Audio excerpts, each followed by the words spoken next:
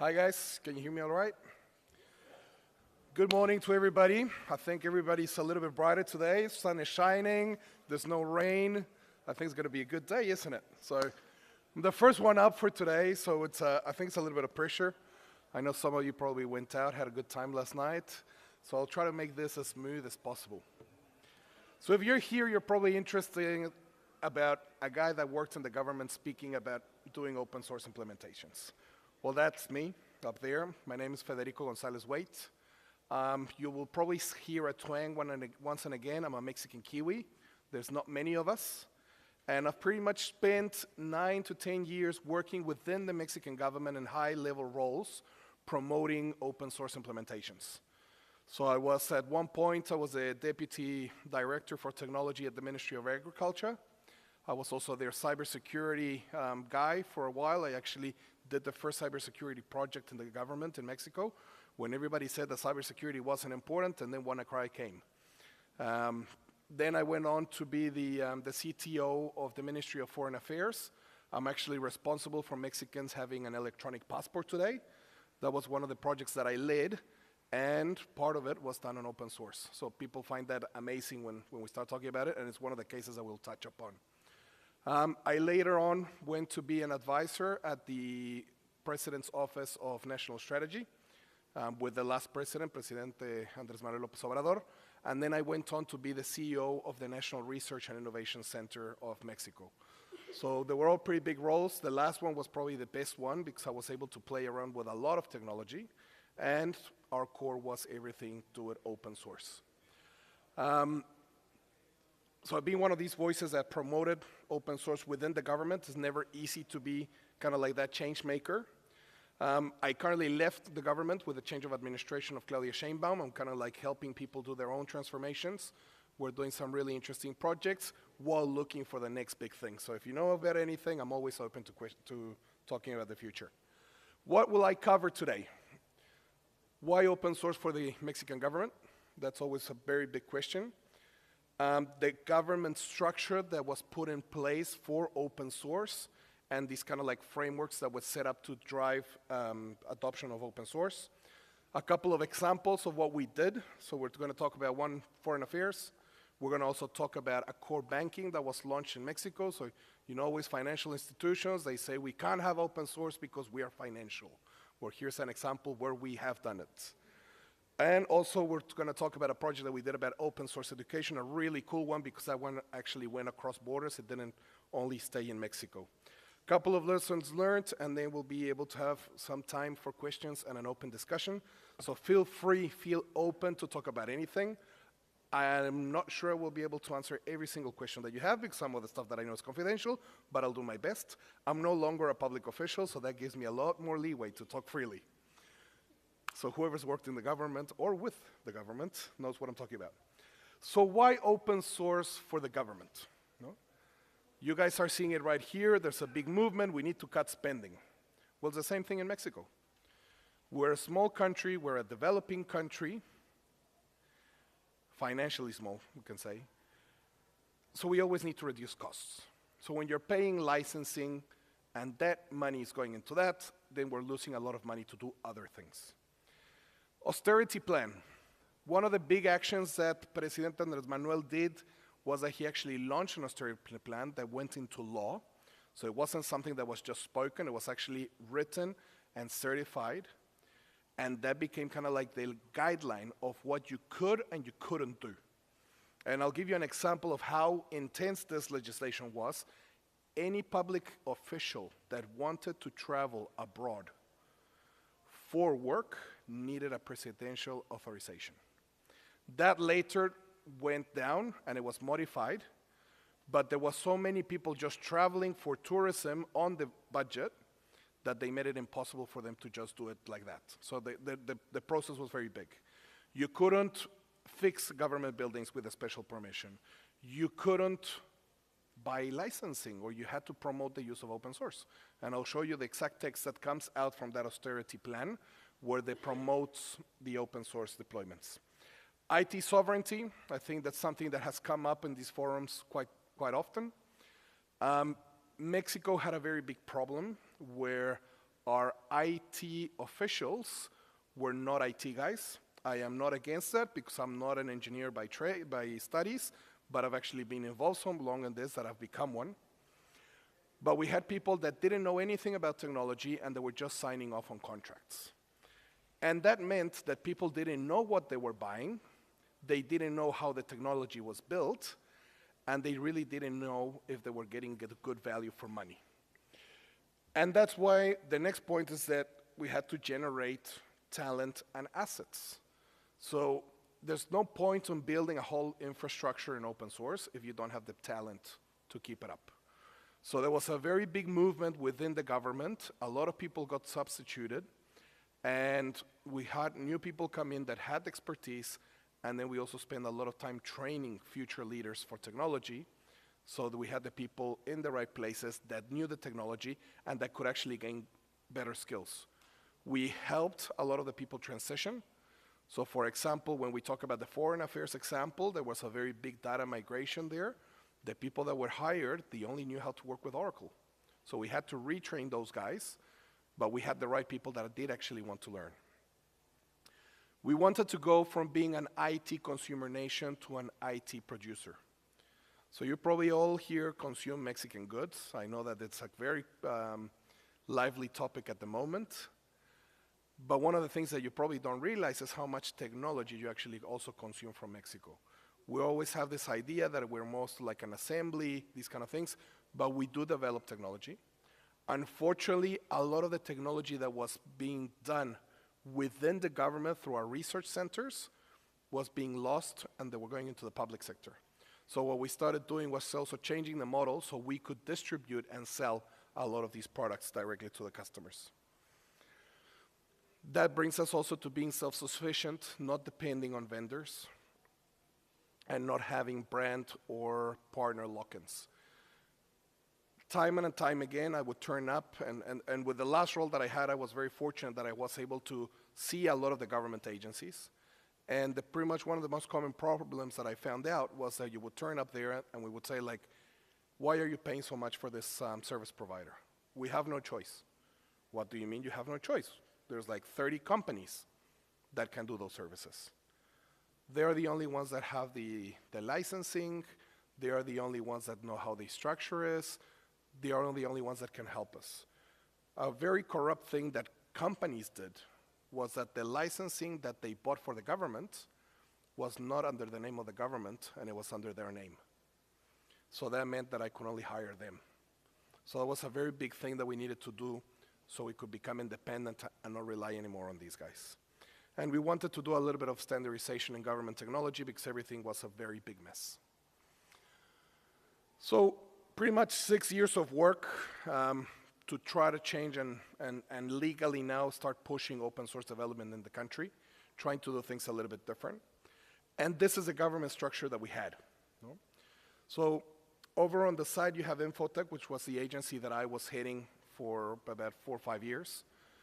That agency is quite big now. It's over 2,000 people. It had the largest data center in the government, a Tier 3 certified. It also does education. It does R&D. Education at like several levels now. You've got technical studies, masters, and doctorate. We also have our own, we had our own software fabric, and we pretty much were able to provide any infrastructure service. When I say infrastructure service, anything from cloud computing, cybersecurity, to actually deploying fiber optic cable. We actually had the largest telecommunications project in the world at the time, where we implemented over 6,000 BTS antennas around Mexico, and we deployed over 30,000 kilometers of fiber optic across the country. That was part of one of the other actors' work that they were doing, which was CFE Internet para Todos.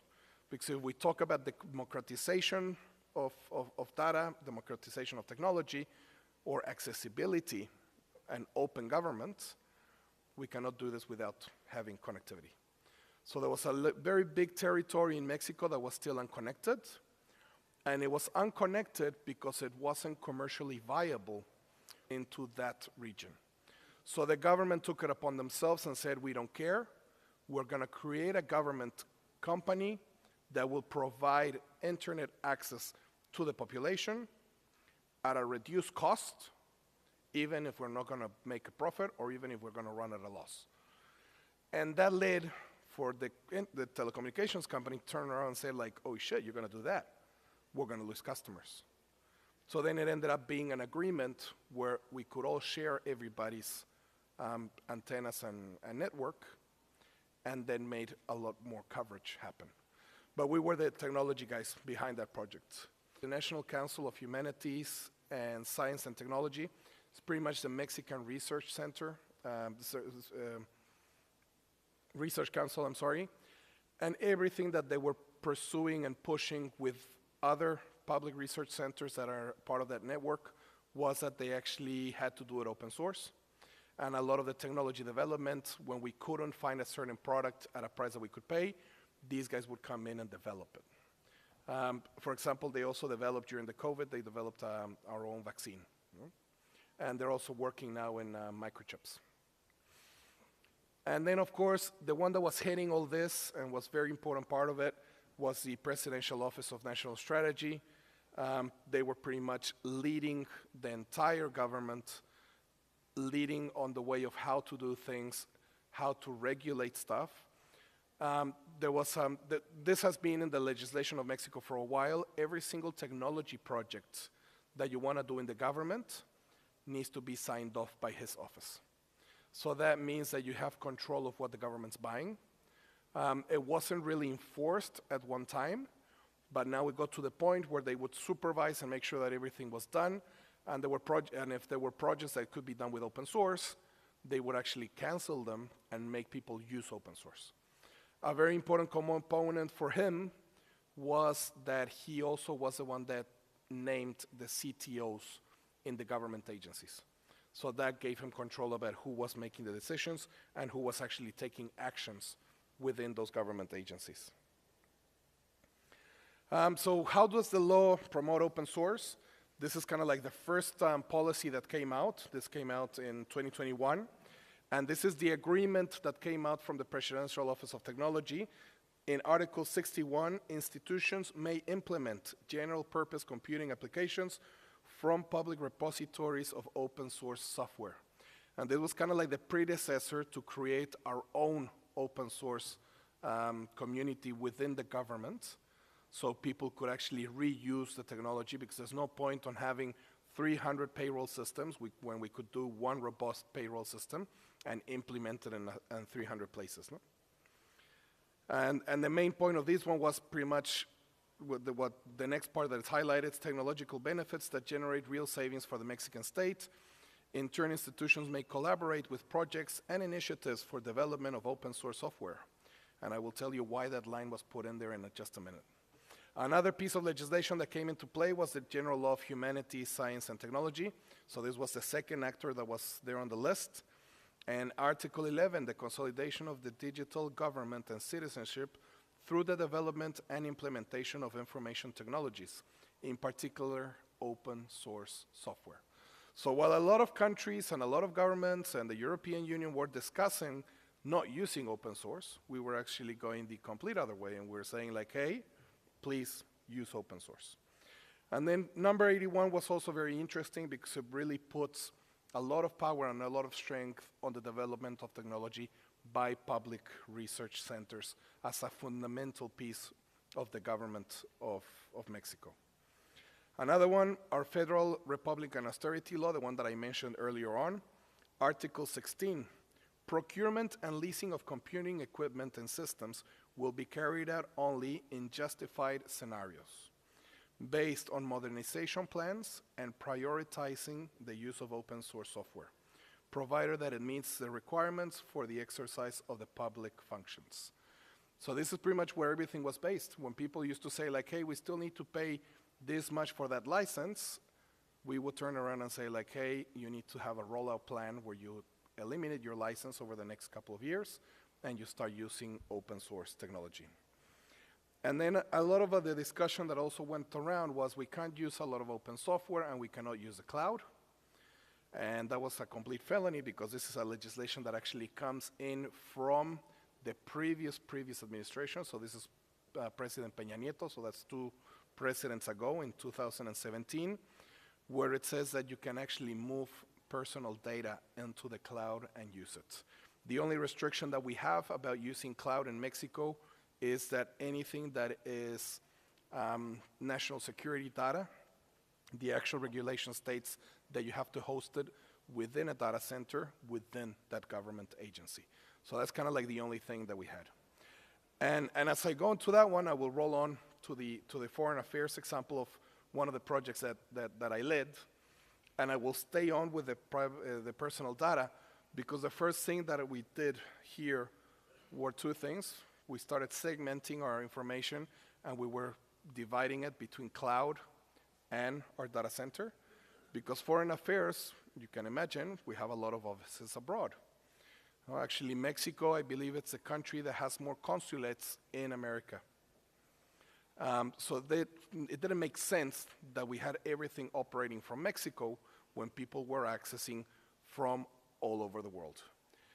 And the barrier that I had here, and it was one of the big lessons that I had to learn, was that I got into a room, I started talking to people, and somebody said, you cannot take our data into the cloud because it's confidential under the National Security Act. And I said, okay, where's your data classification? What is that? Was the response. It's like, well, what do you mean? No? You're saying that it's national data, there needs to be a guideline of how it's. Everything that has been issued or written in a consulate or an embassy, it's national security data. So my response was, okay, let's go downstairs, let's call the police, let's call the National Guard, because we need to make a complaint and we need to denounce that every single ambassador and consul of this country has been in breach of the national security data because they've released national security information. What do you mean? Don't we send out a Christmas greeting from the embassy? Don't we send out an invitation for the parties of 16th of September Independence Day? No, but then that is not national security. Under your definition, it is made in a consulate or an embassy, so the fact that they release that to the public, it's a breach of national security. Okay, we need to do the classification that you said. Magic, we were the second government agency to move to the cloud in Mexico. First thing that we did after that was that we had a very bad partner. It's up there, I won't say the name. They were pretty abruptious when we said that we were going to leave them. I was threatened. They told me that the entire passport system of the country was going to fall down, that it was going to be my issue that Mexico couldn't let people into the country or let them out. Pretty much, and even worse things. And guess what? That didn't happen. And that was a really good example of how fear gets put into government officials. And everybody advises you against it. Everybody goes like, oh, you're going to get into so much trouble, and the legal repercussions are going to be terrible. So you need really confident people that do know the power of technology to make these decisions and actually say like, hey, what? We're leaving these guys, and we're going to Postgres. Of course, the entire team that was doing the database management, when we said the name of Postgres, they were like, we've heard about it, we've never used it. We only work with Oracle. It's like, how long have you guys been here? 10 years. So we actually went out, got experts, brought them in, got them taught. It was really cool because we were able to get people from the community in Mexico to actually come in and advise us. And next thing we know, pretty much in a matter of 3 months, we had migrated all the information out of Oracle into Postgres. We took advantage to do a whole restructure because we also discovered that our storage provider was being a little bit naughty, and he was storing our data like 3 or 4 times to charge us more. So this had not a massive impact only in the licensing side of it, which was brutal, but then also the fact that we knew what we had and where we had it had a very big impact in the consumption of storage. And that led later on that this contract for storage was being managed as a national security contract. And I turned around and said like, well, the actual storage of the information is not national security. How we actually protect the infrastructure, that's the security part. So we divided the contract, some more threats, because the providers were not very happy and they had been there forever. And you've got to keep in mind, Mexico is still a very corrupt country, like a lot of the countries in the world. So when you start making these decisions that hit somebody's pocket, people start getting really nasty. So that was a very cool thing. We did the whole rebuild, cost restructure. Now we had also accessibility to our data. So that was kind of like the biggest game changer. That led that we could actually then later do our electronic passport.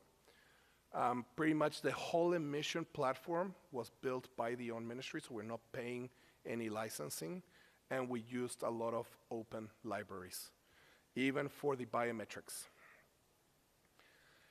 Open source education, so that was kind of like another big thing. Like I've mentioned before, like we had to retrain a lot of our IT guys. But then we also discovered that a lot of the students that were coming up from universities or technical schools, they didn't know anything about open source.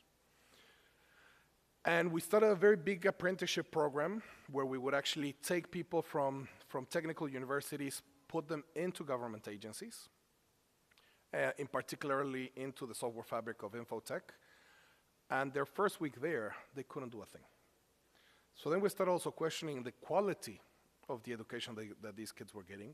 So we had to develop at that first stage kind of like a 3-month intensive course of what you need to learn to work here. So it was pretty expensive at the end of the day because we were giving them kind of like a grant. But then that meant that when these 3 months were over, we could actually incorporate them to work for us. So under that idea, we realized that our schools, they were not teaching open source.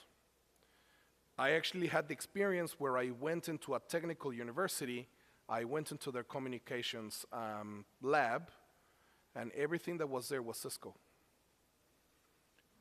And when you talk to the kids and you say like, hey, you're gonna configure a firewall that's Huawei, or you're gonna use something else that's open, they were clueless, and they were actually afraid. All they knew was Cisco. And we started also seeing that this was part of the strategy that these companies were using, where they were pretty much giving away the equipment to the universities, but creating a handicap for the students. So we went on and said like, hey, we're not gonna stand up for this, we're gonna do our own thing. So we developed 4 educational programs, all based on open source. So the first one was software development, cybersecurity. So like here we started doing cloud computing and data center operations. We wanted to make this open. When we go to the cloud computing, we don't teach them, they're not taught only on Google, Amazon, they get taught on everything. Because at the end of the day, it's got one name in one cloud and it's got the same name in another name in the other one, but it's the same thing. As long as you can do the architecture, you pretty much can work across clouds. Pretty much in 2 years they study and they're ready to go. Then we saw that we needed people to learn even faster, so we deployed another 2 boot camps, one in software development, cybersecurity. Of course, this is a 100% online course based on open source technology because we were not going to build another online course tool for that. We just used whatever was available. And the very cool thing about this is that this project actually went across borders. I was fortunate enough to meet the Secretary of Innovation of El Salvador, and through a talk I told them what we were doing with these courses, and they thought that it was really attractive. So we did a collaboration agreement, and we actually gave them for free this part of the technology and the courses. And today we have over 5,000 people in El Salvador reconstructing their lives, not only in a security concern because of the whole things that President Bukele has done, but they're actually restructuring their lives to be software and technology people for the future. So it's really cool. We also did more courses for public servants in Mexico. So these government officials that were being trained in cybersecurity, it's still amazing how far behind a lot of our government people are in that regard. And these were courses that were not focused on the tech guys. It was actually focused on the everyday Joe that's sitting in front of the computer. So all the assistants, all the managers, all these people that don't need to know anything about IT, and we trained over 3,000 by the time that I moved on. Another really interesting project, and this is a project why that quote came out, that we could, as a government, work with open communities. The government of Mexico has 4 national development banks. Each one of these banks, they need to have a banking core. They need to have a connection to SPAY, which is what you guys are actually implementing now for live transactions. They all need to have their own app for banking, all these kind of things. And this is kind of like real data of a research process that we did before implementing the banking core. I cannot say who the customer was because that is confidential. But pretty much when you look at the cost, this is what it was costing in US dollars, in millions of dollars, to deploy, and well, to pretty much upkeep the functionality of the platforms. So when you look at these 4 years put together, we're talking about 2 billion pesos. And just to put it into perspective, that is the annual budget that 9 research institutions in Mexico got for this year. So if we can scale that saving to the 8 banks, it's a massive saving. And it gives us a lot of money that we can inject into research, education, and health. So that project, we started doing it, and we did it with the MyFOS community. I don't know if you guys heard of it, but MyFOS, it pretty much matched a lot their interest with ours. They're a core banking that has been around for a couple of years, and their vision is to make electronic banking accessible to everybody. So they work a lot in India, they work a lot in Latin America, they've done a lot of projects across Europe, and they became our partners. And thanks to that legislation that was put into place after we had actually started working with this, now we could actually have a direct relationship with them. There was other legislation that also helped us, because as a government agency, Infotech was also able to do direct relationship with Amazon, Google, Microsoft, Huawei, Red Hat, Akamai, and amongst others. And that was also very interesting because we had a government agency that was able to do direct purchasing and distributing from the manufacturers, in these cases, without the middleman. So we also developed a pretty much corruption-free process, because it was government agency selling to government agencies, so it was a G2G model, and then it was a manufacturer to the government. So there was no corruption here, and there was no corruption here, something that a lot of people didn't like as well. What was the biggest challenge that we faced in this project was that we couldn't really start deploying or configuring or even typing the code before we got around the regulation entities. So we had the National Bank of Mexico, kind of like the central bank here. And then we had the Regulatory Commission, which is the Bolsa Mexicana de Valores, and the National Commission of Banking, sorry. And anything that you're going to use that's going to be doing banking needs to be ticked off by them. So we had to have a lot of meetings. We actually had people from the MyFOS community fly to Mexico. We sat down with them, and we had to pretty much it was like open source 101. Why is a community software safer than another one? All these kind of questions that we always get. But that was a very long process. That process took us pretty much about 6 months just convincing the regulatory bodies, which was really good that we did that kind of like groundwork, because once the technology was in place and it got time for them to validate, then they had the contacts and made things a lot easier. And there was pretty much hardly any resistance. Of course, you send something to be validated, issues come up, but it wasn't anything kind of like really trying to stop the project. And then the other biggest issue was the community returns. Because at the end of the day, like, we are talking about banking institutions, so how do you return the technology that's actually operating a bank? No? And of course, MyFOS community was telling us, hey guys, you've done a really good job. It's pretty much one of the largest deployments. We want to be able to get this out there. But then on the other side, we have the banks saying like, hey, you guys are responsible for our security, and if anybody hacks us because of what you release back into the community, then it's a bit of a your issue. So that was a discussion that went on pretty much for about 3 years. The legislation says that we can work with the communities, but it doesn't tell us that we can actually release back. It doesn't tell us anything else. Nobody wanted to interpret any other scenario because it wasn't considered. So at the end of the day, we pretty much ended up doing kind of like a verbal agreement with MyFOS, where the operating version of the technology wasn't going to be sent back to the community. And so like that final update was going to stay here. We were going to keep one update behind also offline, and then kind of like the second to last update that could be returned 6 months after it was rolled out. But that made it really complicated because, of course, I understand that as a community, what we all want is to benefit from all the work that we have done. Now, this project, for me, it's also fascinating because that implementation that I showed you how much money that we're going to save, that was actually canceled. But it wasn't canceled before it started. There was a very big resistance to getting this pushed out. But that's scenario 2. It was 2,000 branches across the country. It had more than 20 million users, and that was going to be increasing. That's kind of like banking customers. They were doing about 4 million transactions a month.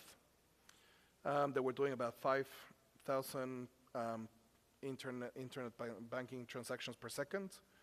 And when COVID hit, the easy solution to give loans to companies and physical people that did business was to do it online. You can't go to an office. So we actually did it with this technology, and we received 150,000 loan applications in 1 week. Right after that, we proved to the customer that this worked and that this was going to function, and they literally pulled the plug. Why do you guys think that happened? Any takers? It's too efficient. That's one. The other one? Nobody was making money for the private sector off of it. Yes and no. There was still like, there was a banking core and there was a lot of satellite technology around it. That technology we still couldn't substitute. So there was still money being made here, but it was less. Any other takers? Well, pretty much it is those two. It was being too efficient, so government workers didn't have any say in it because pretty much the whole process was also corruption-free because it was an algorithm, the one that was actually doing the scoring and not a person. One of the biggest contracts were going to go out. Just funny enough, the service provider that I had the issue in Foreign Affairs for the storage, it was these same guys. When I went in to supervise this project at one point in the presidential office, I reduced their spending for about like 2 or 3 million pesos a month. Second scenario, not so big. This was a government agency that was built just to give government loans to people. But when they reached out to us, it was kind of like, we're not going to build something else. We'll just give you what we already have. So we adjusted it, shined it up. Here you go. 1,700 branches, so still pretty big. 2.7 million historic records needed to be imported because they had already been giving a lot of loans. 10 million repayment transactions. And 58,000 loan applications in 5 days. Success. What's the difference? First, that was kind of like a newly restructured agency. So they didn't have this previous bias and these previous interests. And they were pretty much desperate to get something on the president's table showing that they were actually doing their work. And the leadership was a little bit better. We did a couple of others, like we did the HPC Research Network, also based on open source.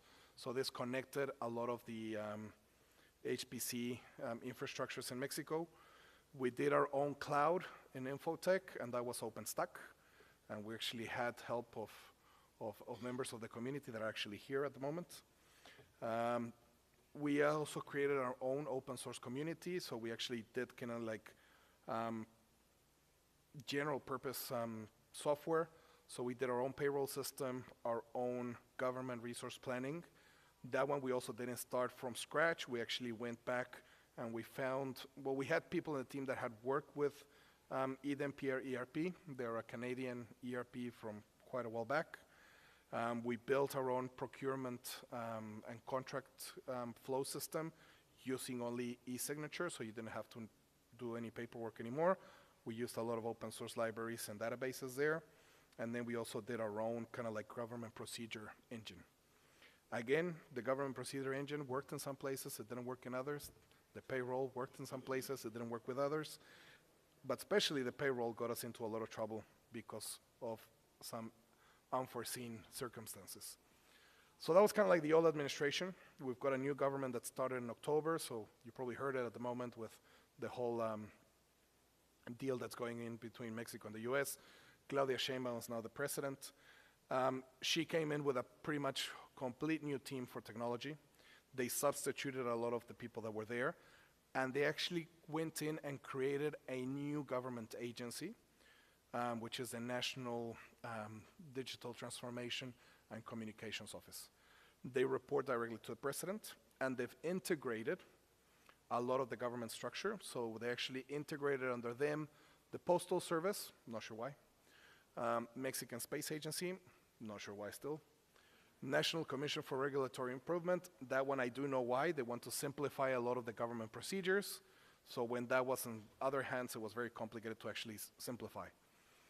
Infotech, which was the one that was hitting, that's obvious. We had the software fabric, we had data center, we had the capacities that these guys needed to actually do this project. And then they also integrated the promoter of investment of communications. Their objectives, they're very, very straightforward. They want to drive digital transformation and efficiency. They want to expand digital inclusion and access, so they're keeping on going with this deployment of technology and internet.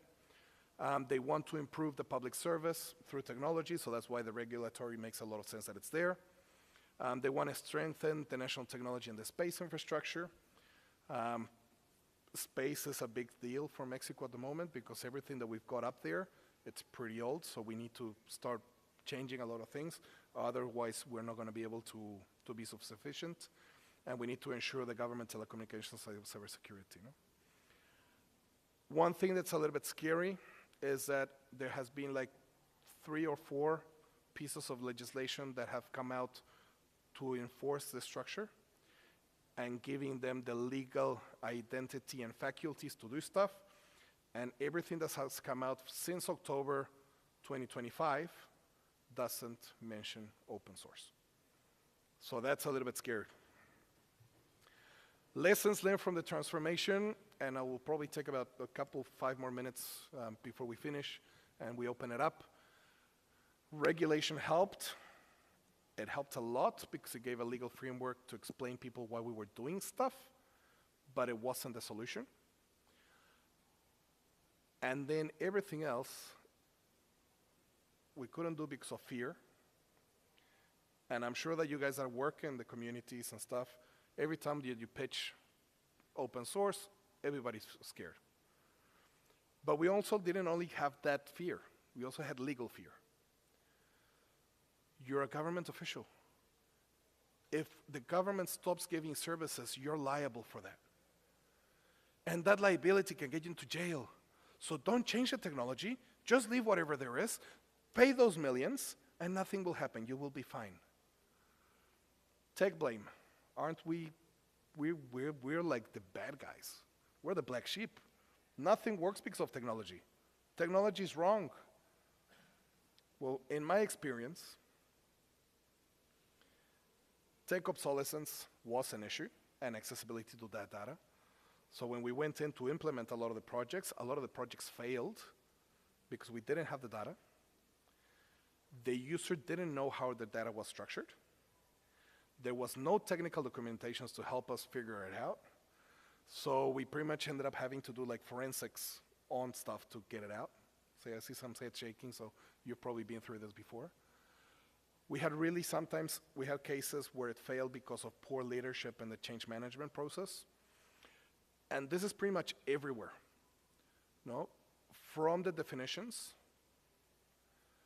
from the definition of who's going to be the champion, from making people aware of the change, from the training process, if management doesn't get involved and are there to make the tough decisions, then the projects fail. And that's really hard because sometimes these top government officials, they're political posts, so they don't really want to get involved in the process. And then they just say somebody's going to do it, and that somebody is doing another 20 things, and then stuff doesn't work. The other big issue was there was no product definitions. So normally in the government, there needs to be a procedure, and that procedure tells you how things are done. A lot of what we discovered was that the procedure that was written on paper wasn't the one that was actually in the current platform. So when we tried to deploy it somewhere else, it didn't match when we tried to do the changes. And this was also a very big crucial point where leadership wouldn't be there to make those difficult choices and say, that's how we're doing it today, then let's go and change this document, and then we'll change everything. And that's why a lot of things failed.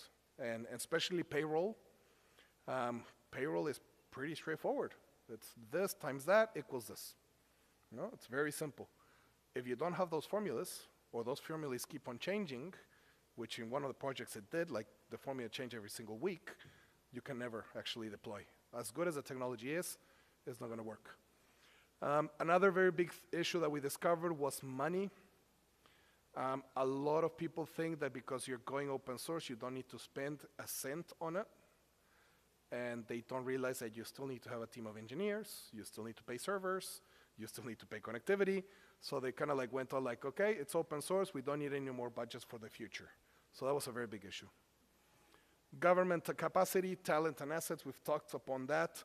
We got there, a lot of the people just said, I don't know this, and they were not interested. You know? So we had both sides. We had like the guys in foreign affairs that were like, we don't know this, but we want to learn it. And we had the guys of, I don't know, and I just like blaming a vendor. So get me a vendor that will do this for me. And then the vendor preference. So the familiarity with the tech was a very big issue, like I just mentioned, but then there are also other personal motives that were involved. So the biggest lesson learned for me here was you win big with these open source projects, or you lose big. Every time that we couldn't implement, it was dramatic. Newspaper articles, audits, severe accusations of corruption on our side because we couldn't do it. But when we won, we were the best guys in the world because, of course, everything is tech. You know? So when we win, also tech needs to get the recognition. There was never a technological or a regulatory problem that we couldn't fix. Regulations can be rewritten. Technology can be rewritten. You know? It just takes time and it takes effort.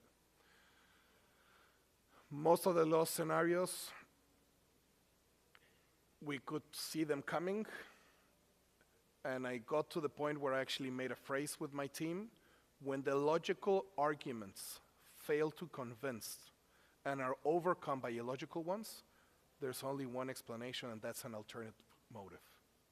Whatever you want to call it, vendor preference, corruption, stupidness, whatever it is. But that was like, we could see it coming. As soon as you're turning up to these meetings and you're pitching everything that's good and you're showing the savings and still the response you get is no, then you're not going to go forward. Leadership and champions were key for this at every single stage. So if anybody's going to venture into doing projects in the government, my number one recommendation would be ensure from day one, even before getting into it, that you've got the right champion. And also ensure that that champion is going to remain.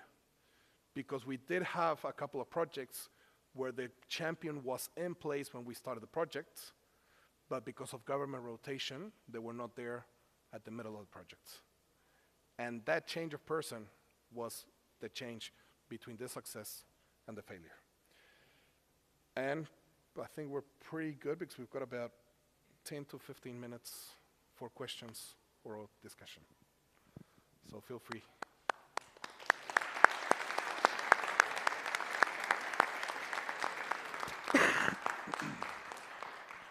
Hi, everybody. So the way we'll do this is I'll bring the microphone to you, so please speak your question into the mic so that we can record it.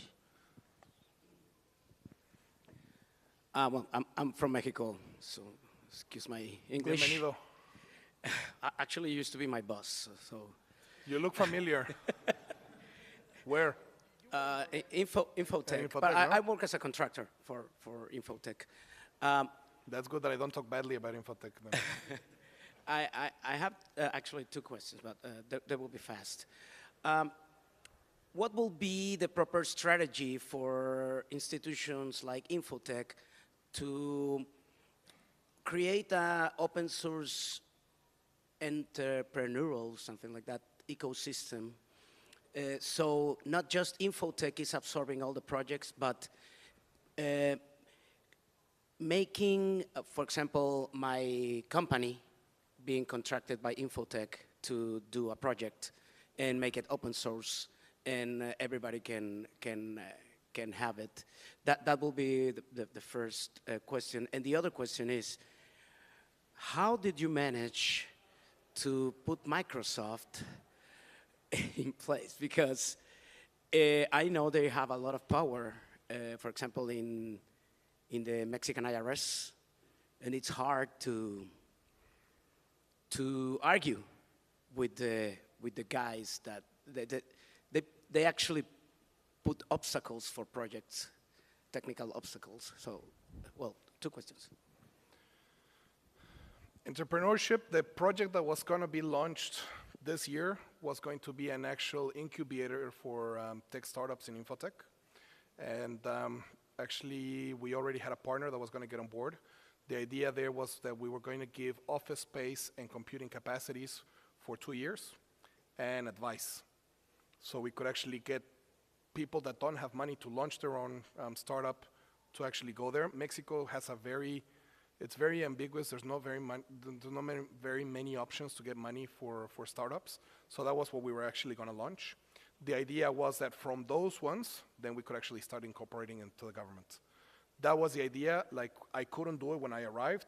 If you were in Infotech, you probably know the situation that when I arrived at Infotech was actually bankrupt. And we owed a lot of money. So when we arrived, we couldn't really do it. We had to do get it back into financial health, and then we started doing these things. That was going to be the last year of my mandate project, but it didn't get there. All these licensing companies, they are big bullies. I've been called into the American embassy, and it was your guys' government's officials, for the ones that are Americans, threatening us to a certain point because we were using other technology that was not American. Then they realized that I was working with Huawei, with Amazon and Google and Microsoft, and they were like, "Oh, sorry, we were in the wrong conversation."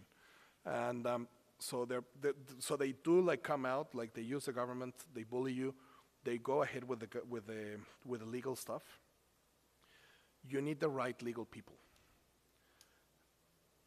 Every single position that I've had where we got rid of licensing, 6 months later, there was an audit. Fortunate for me, their lawyers are pretty damn bad. Because they would address the letter to the person that wasn't no longer there, or they would address those letters to the wrong people. So there was an actual contract that did say, hey, we can come and audit you later, but you need to notify this person. And they would notify somebody else.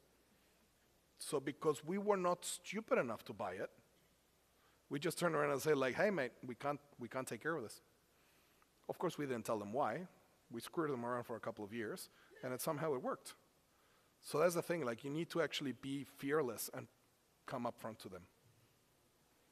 And the right people to advise you. Hi, Miguel. I'm also from Mexico, Zacatecas.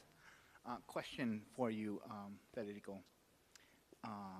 So I've seen it before. Sorry, let me move it closer. I've seen it before where a new entity comes into, let's say, leadership, like you're saying with President Scheinbaum, where they take another approach and they issue open source, right? Like open source was working, it was fine. Why do you think those things happen, Federico, in your professional experience? Like, it was working before. Presidenta Scheinbaum comes in. She seems very progressive. You would figure that she would continue something like open source for the people and all the benefits. Why do you think that didn't happen? I think that they're still figuring it out. No, like the legislation that has come out with this new administration, it was the base. We still haven't got a strategy that has been published. There's still all these secondary legislations that needs to come. So I think when you go into a government, especially the dimension of ours, it's there's a lot of research to do and there's a lot of things to learn. So the fact that they haven't mentioned it today doesn't mean that they're not going to mention it. No, you've got to remember, like, until they publish a new strategy, the one that's actually current is the one that's enforced. So that says open source. So we just need to hope that when the next one comes, that also will say open source. You know? So I think it's still early to know that. I hope that they do keep on it. I know that a lot of the projects that this team comes from the Mexico City agency. A lot of the things that they did in Mexico City were open source. So let's hope that they do the same in the federal. Hi. First of all, I'm super inspired by your presentation. Thank you so much for bringing it to us. My name's Monica. I work with a lot of, I work with a project that is trying to develop routes in the street network, which is sort of the classic problem that is hard for computers. So we're working with a very small section, a very small vendor base, essentially. So obviously, your success, semi-success, at least in the financial sector, is a little informative for that. But what would you say about the feasibility of a government-led open source project to do these kinds of things that require extremely specialized software and server architecture and such? What would you say that is specialized software? The concept of software that is trying to, in real time, on the fly, develop routes for vehicles through a street network that are the most efficient possible, et cetera. Okay. See, I think the open source community it's massive. And a lot of the time there's a lot of technology out there that unless you're actually looking for it actively, you don't stumble upon it. One of the big projects that we did before this administration was the agricultural producer survey. And this was a project that was done to get proof of life of agricultural people and to give a lot of subsidy money out. It was rural Mexico, so no connectivity. And we had no money to do the biometrics.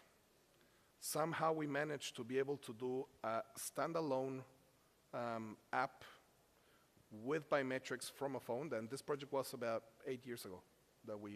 Well, it operated 8 years ago. We built it 9 years ago. We were able to do mobile stations to go collect the data. We had people with phones collecting biometrics from photographs, and everything was built on open source. So it's really a thing of getting into it, looking for those things. And a lot of the time what you will find, or at least in that experience, was that we didn't find anything that was ready to go, but we had a baseline. So that would be my advice, is like really get people looking for it. I do know that there's some things that are very specialized. And in those kind of cases, I would say don't spend your time and money building it, because you will never get to the maturity level that they already have it. So it's going to be a lot cheaper just to use their stuff. No? I hope I answered you, Monica. Thank you. You're not Alex from Mexico as well? Alex, a lot of Mexicans here. Cool. Yeah. Let's take over. Yeah, that is the plan. This is Mexico, my friend. I was joking yesterday with some friends that the plan is to take back this territory in the chart. Well, but that was a joke, mostly. You're no longer a government officer, so I'm asking to a citizen with obviously a lot of experience in the area since you were in the middle of it. But do you see a change in this administration strategy or policy that can lead us to a stronger open government enforcement on policies? Because the last administration, the one you were in, was not precisely distinguished by being transparent, right? I don't want to get political or go back to that, but do you see that there is a change in strategy that can lead us to a more open government strategy? Because if the government is not transparent, the platform wouldn't make a difference, right? It wouldn't matter if it is open or closed software, but do you see hope in the future? I think that's another one, so if you want, I can take another one and then I'll go back, or? I'm always hopeful. What you say, it is, I think, to a certain point, a reality. At the end of the day, like, I go back to the last slide, like, there was never a tech problem that couldn't be solved. No? And technology is a tool, no? And data feeds that tool. So if the data isn't there, or that data is confusing, it's not going to do the open governance. The reason why I have hope is that, like, the regulatory commission, they have been very complicated to drive around, and a lot of the processes from the government agencies are the one that makes things complicated. So the fact that now the agency has control of that institution, it can be very good to simplify, or it can be the complete opposite to complicate it. Well, so let's hope that these guys have good intentions, that it will go forward. But it's not, I think, open government, it's very easy to say, and that's one of the things that I see when we come to these forums. The US is one reality. You know, Canada is a different reality. Ours is a completely different reality. You know, when you suddenly go to the government offices and all records have been taken away by the previous guys, that doesn't happen here. Well, if it happened, it would be a very big issue. Oh, like literally, the other day my brother went to get a paper from the property registry of one of the municipalities, and they literally told him, we can't give you the paper because they took everything. They didn't even leave the database of the properties that are in that municipality. That wouldn't happen here. Or if it did, it would be a big scandal because people wouldn't be able to go and get their own records. So, no, but that I think happens in every single government. So let's be hopeful and hope that it does. I hope that this like strategy to actually get processes out actually does work, because it make our lives a lot easier in Mexico. But it really depends about the whole coordination of the factors. Because there is, unfortunately, the corruption and those alternative motives are the ones that keep on driving a lot of, or slowing down a lot of the development for the country. Anybody else? So we have one final question over here, but I just want to say we have, in 15 minutes from now, we have the digital citizen participation, success factors and challenges. So please come back in 15 minutes after this question. Hi, my name is Will, based in LA. I love the open source push into the government. It's great. I love it. I just move away from like just main companies pushing that. But my question is, it's just obsolescence. Like just with government, it's like long-term operability. How do you deal with the risk of just libraries or just even dependencies within those libraries becoming obsolete And I think that's kind of like a huge thing, because some of these programs run for 10, 20 years, and how do you deal with it? Like, are there strategies in place when planning for these? That is kind of like the main problem that you've got in a government, especially like in Mexico. That's one of the biggest. If you tell me what's the biggest technology threat for my country, it's tech obsolescence. And that's precisely because normally politicians think on votes and recognition. And they think on doing something today that will get them the recognition, and it doesn't matter. And that's always a problem, because that recognition happens today, and then just like you said, like 6 years, 10 years on the track, that needs to be changed.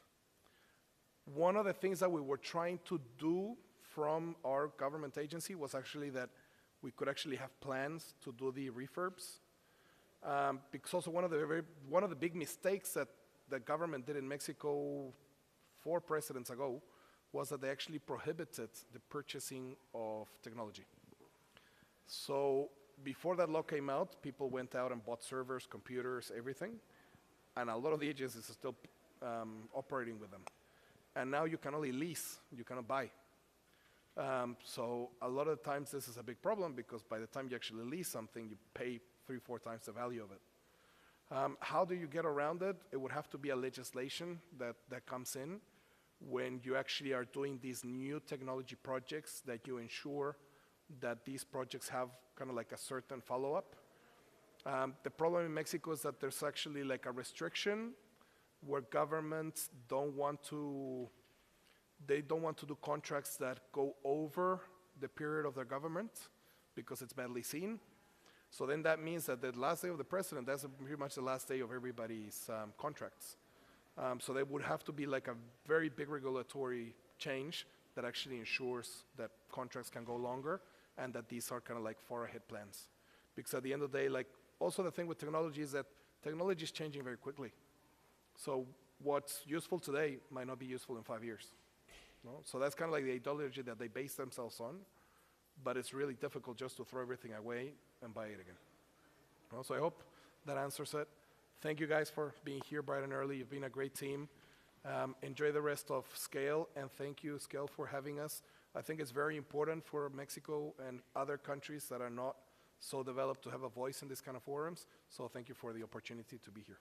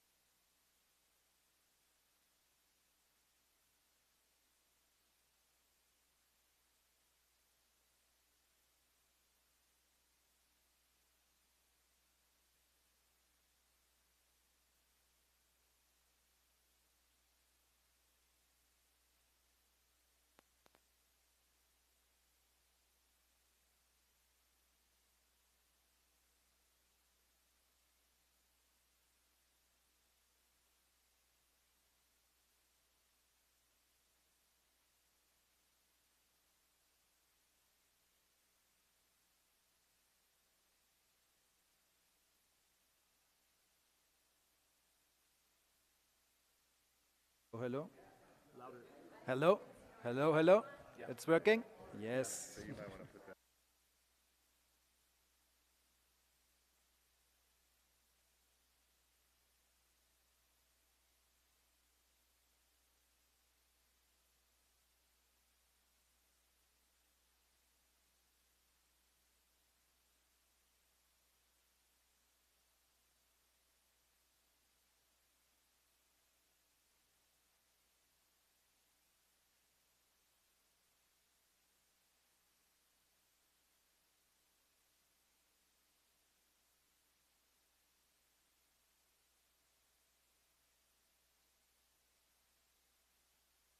One, two, three.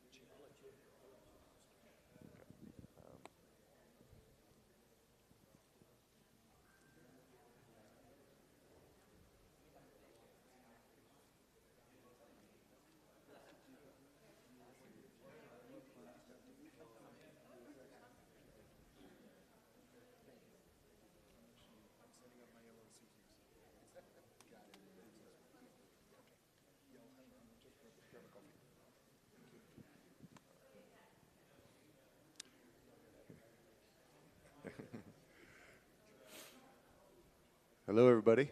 So, hey, we are going to be starting here with Simon Strominger. Bravo. Yeah. Excellent. Who's going to talk to us about digital citizen participation and console democracy. So let's give it a warm welcome to our next speaker. Thank you. Yeah, thank you. Thank you for having us here at the SCaLE and at the Open Gov track. I'm very happy to present you today the success factors and challenges of citizen participation. I'm Simon from the Console Democracy Foundation. We are a digital open source software for citizen participation. I will tell you a little bit more about our history, about our organization a little later. But first, let's look back a little. That's a picture from Switzerland. And they have a very long history of direct democracy and citizen participation. That is what happened there since probably 150 years, something like that. The people come to the square, to the central square, and vote. And sometimes it's really they raise their hands for yes. In some villages, they still have her word to raise it. So that's a very traditional way of participation. But of course, that brings also some problems. People who cannot join at this time, who have family at home, who had to work maybe, or even, as you can see, there's not so much space. So, and therefore we have, and that's not really new, of course not, digital participation. Who of you ever participated, digital or offline? Okay, some, not so many. But yeah, there are many tools for citizen participation out there. The offline participation, it's really, in Switzerland, since 150 years. I'm from Germany. We have it since before the Second World War, and now, then there was a break because the government was very afraid of the people. And then now in the last 20, 25 years, we have more and more digital participation and participation processes. And I would like to show you a little bit, before we go deep into the success factors and challenges, our tool. We are one of the big ones. There are 2 or 3 others. You have in the afternoon another talk from Decidim. They are also a big tool, also open source. And there's Console and there's Your Priorities. So that are the big open source tools in the digital participation world. And yeah, that's Console. As you can see, and if you want to check, it's consoledemocracy.org.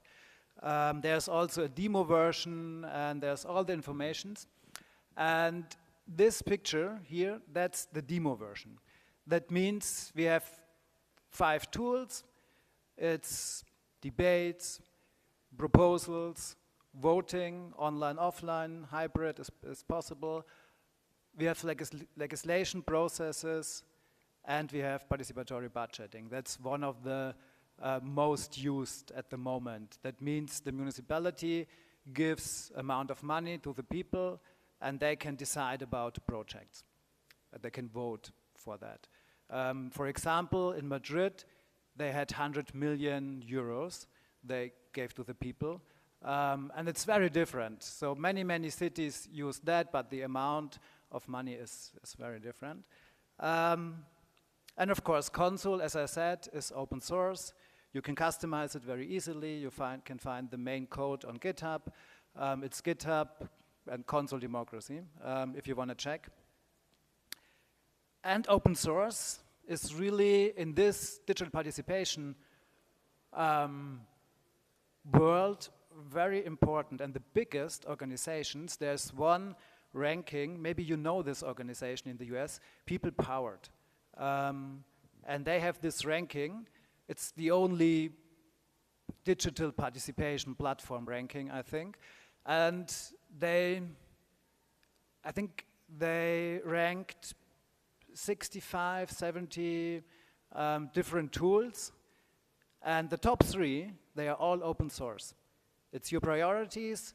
That is maybe the oldest one. They started in Scandinavia, in Reykjavik. Robert, the founder, he helped us in the beginning a lot to create and to build Consul. So there's a really good relationship. Also with Decidim, they are from Barcelona, Consul is from Madrid. In the beginning it was one tool, so there is also a very close relationship. And all of these 3 tools are open source. So you can see in this world, open source is very, very important, also for many municipalities. It's important to have an open source tool and be not depend on the big tech. I don't know, to be honest, the situation in the US too much. In Europe and South America, all right. But in Europe and South America and Asia, these tools are used a lot.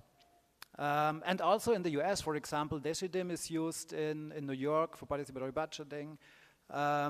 Consul was also used there, but we are not very present at the US market till now. Maybe a short overview about our history, because that's a very unique story in a way, and it's also, yeah, maybe also a little typical for an open source tool. In the beginning, Madrid, the city of Madrid, was very involved in that. There was, maybe some of you can remember the big protests in European cities in the financial crisis, 2012, 2013. A lot of people blocked the squares in Madrid, for example. And some years later, there were elections, and the mayors from Madrid and from Barcelona, they were from this movement. And they decided we want to involve our citizens much more as before. And of course, they had also a tradition of participation, but in Spain, it's very centralized. So they decided to create this new way of participation, to involve the people much more, and of course, digital too. Not only digital, there were only events on the square, stuff like that, but also digital. So they created Consul and Decidim in the beginning together. They spent a lot of money, a lot of resources to have a very, very good tool, and it was very successful because they involved the people in the beginning of their government. So that there was a lot of trust to the new government, and that helped a lot for having a big amount of people participating in these processes. But then, and it was really successful. Here we won some awards from the EU, from the UN, and it spreads a lot in that time. But then, and that's always a problem, in 2019, there was a government change. And the new government was not so progressive anymore. It was more conservative,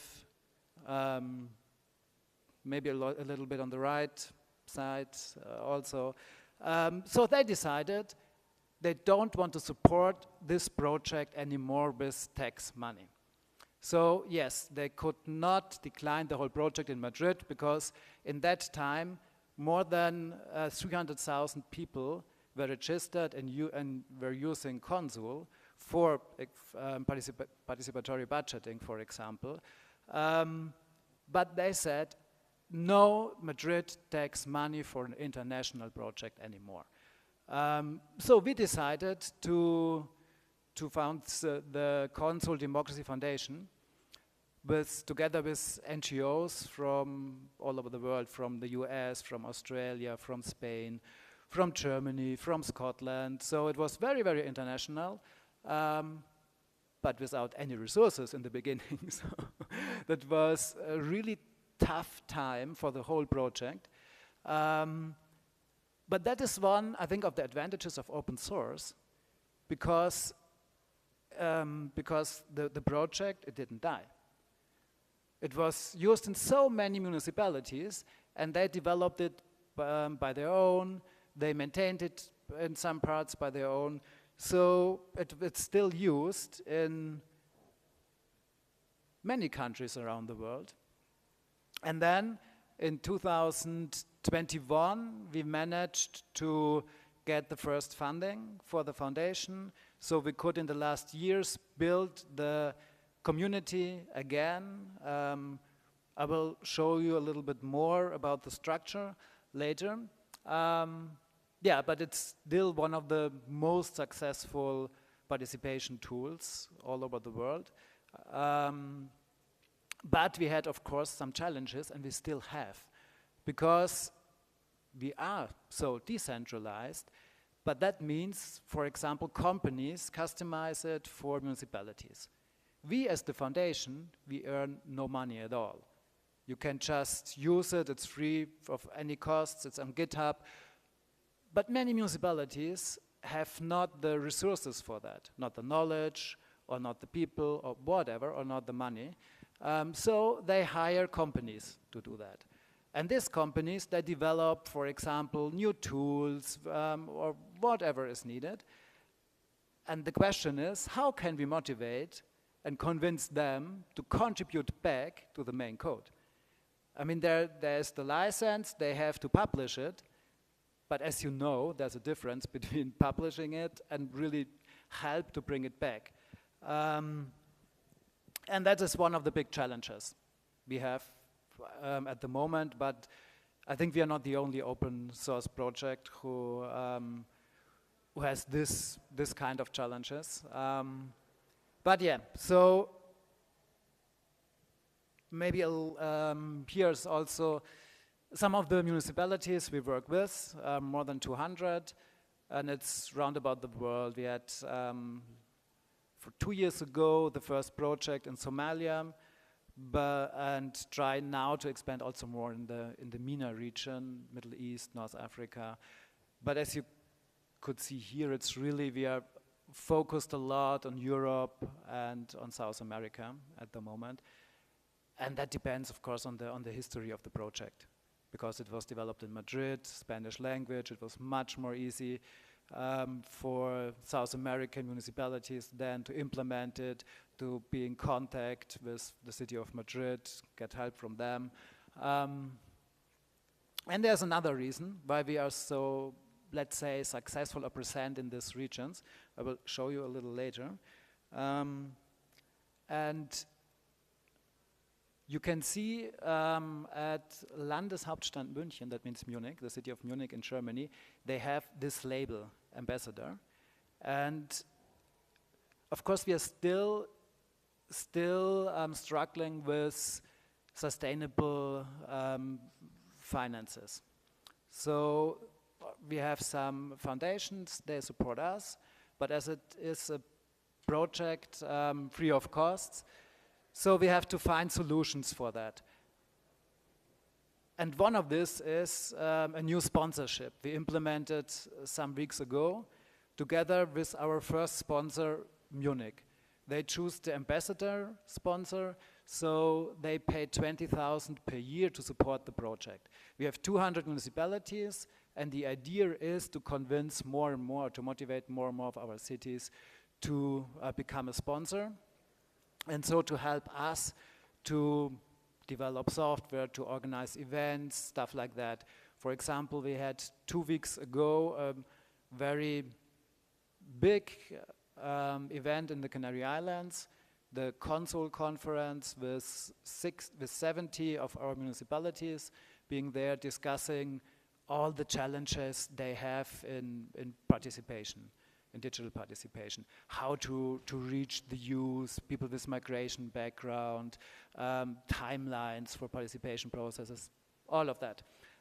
So this sponsorship will help us a lot to develop software and to organize this kind of events. But our ecosystem is much bigger. So we have, for example, then tech partners and regional partners, and both are very important for us. The first one is at the moment more a challenge, and the second one is more a success factor for our open source project. Because, I mean, we need these tech partners. They are certified companies to develop the software, to maintain the code. One of these companies, Rock and Roar, they maintain it. But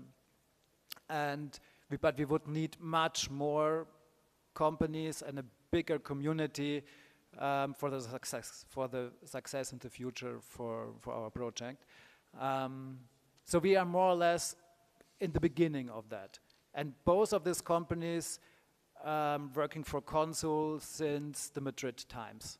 So even in these 2 years without money, they worked for it, they maintained it.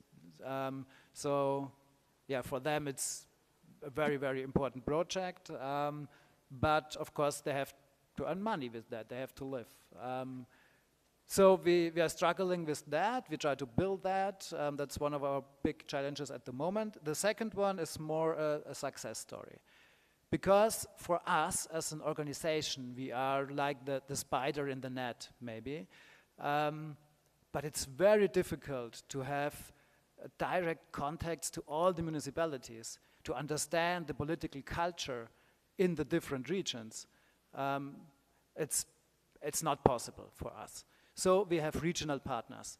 I worked before I moved and took over the position as a director at the Consul Democracy Foundation. I worked for a German organization, More Democracy, and they are very well known in the country. They have a very big network there. They work together with politicians, with parties, with mayors.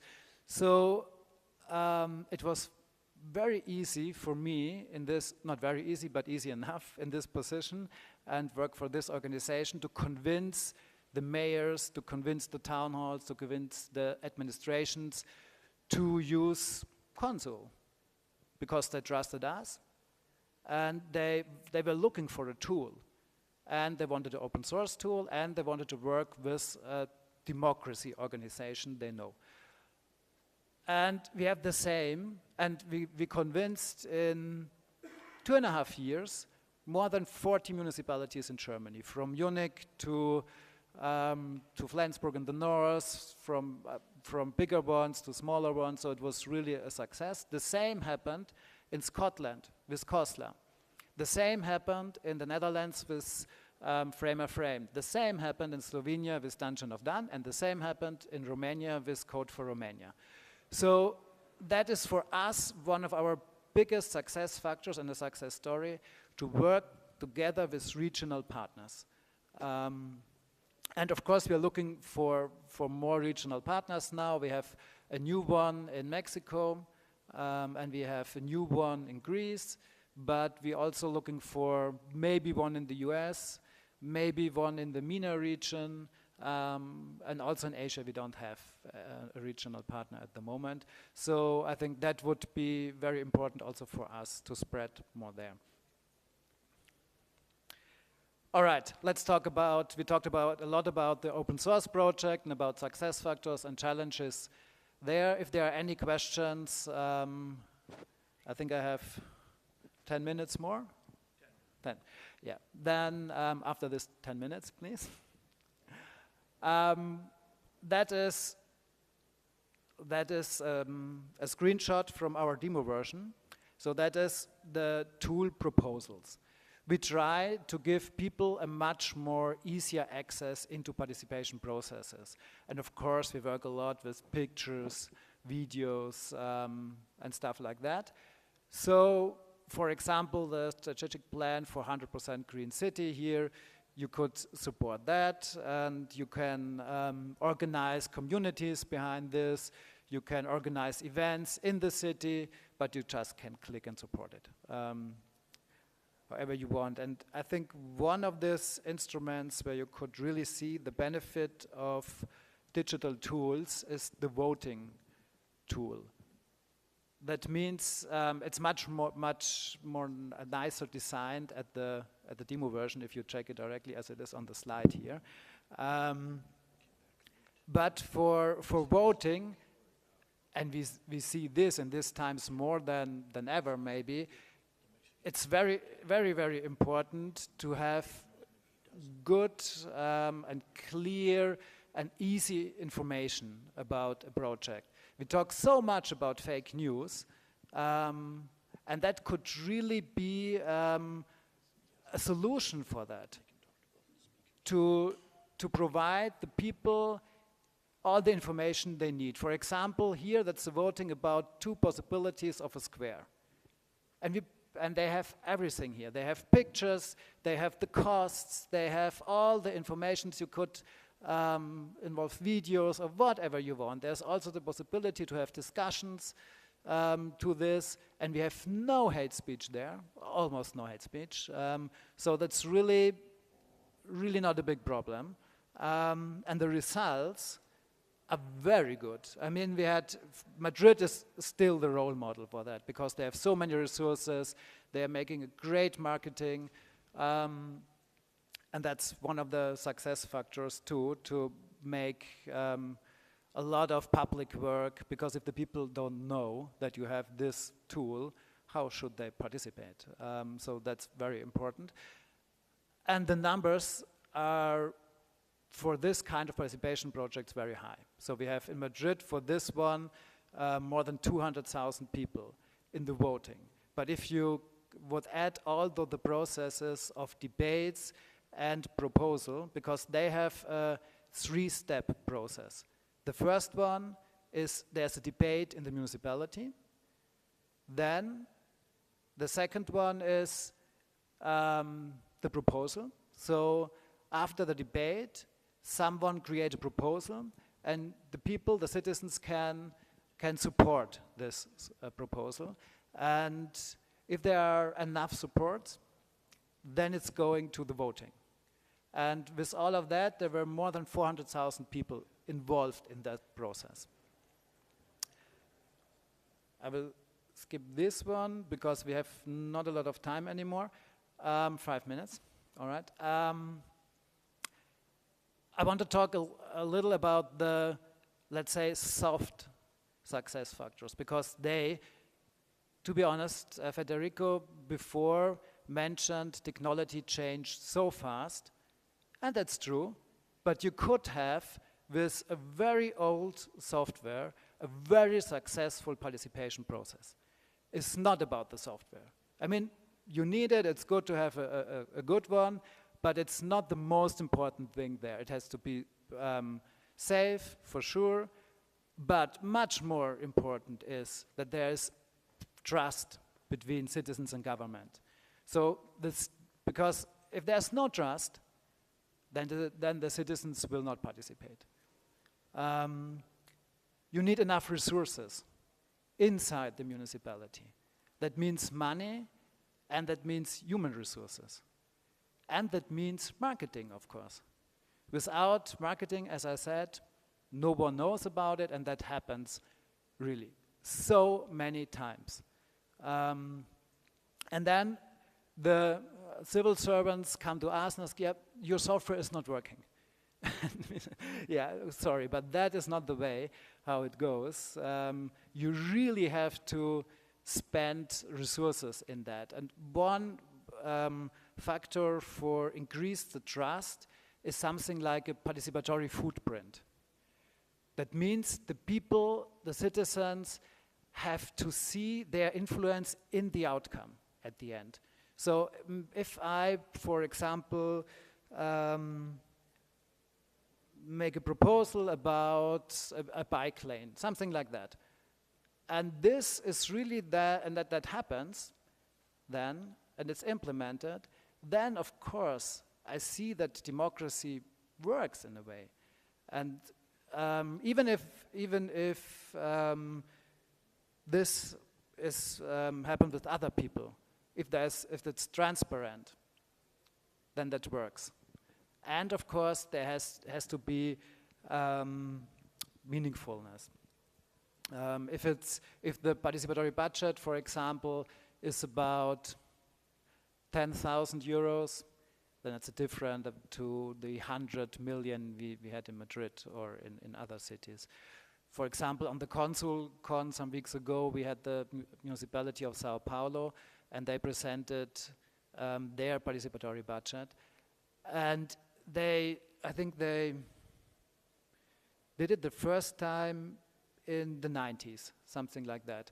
And of course, there were so many of these processes, so the people trust in that, because the winning proposals, they were implemented then, and it was transparent, and in the end, that was a success story then.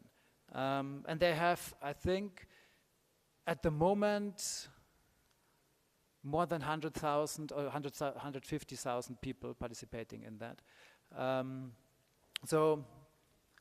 And only in the city center, all right, 1 minute, and only in the city center, because they have different budgets for the greater area of Sao Paulo.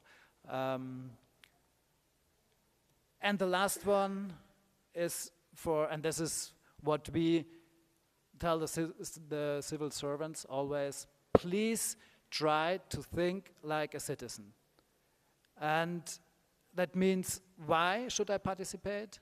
How? Where is it sensible to make marketing for that, for example? And it's not only online marketing. You really have to go to the public places, therefore, for that. And then, then what? What happens after the process? And that's also very important to show the results and the impact on the outcome. All right, I have some more slides, but I think for now, that's fine. Thank you. Thank you. And if you guys have questions, I will pass the mic.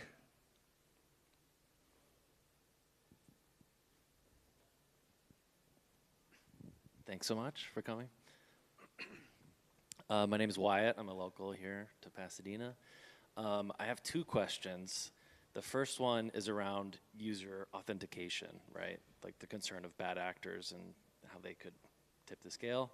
And the second question is incentives other than just what you had mentioned about like realizing their results. I'm just wondering if you've explored any other types of incentives for people to sign up and participate that would encourage participation. Yeah, that's it. Yeah, the registration is very flexible. It's possible to connect it with the census, for example. Some municipalities doing that, Madrid, for example, also some in Germany. But it's also possible to have no registration at all. For example, Paris, they don't use Consul, but they have also a participatory budget over 100 million, I think. And it's totally open, without any registration. And of course, it's also possible to have a two-way authentication, email and SMS, or only, it depends on the municipality. Yeah. And the second question was about?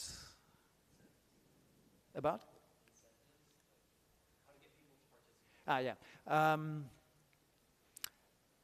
First of all, I think you need the political will for that. Without that, it's not possible. Then go to the organizations inside the municipality. For example, migration organizations, the sport teams, the fire workers, all of that, and try to involve them. The second one is meaningfulness, because if the people care about it, then they will also participate. And the other one is really the outcome. Show the outcome, present it, and then, like that. Hi, I just have a question around the governance of the Council Foundation. So how do you structure it, and how do you get contributors involved in it? You mean in the code development and the whole? Yeah.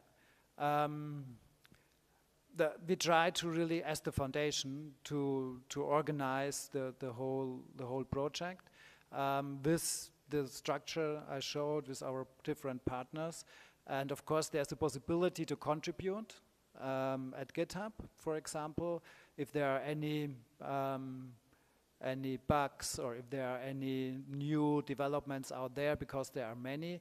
Almost, every municipality really think they need something new, something special, something unique, and then we have to decide, and that's what we do as the foundation, which developments we really want to use for that. We want to implement in the main code, and we do this together, of course, with our certified companies. And in the next step, we are not doing that at the moment, we would try to involve the municipalities much more. But that's not happening so much at the moment. We tried it. Now we had the first steps at our Council conference, but we are still at the beginning with that. I just found out that you could actually go on to 12:15, so you could talk longer. But I also want to, on top of that, I have a question for you. When I showed the map of all the deployments, there seem to be a lot of deployments in Mexico, and you said you didn't describe any kind of support organization that does that. Where do the Mexican deployments get their support? There are some. I don't know the name at the moment, unfortunately. But we have, I think, 5 or 6 municipalities in Mexico at the moment, and they work together with. Good question. I can check the name. But do they get support out of Spain, or is there actually a place? No, it's a Mexican one. We already have, for example, this online meetups organize the community much better, and then we have stories from every region. And there was also one with Mexico, and this Mexican organization was there and presented their work with participatory budgets, but also with the different municipalities. And I'm not sure, they support not all of the Mexican municipalities. Sometimes we have the situation that we don't know about municipalities using our tool. For example, I got an email this morning from a small city in the US, state of New York, and they asked us, they implemented it, and they tried to have a successful participatory budget process, but no one participated. And so we got the email today in the morning if we could check what went wrong, and so, but we didn't know about them before. So that happens sometimes. And some municipalities just hire one of these tech organizations, companies inside the city or from the region.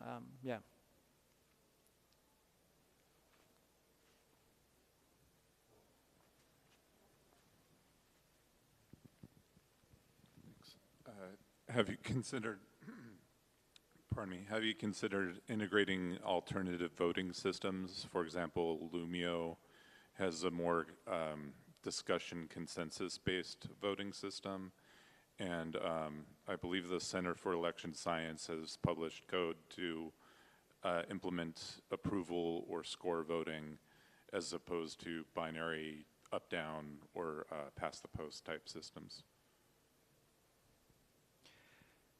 The question was what kind of possibilities, voting possibilities we have? Have you considered integrating any of these alternative voting systems into console?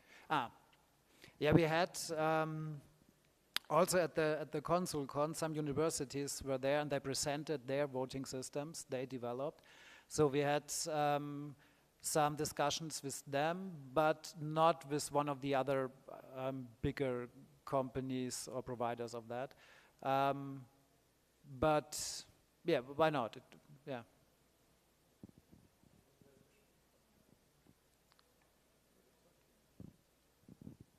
I was curious, I joined late, but I was curious if this direct democracy process has been able to accomplish like support for more controversial like projects that go against like status quo or common or like perceived like common knowledge, like the New York congestion pricing, right? That wasn't popular before it was implemented, but now it is. Would yeah. Yeah, I think it depends a little. For very controversial projects, for example, we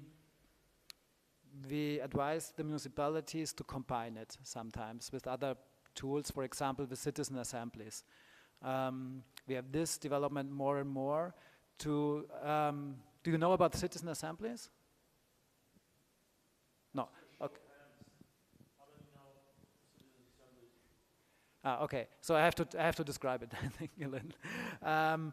Citizen assembly means it's kind of sortion, so everyone in the city could be chosen for this assembly, and they try to really be representative for this, so to have people from all the different regions in the city, from the different age, with different economic situations, and this assembly discussed then in different topics, and to combine this with digital tools could be very helpful, because in the digital discussion, of course, you have not the empathy to really feel the pain point of the other person. But with citizen assembly, you can have that. And if you combine both tools, for example, it's then it could be a good way for controversial topics, but there is no solution for all of it. So you really have to check the topics and then decide which tool works best for this. But there are several. You can combine it, I think, and that's could be the solution. And of course, don't be afraid of this kind of topics, because that are the topics the people care about. Yeah, in these topics you have really discussions, and you should, I think, then involve the people in this. Hello, I'm Max. George here asked me to elaborate a little bit further on citizens' assemblies. I am a member of Public Democracy LA, and we are a nonprofit that are advocating for these. We actually prefer the term civic assemblies because citizenry is already a really hot topic here in America. And the idea is that, addressing my buddy Wyatt here, his issue about incentivizing people to actually participate, one of the biggest issues is the term we use is rational ignorance, which is, you know, if your vote is one of a million, it's just hardly worth it for you to actually spend the time researching and learning about the topic. So the belief behind a civic assembly or sortition or democratic lotteries, these are all describing the same idea, is that you sample a population, like mathematically sample it by getting a a random number of individuals from that population.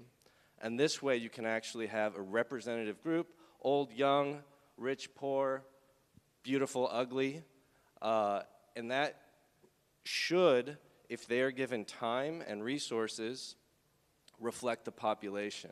You can also think of this kind of as forming legislative bodies or deciding issues like through the jury method. But we don't support like preemptive strike and packing the jury. So that's my little pitch. Thanks. Any other questions? Well, you know, if you have more slides, and you know, those of us who want to stick around till 12:15, we'd like to see them. All right. I could show maybe the demo version.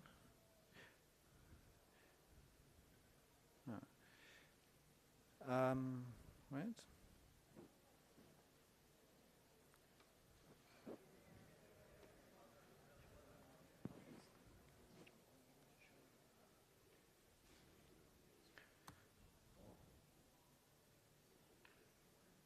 Okay, we have to wait a little, but then I can first show 2 more slides and then show the demo version. Ah, that's not working, huh? Okay, and then let's show just the slides. Yeah. I talked a little bit about that before.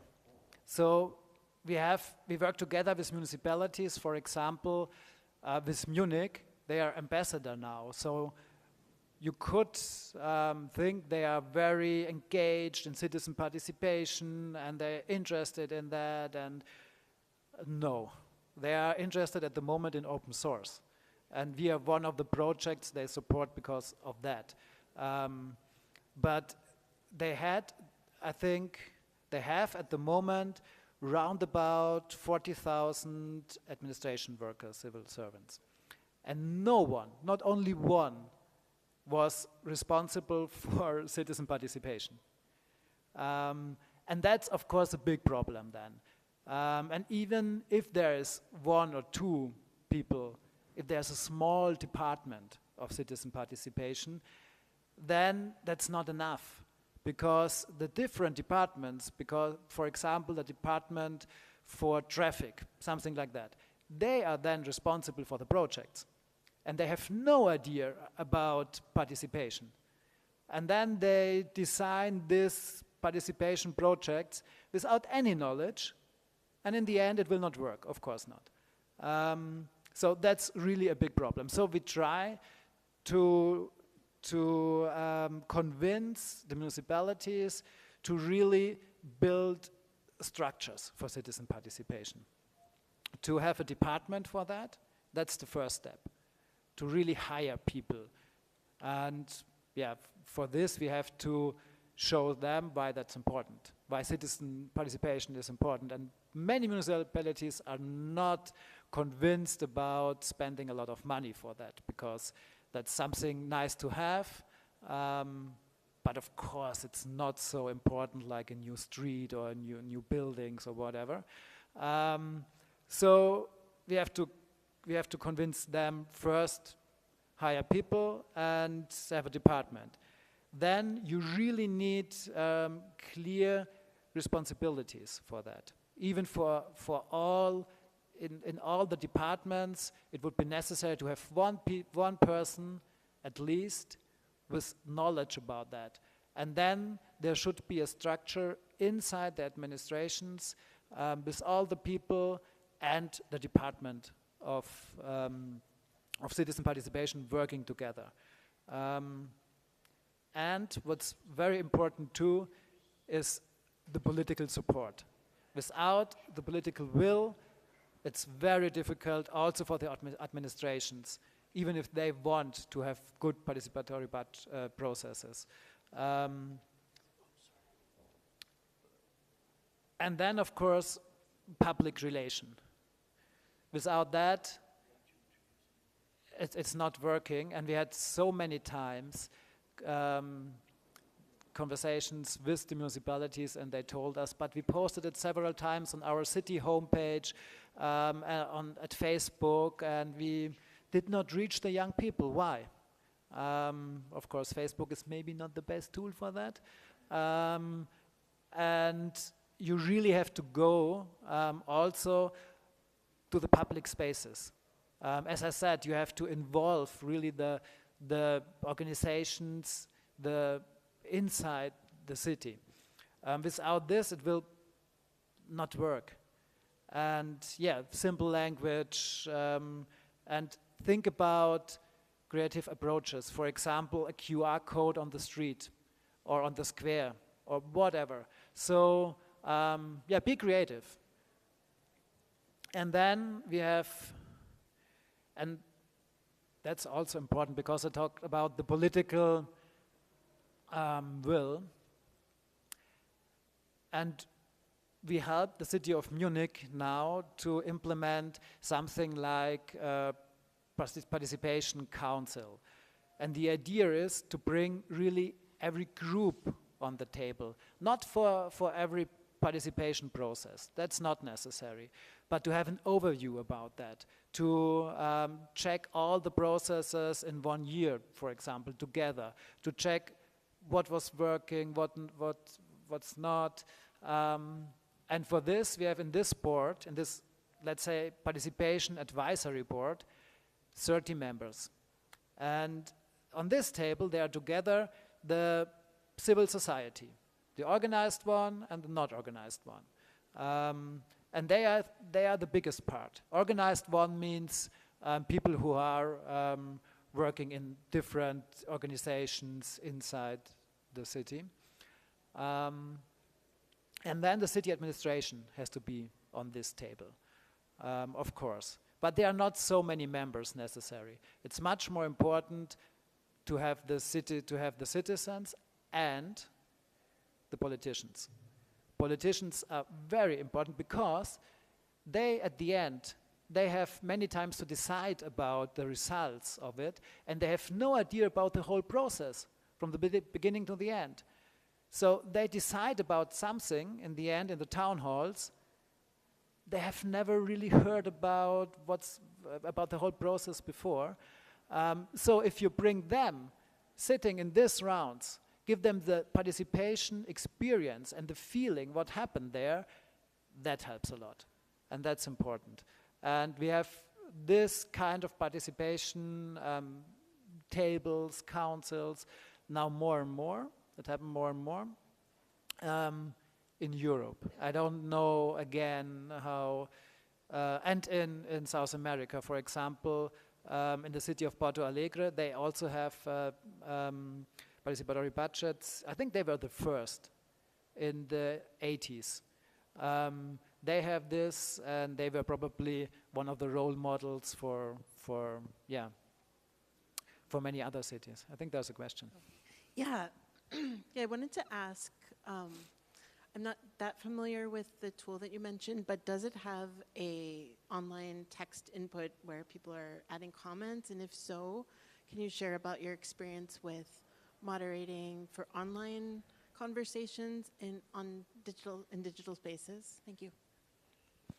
Yeah, we have that. We have this 5 tools. I would really love to show you the demo version, but it did not work, unfortunately. But you can check it maybe later if you want. We have the debates tool, and we have debates within almost all the other tools too. So, for example, legislation processes, that means really the people can participate in lawmaking. And they did it a lot in Madrid. Now we did it, for example, in Germany for transparency law. We did it once in Uruguay with the national government. And of course, that's a very high level participation because you have to understand the law, you have to make comments to that. There we don't have any problem with hate speech or something like that. And even with votings, debates, and proposals. With votings, many people think that could be a problem. Many municipalities are very afraid of that because if you could comment under the voting opportunities, there could be discussions, fake news a lot, and stuff like that. But it didn't happen. Really not. We don't have the problem. I mean, there are some informations. They are not so necessary, maybe. We had, for example, one big project in the city of Würzburg, a German city with 140,000 citizens, and it was about a new square in the city. And it was a very hot topic, of course, parking slots or trees. And the only comment, which was a little bit, it was not really fake news, was trees has to be in the forest. Okay, that's not very helpful. You can rate the comments, and there were no thumbs up. So, yeah. Yeah, we have another question. Fortunately, in Europe, people seem to respect democracy more than they do here, at least right now. So we have quite a challenge on our hands, and this may well be more of an issue for us here, and hopefully won't be for you. Yeah, we had on our last Consul conference an activist from Brazil, and she told us that in the times of Bolsonaro, these platforms, Consul and Decidim, were very important for the civil society on the municipality level because it's not a national level. The discussions are more on point. And it was really important to activate the civil society and help the democracy to grow on this level, even with Bolsonaro at the top. Hi, I came a little late, so sorry if you covered this, but I noticed you're highlighting a lot of city governments and how the platform is used by cities. Is it used by areas that are more broad, like here we have county level or state level? If so, like, how is the platform maybe like adjusted or changes for the needs of something that's less like of a centralized type of city? Yeah, we have, here's the map. Most of these cases are municipalities, but we have also regions. We have, for example, the Canary Islands. That means not one for all, but every island implemented Consul for the whole island. And then they have different implementations for the municipalities there. So that's absolutely possible to also have it for the region. And that's happening more and more, I think, because even for smaller municipalities, it's really difficult to implement that by themselves. So it's much easier if the region decides to implement it for them. We have also 2 states now in Germany. They decided to implement it for all the municipalities there. So, yeah, which states? Nordrhein-Westfalen, the English word for that is Northwest Westphalia? Westphalia? Huh? Westphalia? Maybe, yeah, North Westphalia, I think, like that. And Saxonia. So these 2. And one of them is, it's a state in East Germany, and there we have also a lot of problems with democracy at the moment because the AfD, the right-wing party, is the strongest party there. But even there, we have more and more municipalities using that. Yeah. So in Saxony, the AfD won the election, and you're running Consul? Before. Yes, but they were not able to decline it because too many people use it. But it's most of them. It's on the local level. Then it's for the municipalities. But we have also more and more mayors from the AfD, and that's really for us also, or for our regional partner, difficult. How to speak with right-wing mayors, for example? Could we do that or not? yeah, but how to deal with this? I think that's one of the big challenges we have to face in Europe more and more now, because right-wing parties are rising there a lot in many countries. Yeah.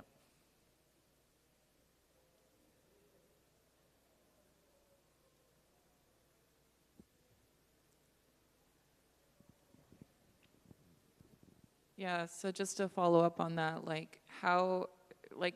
does it need to then be customized, or does the platform kind of just work like for a regional level the same as a city level, or do you have to, I guess, make a different kind of version that's more suitable for this particular like case where it's more of a broad region?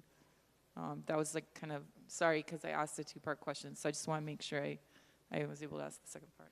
Yeah, we have a version for that. So, but almost all the regions, they customize it. Of course, they want to have their colors, their logos, their stuff. They want to use different tools. They want to have a map here, a map there, or whatever.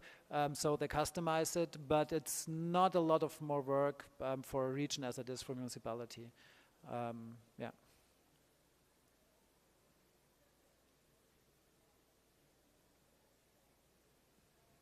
Well, thank you very much. And thank you.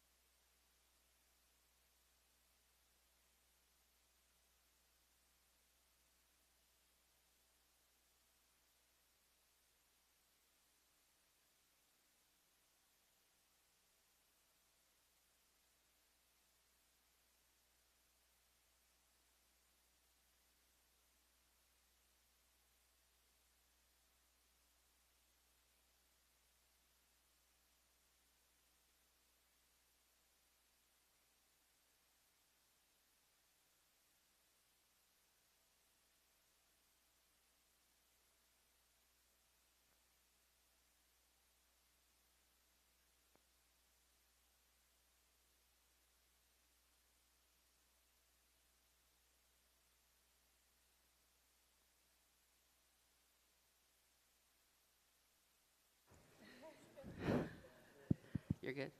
Are we all good? All right, oh, and I'm on, so great. Thank you everybody for showing up, and welcome to our discussion of our efforts to build the open source program offices at, within the University of California system.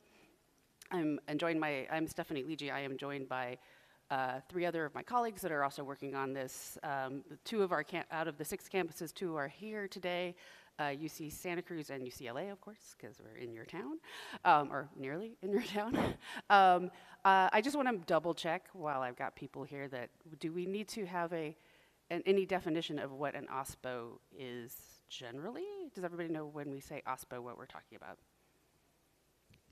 So it's an open source program office, maybe just, it's something that's been around in industry for a significant amount of time, basically helping manage industry or companies' interactions with open source communities, open source software, kind of the center of gravity for open source activities within companies, but a relatively new thing, and I'll talk a little bit about that, within academia and in public. And for our effort in particular is not that we're just doing open source program office in a university setting, an academic setting. We're doing it, one, as a network of OSPOs, and we're doing it in a public university system. So that we are the first to really try it in this scale in a public university as well. So why don't we just all introduce ourselves really quickly. So I'll start with me. Again, I'm Stephanie Ligi. I am the Executive Director of the Center for Research in Open Source Software, and we're the entity on campus that is leading the effort to create an open source program office at the University of Santa Cruz. And we were the first UC OSPO effort, and I'll talk a little about that history in a bit. So moving on. Hi, I'm Todd Grappone. I'm an associate university librarian at UCLA, and we are one of the campus hubs for our system-wide OSPO. Hi everyone, my name's Emily Lovell and I'm a postdoc. I work really closely with staff at the UC Santa Cruz Open Source Program Office for over 2 years now. And I focus a lot, we work together on a lot of things like grant writing and collaborating with faculty, but I also especially focus on working with students. My background is as a computing educator, so I work a lot with our students at UC Santa Cruz and beyond. Yeah, and I'm Tim Dennis. I'm the director of the Library Data Science Center at UCLA here, and I'm also heavily involved with teaching technology to students around data science and coding, and I work really closely with an educational program called the Carpentries, which is an open educational global community teaching these skills. So. Great. Great, thank you.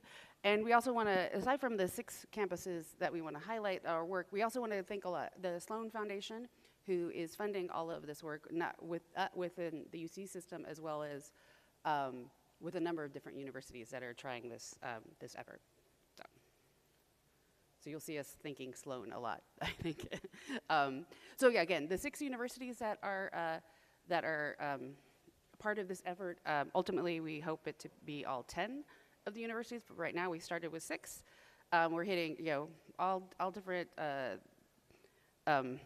parts of the state, both the Southern California group and the Northern California group, and we're hoping, again, we have 10 campuses, and our hope is that it would go further. Now, one of the things we like to really focus on, I think, with regards to what we're trying to do as an OSPO, that it sets us a little bit apart from OSPOs in industry, is that we're obviously in a university setting and a public university setting, and so we have different mandates than, let's say, an industry OSPO would have. In particular, we're trying to meet some of the mandates that are set forth by our universities, which is, one, to educate, 2, to help help the communities that we're a part of. So, like, for UCLA, helping out the community around Los Angeles. Making sure that we're a positive influence on the growth and activities that are happening in the communities around us, and also to make sure our research and all the activities that we're doing within our universities is translated to the common good outside of academia. So this is a lot of what we're focusing on when we're looking at how to create an OSPO within an academic setting, and how we kind of set it to what makes us a little bit different kind of setup for OSPOs within that are from and in other organizations, but particularly in industry. Note that there are actually there's also a push for, I'm just trying to make my mouse work there. There are also OSPOs growing in government agencies and municipalities as well. So there actually is generally a push for having the OSPO approach outside of just the traditional industry where it kind of got started. Now again, why is it so important, I think, for University of California to be starting this? I've heard it a few times from a number of folks here, actually, that the fact that UC, which is such a large system and really well-respected system, we are almost all of our 10 campuses, almost all of us are R1s, or as what we would say with so high, top-level research universities. And so we had 9 of our 10 campuses are R1s, and we have the 10 campuses, 5 medical centers, a bunch, really interesting work being done in our national labs that we work on, and a lot of that there's a lot of open source work, particularly coming from the labs. So we're hitting, if you think about whatever sector that you can think of that of a type of technology that might be working in open source, there's a high probability that one of our campuses is touching that type of technology or working on very innovative activities within those sectors. And you see it within at least the stats that we get from the Office of the President is that we have 5 inventions per day being created at the University of California system. And again, we have a significant open source presence, either from open source projects occurring and being created within our campuses, or activities where there's collaboration between UC researchers and open source communities, or even better, just really large open source communities whose activities benefit UC. We were just talking about AWS. We were just talking about Drupal. We were just talking about Kubernetes. Those have a really large cohort of folks who are contributing back into those communities from UC, mainly because they're all working on those projects or utilizing those projects within their work, within the operations of the University of California. So these are just a couple that I could think of when I was making this slide. I am sure there are way more, and these are just the ones I know best. And so you'll see a few that probably recognize, and so these are all UC originating projects. For me, the important one is CEF, for those of you who are aware of that, the history of CEF, and I'll talk a little bit about that. That came from UC Santa Cruz, and that's really kind of what started a lot of the work that I'm still continuing on. But also ones like the Human Genome Project came out of, or the open sourcing of the Human Genome Project came out of University of California. We have a number of UC Berkeley ones up there, as well as, Tim already mentioned the Carpentries work, as well as, ones from San Diego, and I think Asterix is from Riverside or from Irvine. And again, I think this is not a comprehensive list. These are just the ones I've worked with. And so I think if I really were to find, and that's one of the efforts that we're trying to do, is make sure we document all the great open source work that's already occurring in the universities, the UC system. So a brief history, and why, just to kind of go over where we got started and how we're going, and then I'll pass it over to my colleagues. Our starting point, like I said, for us especially, and then for this effort in general, was really at UC Santa Cruz, and that started with, if anybody knows the history of CEF, Sage Weil, who was kind of the founder and creator of CEF, which is now, of course, part of the Linux Foundation, and part of IBM, or maintained through Red Hat and then IBM, was started at UC Santa Cruz as part of Sage Weil's PhD dissertation. And once he graduated and got started as a startup. He also sold that to Red Hat and then turned around and gave us gift to start the program, the research project research program I work on, which is the research center I work on at Cross in 2015. So, and I apologize, my mic seems to be wanting to fall down, so if you stop hearing me every so often, that's because of that. Sorry. And so our goal at Cross was really to recreate the way SAGE did CEF, maybe not quite so big, but at least to give students an opportunity to get their open source projects outside of academia and kind of either have commercial support or at least wider adoption. And so at the very beginning, we were mainly just focusing on supporting graduate students working on open source and postdocs. But we realized we were actually starting to do a lot more, and part of it was to really support open source just more generally on our campus, and building communities, understanding how to make our projects more sustainable, and really improving the talent pipeline for open source, which was something that we really hadn't thought through in the very beginning, but became a really important part of our work. But it also meant it kind of went outside of what we were originally thought we were going to do as a standard research center in the middle of an engineering school. So we heard about these efforts that were being made in about 2020 for the academic OSPOs. And so we became kind of a part of that larger effort at UC Santa Cruz. We got our first Sloan grant, and again, thanks again to the Sloan Foundation for this, and 2022 to start actually building an OSPO within our individual campus. And we were one of the first of 6 to get a Sloan grant, and we were the first university from first campus from a large statewide system.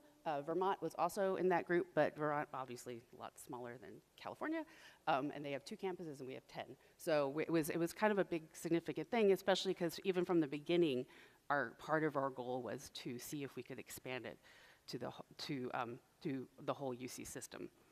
And we were just trying to figure out within that first 2-year grant exactly how we would do that.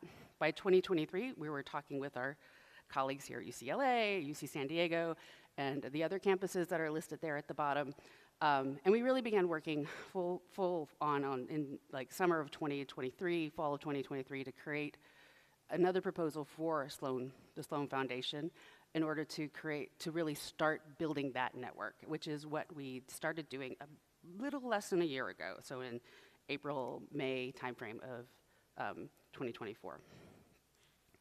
So again, I was saying that we're part of a larger effort. So we're a part of a network, but also so our network is also part of a larger network that hits at least 20-ish of campuses around the country and actually around the globe, because there's also some European campuses that are that are doing this effort. And I have to thank our friends at the Curious, which is the Community for University and Research Institutions Open Source Program Offices, which is kind of our overarching network, which Oregon State, Lance is sitting here, is also a part of, and a number of other universities that are kind of trying to do the same thing that we're doing, but in individual campuses. So this was, again, something that is, really interesting. This is your slide or my slide? I can't remember. It's my slide? Okay, cool. I just couldn't remember where we shifted.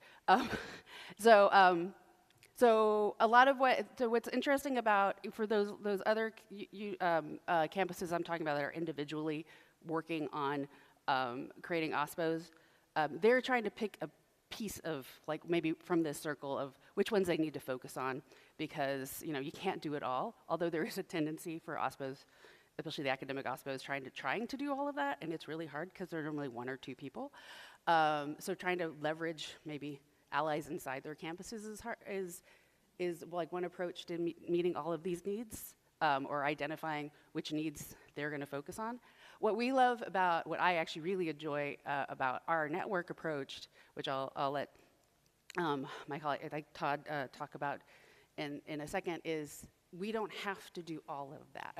I don't have to do all of that.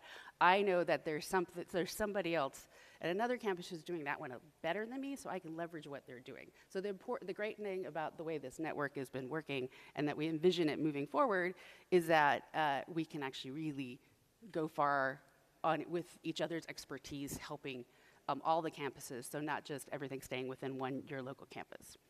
And with that, I'm going to pass it along. Oops, and I'm leaving my scarf. I take it. All right.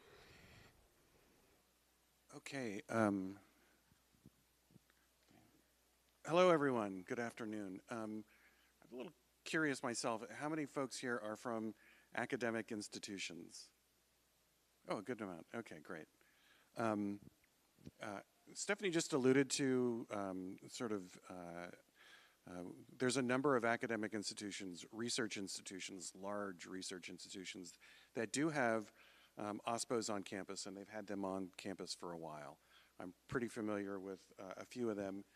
I just wanted to retouch on something that Stephanie said. A lot of these organizations, there is a one-person shop or a two-person shop at a research enterprise that might do $700, $800 million a year in research, and all of that sort of driven through data and software. At the University of California, because we have a networked approach, we have, I feel like we might have close to 20 folks working on this program through the office, which is, what's that? Right, which call it is, yes, thank you.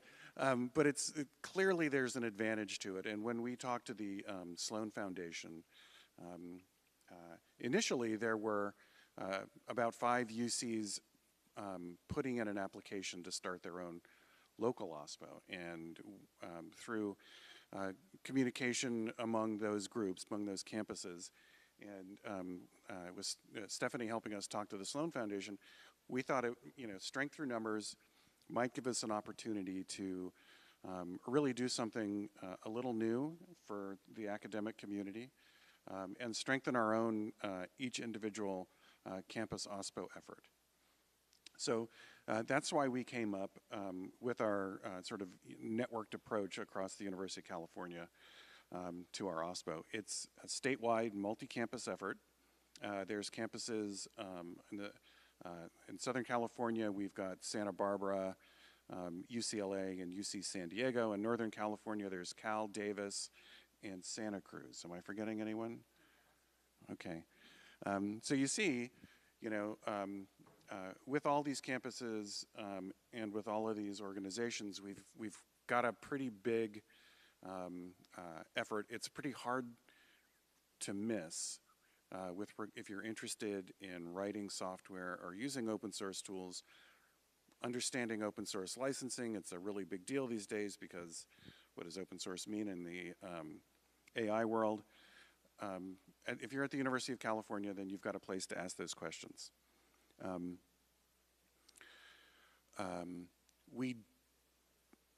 We've clustered ourselves around a few themes. I'm going to get to them in a little bit. Really in order to sort of, as we sort of feel like this network can collaborate together and provide a full service OSPO on each campus. But we do a lot of collaboration. We've got a governance structure. There's an OSPO leadership group where we've got PIs on each campus who sort of meet. We talk about what the OSPO should be doing. We set some strategic directions. And then we've got working groups within the system who take that forward. And I'll talk a little bit about the themes.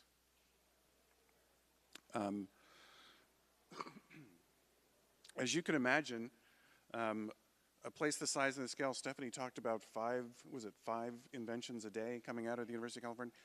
There's a whole ton of software being written and used on campus. So one of the things we really wanted to make sure we did was provide sort of a vehicle for people to find out who's using, who's writing, who's consuming open source software on campus. So one of our themes is really discovery, to make sure that we understood sort of the scope of the problem across the University of California's 10 campuses. We do, a lot of our OSPO's efforts on campus are embedded in the academic library, and one of the reasons we do that is that on a university campus, the academic library, we all have educational programs. And so as we build our own educational program in and around open source software in the OSPO, the library is a natural place to organize those things. We've got, we know how to do lesson plans, we know how to construct education and educational, well, let's just say classes. And so we're also communicating to our campus about those things. So it's a pretty natural thing to do. And anyone who works in an open source environment knows that sustainability is one of the hardest things to do. It's really what makes an OSPO, it's what makes an open source software viable, is our ability to create and sustain those communities. So sustainability is really another one of our efforts to make sure we, as a system, support our open source communities. So developing policies, procedures, and support systems is kind of how we do sustainability. Is this you? Yeah. I'm going to pass it off for my colleague. All right. That's to me. Okay. Yeah, and so one of our themes is on education, and you can see there's a few of us working on it at UCLA. Actually, me, Emily, and Todd are all on the group, and we do have representation from other campuses. And the first steps in what we are endeavoring to do is like creating an inventory of existing lessons, because we didn't want to reinvent the wheel. We're a lot of it, like over 75 or near 100 instructors in the carpentries through the UC system. And all those lessons are open. A lot of them are relevant to what we might want to teach if you want to get started in a open source software community, like how to use Git, how to do social coding, how to do CI/CD. So all these things are embedded in these lessons that we've discovered through these open communities that have developed them. And we have now like 50, and we're winning them down. We're going to organize them by topic. You know, like if it's getting started in open source, the fundamentals and kind of open source literacy, licensing, et cetera, or even the technical aspects of that as well. And by role, a user, contributor, maintainer, and then we'll identify gaps that we have. We've already know one that there are lessons on licensing, but UC licensing regime is so heterogeneous throughout the UCs that we identified. We probably need something more specific for UC open source licensing, because it's just, you know, that we can't just do a general qua one that take one that somebody else written. Then we're going to inventory those on the OSPO network website, and then we will fill the gaps we identified. And part of that is we'll feedback into the Carpentries Incubator, which is a place where these lessons grow and develop community around them, because that is part of like what we're preaching, is we want to have sustainable lessons as well that grow over time and get better. So that's like the educational component. And then sustainability, and I'm not on this team, so if I say anything off. So as we know, like sustainability is a core component, Todd just mentioned, of open source software. You want it to live on for a while and be relevant and have a high quality. The key areas of activity that we're working on, there's some people at Davis working on best practice development, which they're kind of analyzing a bunch of papers and manuscripts and pulling out, you know, what best practices exist for open source software development. And then we'll have some knowledge base of that. Containerization services, I think the UCSB is taking the lead on this, and that's just how do you containerize these environments so they're reproducible. And that's a team working on that. The Project Health Assessment is another group, and I think it's led by Davis, where you want to, what are the metrics and the criteria that are factors for success for open source software. And I have another slide on that. And we have hired recently a community manager who's going to, you know, put the kind of infrastructure and scaffolding so we can build a community around this, so you can join us if you're so interested. And that is, she's been on board for like a couple of months now, or a month, yeah. So there's more work coming out of that. How do we develop community around the OSPO? And that's a key component of what we're trying to do these first 2 years. The Project Health, and I can just touch on that, and I'm going to give the mic to Emily on Discovery. This is based, Vladimir, he's at UC Davis. He had a project where they evaluated what is this, in the Apache Foundation Incubator, what is the metric for success for these projects to start there and then grow out of that, and then continue. And he had a list of recommendations and a paper that came out of that I have a link somewhere that I'll embed. And then that actually, one of the goals is we're going to use those metrics to apply it to what our work is within the UC OSPO network and make it more foundation and agnostic. So you can see the dashboard there. And I think next is Discovery. So Emily. Thanks. So we, one of the main themes that came up is we're working on discovery. What does that mean? Well, we're trying to find the people on our campuses who are already doing open source work, whether that is contributing to external projects or maybe working on academic research that is in an open source format. So yeah, we're trying to find those people who's already doing the work.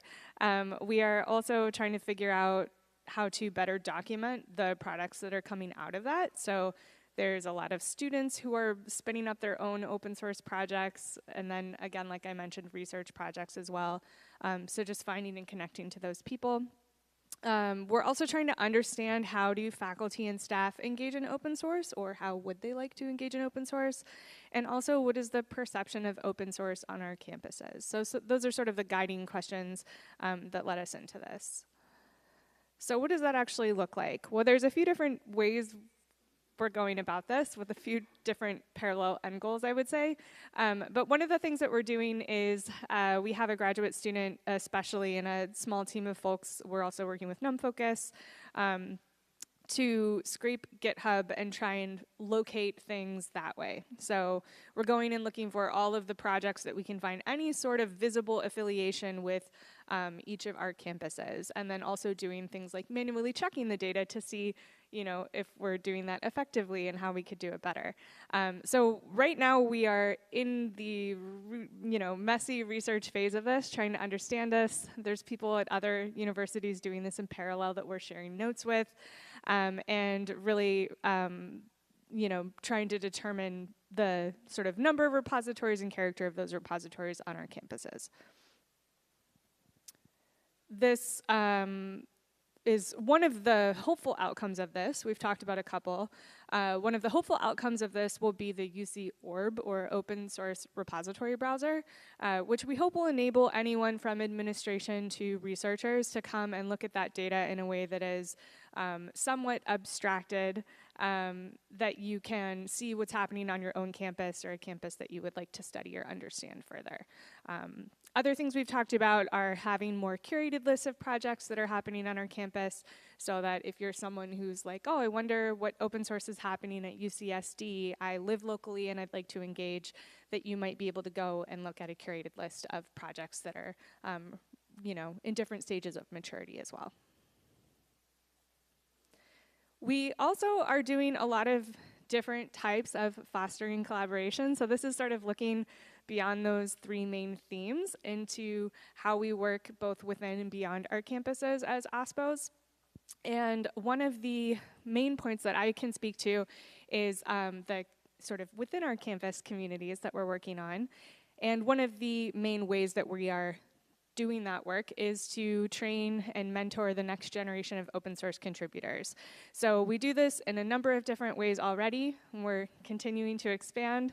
One of those is working with existing student organizations to co-host events. Like I co-hosted a Hacktoberfest event in October with Girls Who Code on the UCSC campus to just help lots of students. I think we had like 70 or 80 students come and like make their first pull request or make a GitHub account if they didn't have one already, learn a little bit about version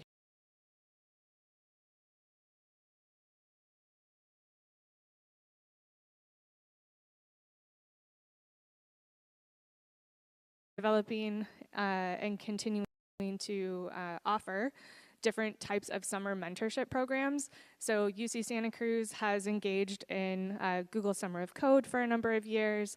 That funding has grown to include other funding sources to enable essentially a remote cohort of new open source contributors to work on academic open source research projects. So it's a little bit of a unique scenario where someone can, again, learn about open source and be onboarded in that way, but also get to learn about how that works in an academic research context.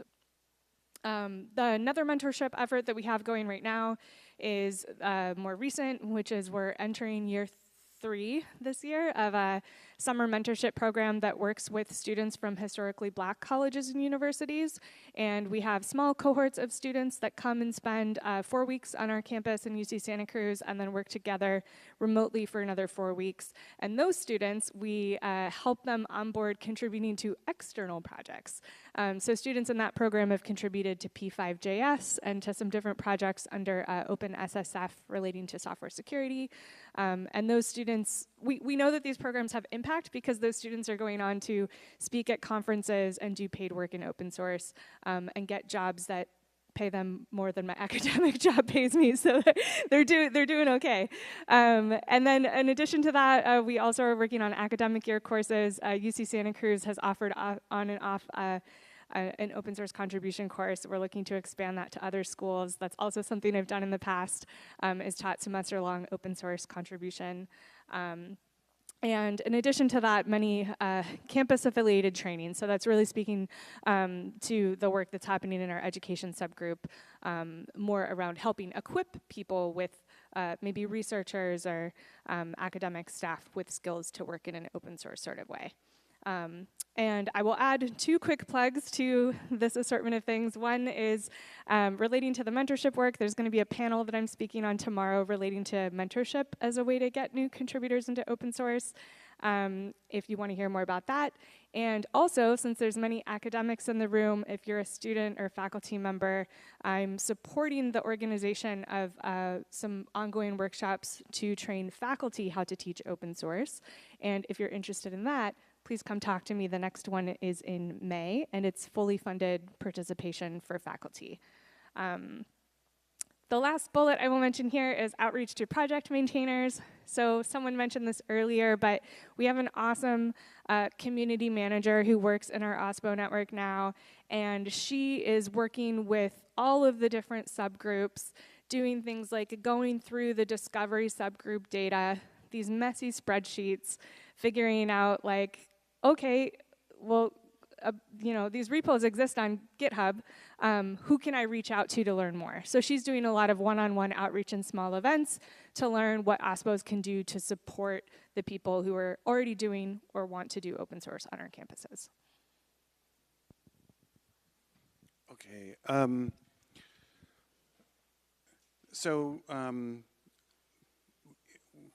Let me just say, once you start an OSPO, you become sort of exposed to this global community of people doing open source software. One of the reasons I got really excited about the OSPO was in talking to some folks at Johns Hopkins University who had started a OSPO at, for the city of Baltimore.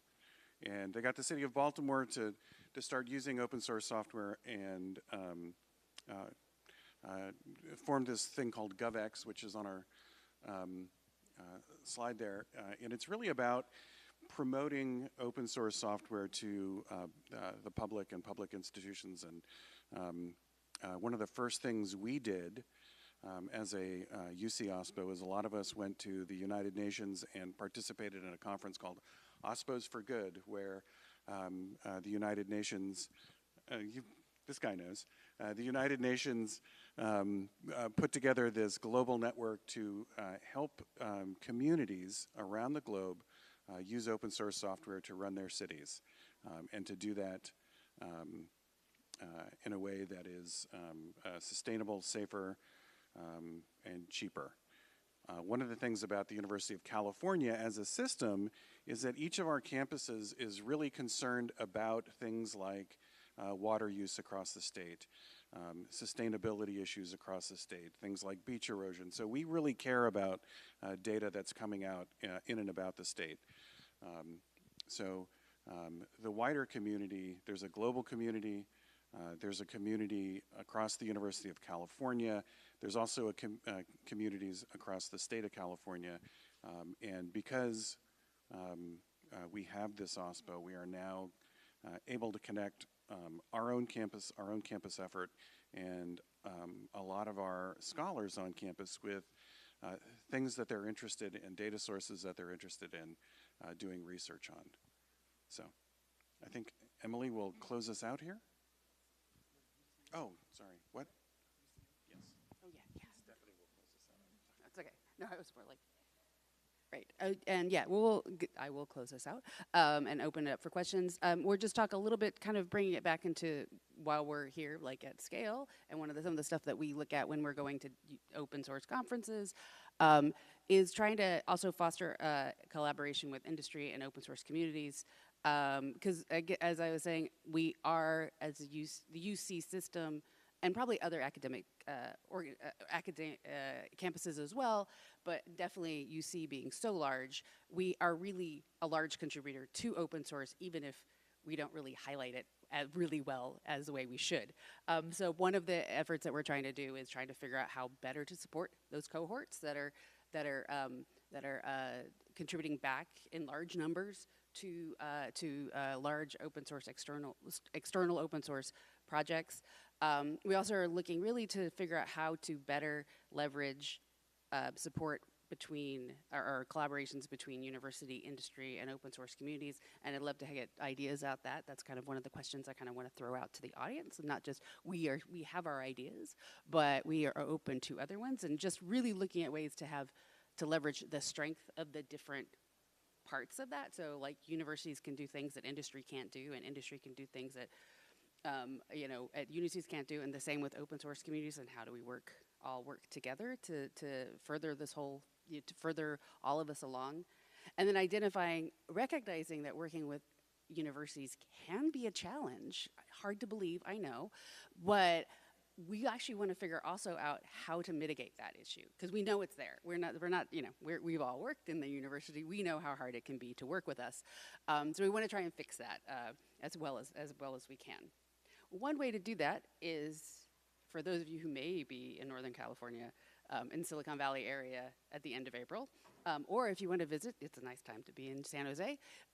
April 23rd and 24th, we will be having our first ever UC-wide Open Summit, so open source focused summit, for basically highlighting a lot of the open source work we're doing within the OSPOs that's happening at the different campuses, but also figuring out ways of bringing in our collaborators and potential partners from industry, from open source, from other campuses, so from other academic institutions. I might even invite Stanford.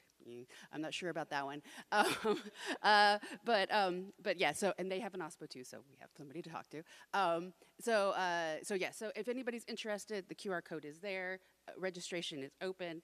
And I think with that, I had 5 minutes left, but I'm actually going to open it up for questions as well. These, in case you don't have questions, burning questions, we have questions for everybody in the audience that I just highlighted. I'm sorry that's small. I realize that's really small because I forgot to make it long. It looks fine on this screen, but I will read that out to you really quick. So the three kind of start the discussion questions but also happy to answer questions from the group, are looking at ways of how to understand how open source communities view the impact of universities, also identifying methods of collaboration between open source communities and universities. That's kind of a really big part. Would love to hear other people's views on that. And also what I was talking about, ideas of how to recognize and help mitigate dealing with the challenges of having collaborations with universities and that. So with that, I'll open it up for questions.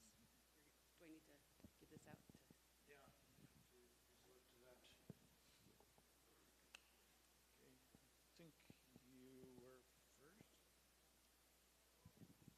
Thank you. This is just a quick clarification point. A lot of your slides, when you're mentioning network, used terminology that made it sound like you might be talking about an actual technical network, either logically or in hardware or software, but your language seemed to indicate that it was really a professional network, a social network. Am I missing something? Is it purely collegiate and not Yes. technical? Okay, great. Thank you so much. Although, you know, we could figure something else out for the other one, maybe. You, early in the program, you mentioned patents, 5 patents a day. The universities, I recall being in a presentation with our patent, director of the patent in the federal government, mentioning that, you know, UCLA has about 5,000 patents a year. So open source, does that also mean licensing of patents that might be involved in the open source? I think we specified inventions, so it could be open source or patent. So it wasn't a specific, that's why we left it open as like, it's actually, I wouldn't necessarily say there's 5 patents a day, but. General representation of the level of innovation happening on the campus. Yeah. But we are definitely moving towards being really interested in supporting people in exploring open source ways of doing their work, which is, for some academics, a really new way to think about innovation. Did that answer your question? Or? I'm not sure if that actually. I'll use an example. Today, everybody's pounding large language models, deep learning. And I'm sure that every university and company has patent lawyers running like crazy writing patents because they want to block all the enemies, right? In patent wars and how that works. So is it possible that this university organization will, UCLA or the university system will own all the patents and then license them accordingly, openly, instead of like NASA does where they'll license a patent to one company? Is there anger there? Yes. Okay, got that one. That's a really good question. I don't think I have a definitive answer. I don't know if anybody else has thoughts on this. Oh, sorry. I don't know if it's, but I know that generally our efforts with regards to, there is I would say a distinction made within our tech transfer offices between something that's being patented and something that's being licensed in open source. And they typically, I don't want to say this 100% because I think Todd brought it up that every campus has a kind of a certain level of autonomy on these decisions. I know at UC Santa Cruz that the feeling of if you are under an open source license, there will not be a patent attached to it. There might be a trademark or something, but there would not be a patent attached. So it would be actually open sourced by a recognized OSI, license as well. I'm sure things can change, but right now that's how my campus views open source licensing. And so I haven't seen what you're describing.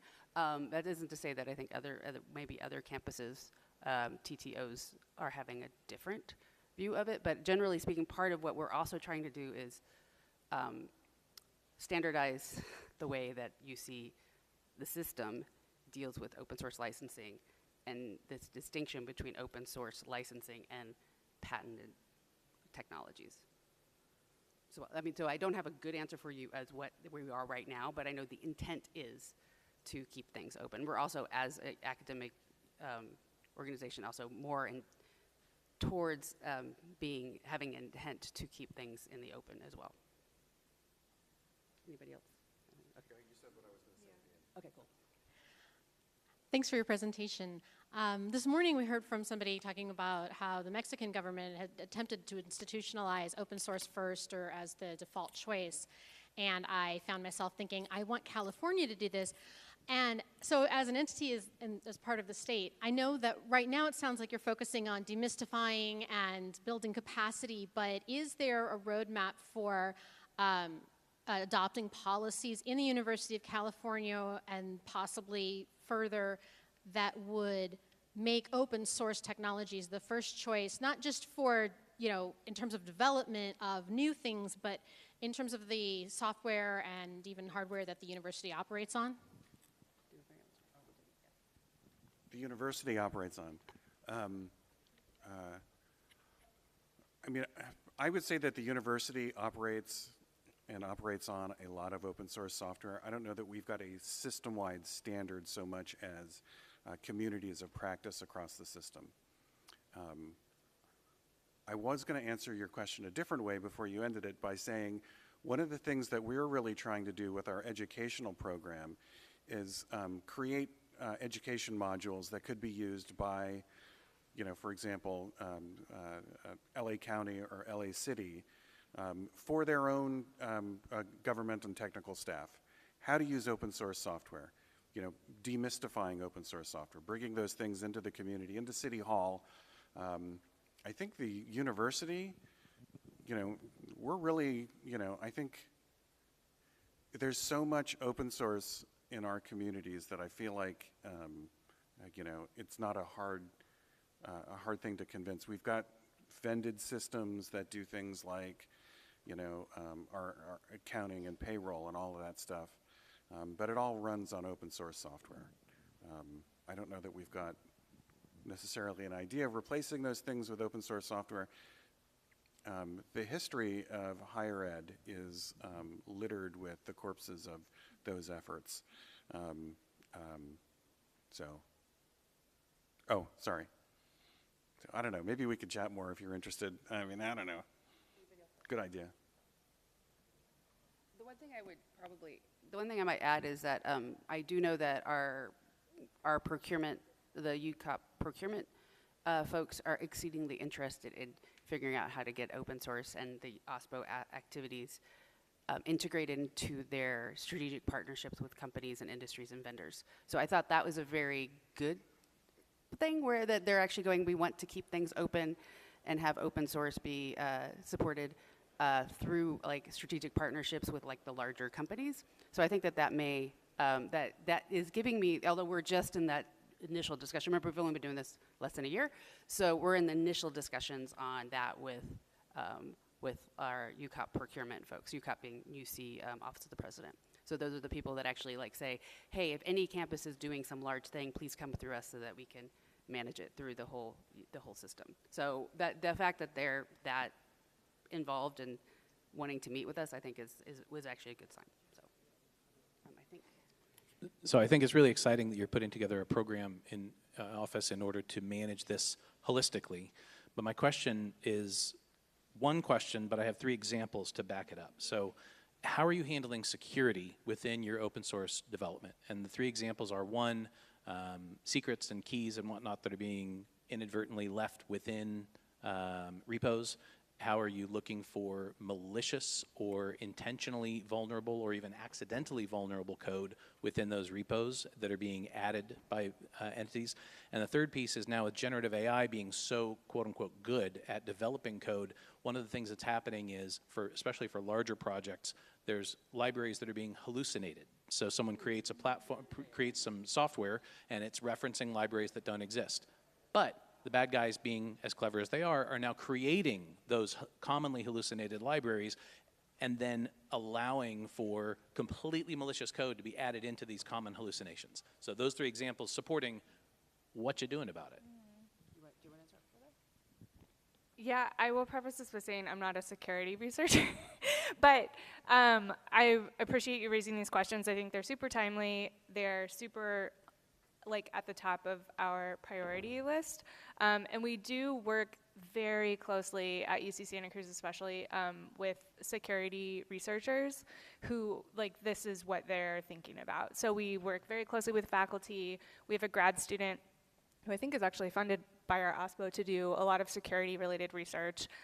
We also are an ecosystem partner for GitHub has a new secure open source program that is like, I think they're just about to launch their first cohort, and they're specifically did a bunch of fundraising and are essentially funding projects and maintainers to learn these secure practices. So through that partnership, we work really closely with a few industry partners, but GitHub is one we work very closely with in terms of education and security. And through that partnership also we not only hope to contribute, but also to learn a lot of these practical things. So the short answer is we are not doing everything you described yet, but those are aspirational and very important to us. Yeah, I want to just reiterate that, yeah, we were, no, I was laughing because I was just at the Open SSF policy meeting like 2 days ago, and so I'm all like, oh yeah, trust me, these were all my notes. But yeah, she mentioned our graduate student who's working on with us, and her main focus is open source security, and she's integrating a lot of the discovery efforts that we're doing when we're finding who's doing what on campus, is also discovery, like that's going to be part of the metrics as well that we're looking at for health, is like how the security is. We haven't gotten it, it's still at work of progress, so all of the things you brought up, I don't think we have, like Emily was saying, we don't have a specific answer for yet, but it is something we're keeping all of those issues in mind as we're moving forward on to kind of deciding on understanding the health of the different communities that are in the UC system. Hey, so I'm a UCSD alumni. I'm still in San Diego. So am I. So. I was just curious, is there, so I work in the private industry now, but is there any like need or opportunity or room for someone like me to contribute to the UCSD office? I'm sure David would be really happy to meet him. You want to talk? Yeah. We didn't have it. I can get a. That's a great question. I could put you in connection with some of the folks at San Diego. I know personally, I've got friends who work in the open source industry who have participated and are doing things like sponsoring our UC Open Summit. So you could do something like that. We would love that as a system for more folks to sponsor it. But I'd be happy to put you in connection with the folks at San Diego. If anyone else here is a UC alumni and wants to find out more about what's going on, I think we are always looking for interested parties. We do a lot of, raise your hand if you work at the UCLA library. So there we go. We do a lot of these community events. Yeah, we bring the crew. So they're not all at the library. We do these community events. Having folks in the community aware of things like code events or hackathons, or we do a lot of this stuff. So let me know. Connect to Tim or Stephanie. They're on the agenda today, and we'll be sure to put you in touch. But yeah, there's always space for that sort of thing. And also, the QR code actually goes to the website too. Yeah, that QR code will take you there too. This woman here has had a question.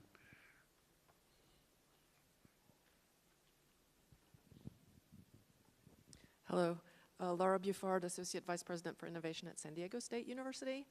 I'm still fairly new at the university, and when I came in, I like the question about the patents. We have, in terms of research translation, so many paths for doing that, but it's true that the organization within the university is really focused on the pathways that are either licensing, whether that be copyright or patents, which are two different things, or spin-outs from deep tech.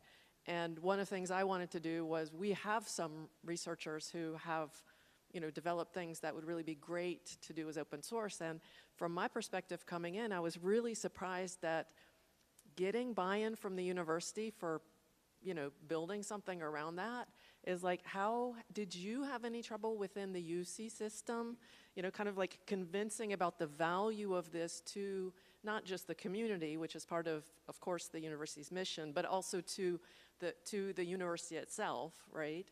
And because to me, it seems like, people just think, oh, well, if somebody wants to do that, fine. But there's none of this kind of like organized support for doing this as a pathway that's really beneficial, not just to the community, but back to the university in the same way that the other pathways for, let me not just say getting, inventions out into the world are. I can make a couple of comments about it from my perspective. We do have a tech transfer office at UCLA. Every campus has a tech transfer office. When they see us coming, like when we first started, they were like, "Oh, thank God! Everyone's doing, everyone's using this open source software. Are they doing it the right way? Are they paying attention to security and other issues?" You know, we're finding thousands of repos from the University of California. And so, you know, somebody's got to be talking to our faculty members on campus about the software they're using, what they intend to do with it, you know, and if they want to monetize it, how to do, you know, how to patent and how to do all these things. From my perspective, the tech transfer folks were really, really happy to hear that there was an open source program office on our campus because it meant they, you know, they had some place to send folks who were interested in doing this work, even if they had an eye on, you know, I'm going to do a new medical device or, you know, invent a new orange.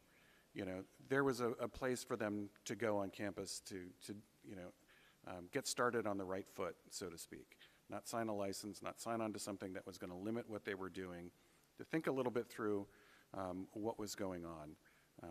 And that's kind of where, you know, I don't know what the Santa Cruz experience has been like, but my story is not unique to our OSPO. So yeah, I'll just really share quickly. The Santa Cruz experience is really great and unique, partially because the Vice Chancellor of Research that was there when we started this whole process was Sage Wiles' advisor. And he was the chair, open source chair, so we know we had a little easier than even the group that I don't think we had too much effort. But we came into this whole process with a tech transfer office that understood, so that was really helpful.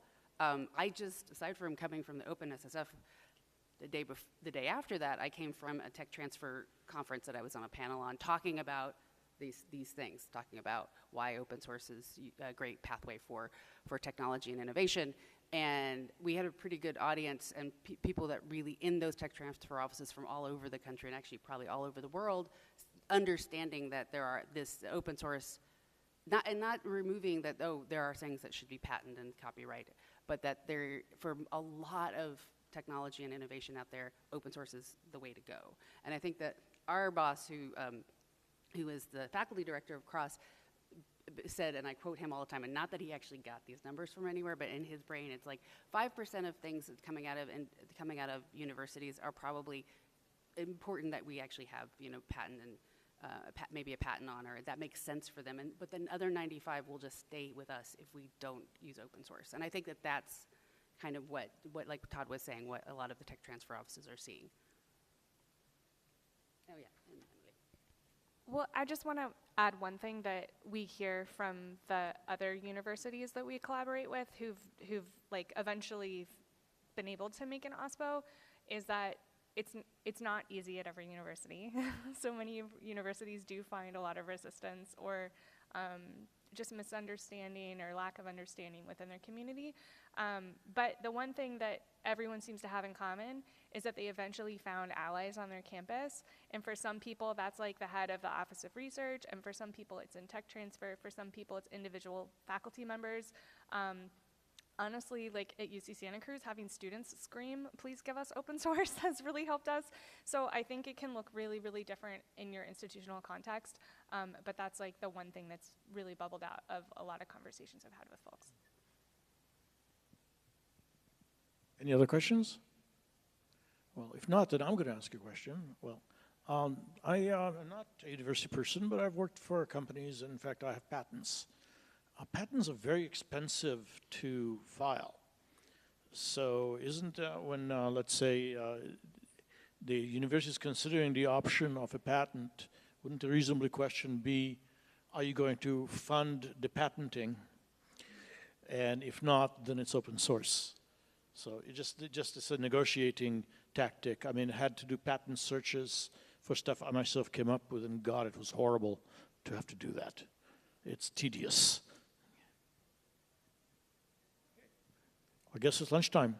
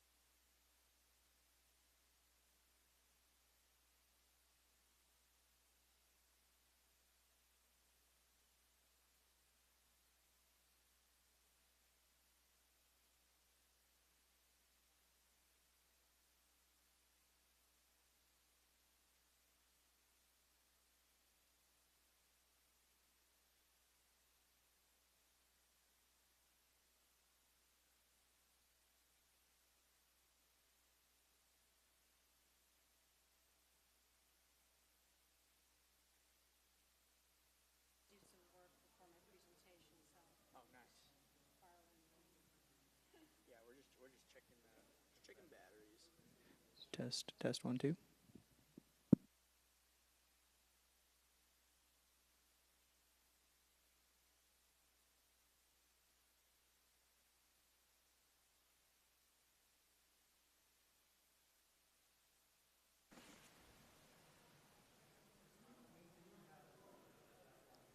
Test 1, 2.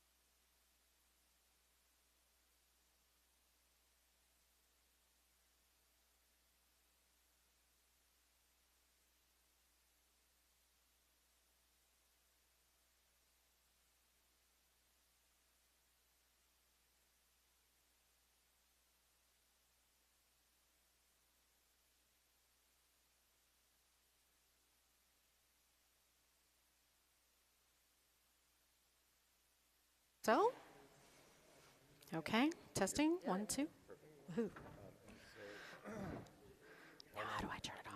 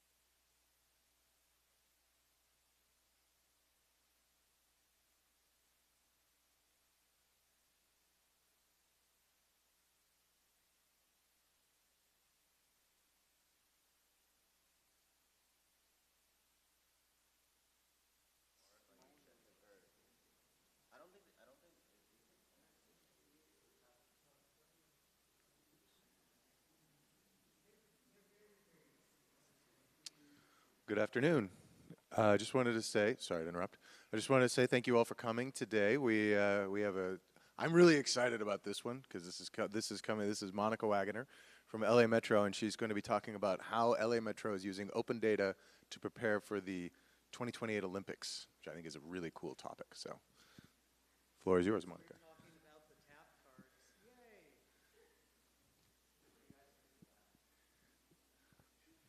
So, Monica, to you. That's not my department, no. Actually, we do have, the TAP Plus program is working its way through. It takes the government, you know, like 3 years plus forever to procure anything, so it will happen, though.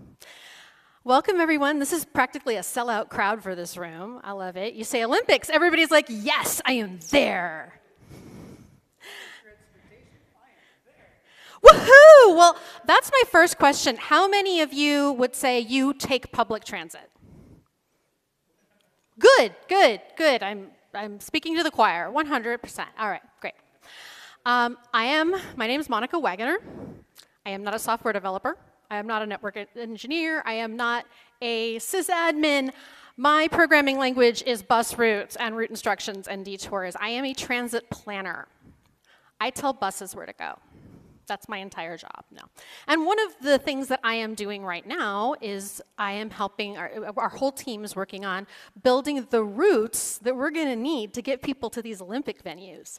And we have to do that work now. We've been working on it for a year already because we're gonna have to buy buses and we're gonna have to know how many buses we need to buy. And so that means we need to know how long is it gonna take us and how many people can we carry, and how many people do we have to get through. So we are using a lot of different data sources for this, and today I'm talking a little bit about what some of those data sources are, and how we're using them, and what we need. We, not just we Metro, but we as Los Angeles as a region. So this is just a brief overview of kind of how we're going through this. By the way, I'm not going to take 45 minutes for this presentation. First of all, I talk too fast.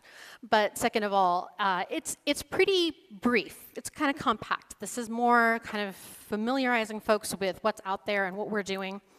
And then we'll have more time for questions. So just to start off with, and this isn't actually covered on the slide, but how many have heard of LA28? And LA28 is an organization that exists only to throw an Olympics. An Olympic and Paralympic Games, the games collectively. LA Metro, on the other hand, is I don't know if we're officially a joint powers authority. I think we're sort of a quasi-governmental agency. We're not part of LA County. We're not part of LA City. We are our own thing, but our board is made up almost entirely of elected officials from the county of Los Angeles, the city of Los Angeles, and the other 87 cities in the county of Los Angeles.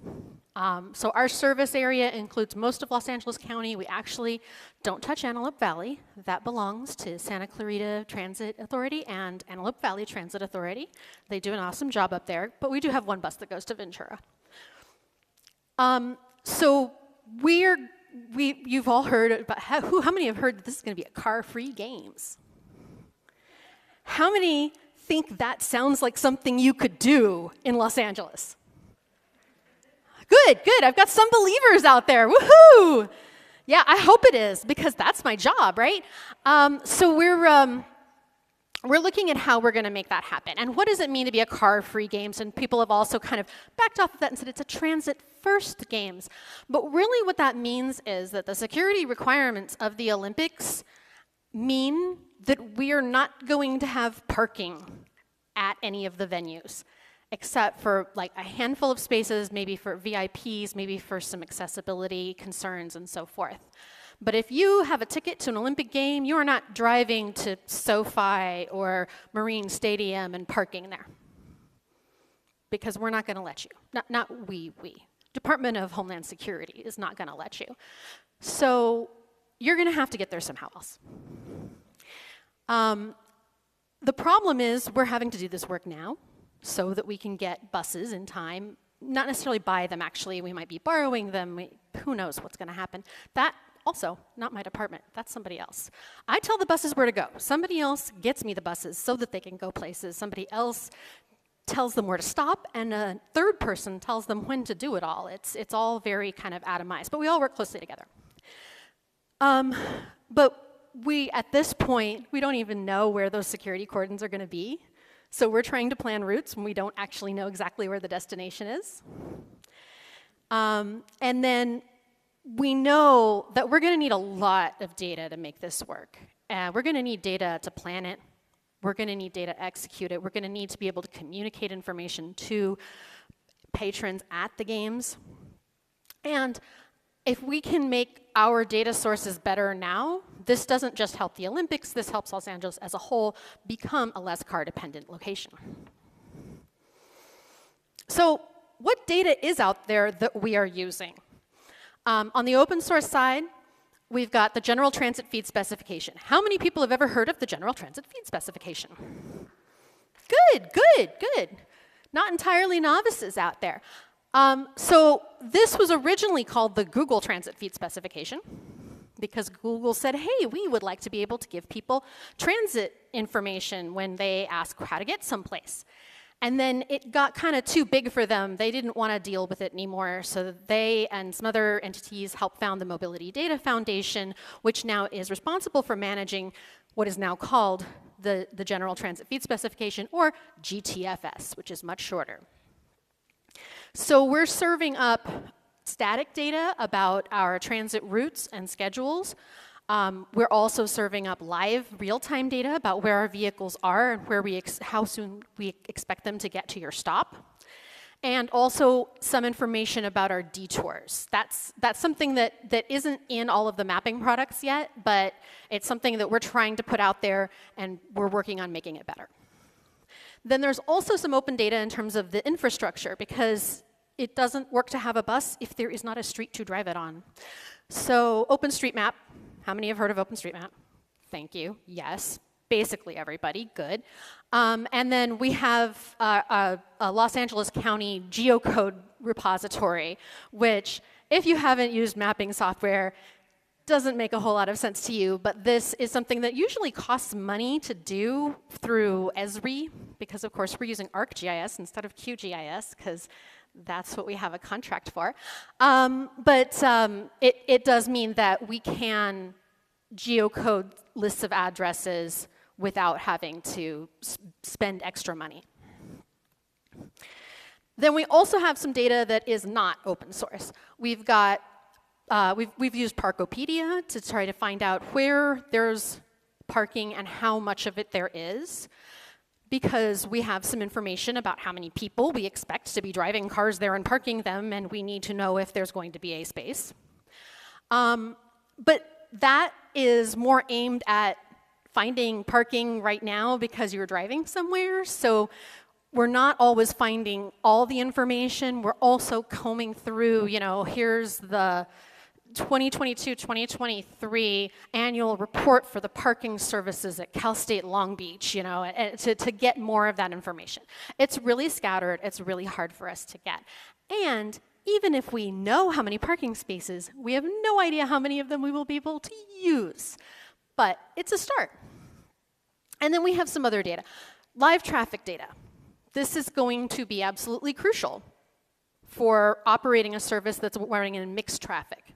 As much as possible, I am hoping that my buses get their own lanes, but we know that probably that won't happen everywhere. So we're going to need to know what the traffic conditions are. We're going to have our bus operations center probably rerouting around traffic jams in real time. So we're going to need that data. All of that data is closed source.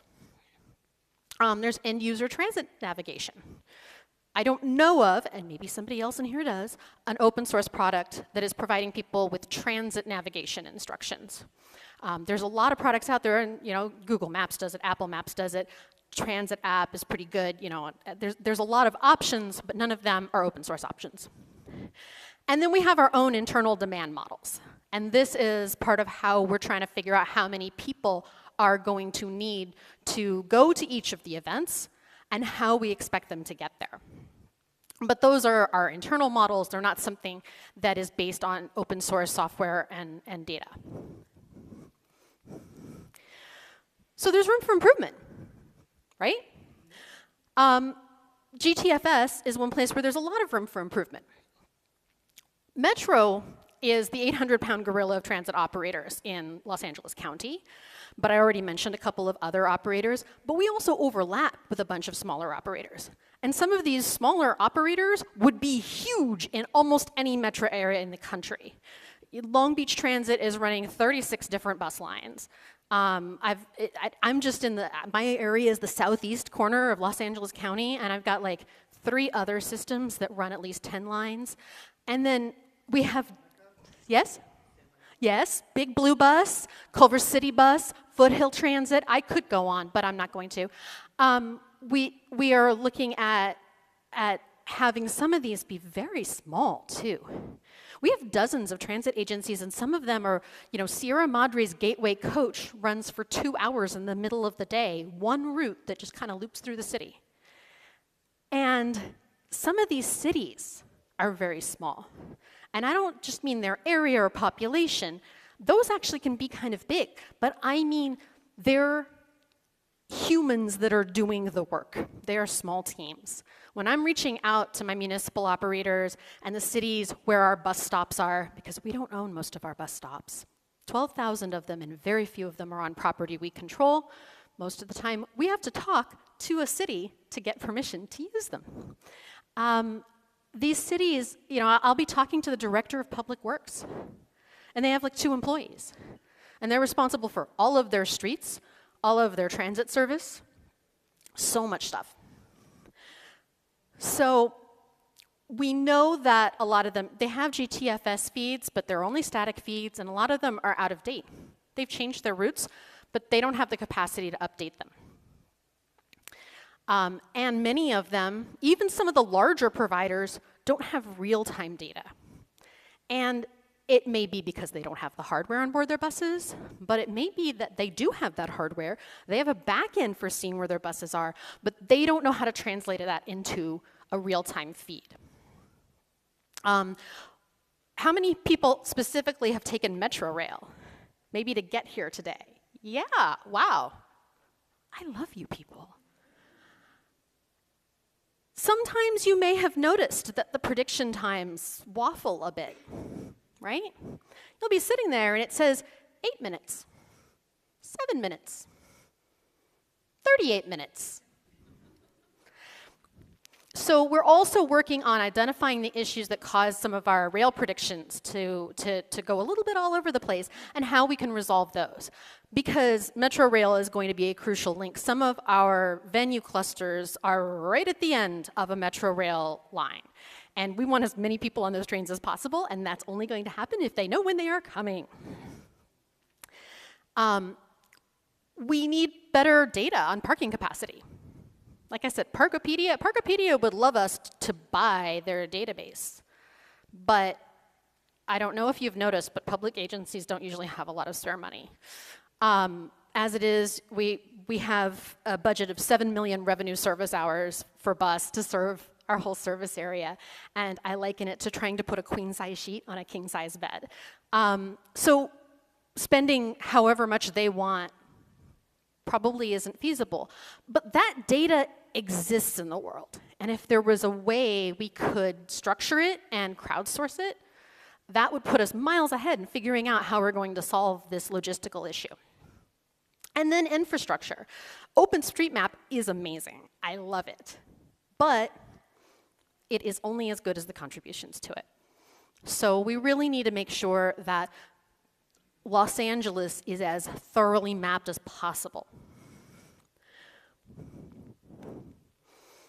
And then there's data we just don't have yet. And maybe it's out there, but again, some of it's data that could be open, it could be available, but it's not. For example, accommodations.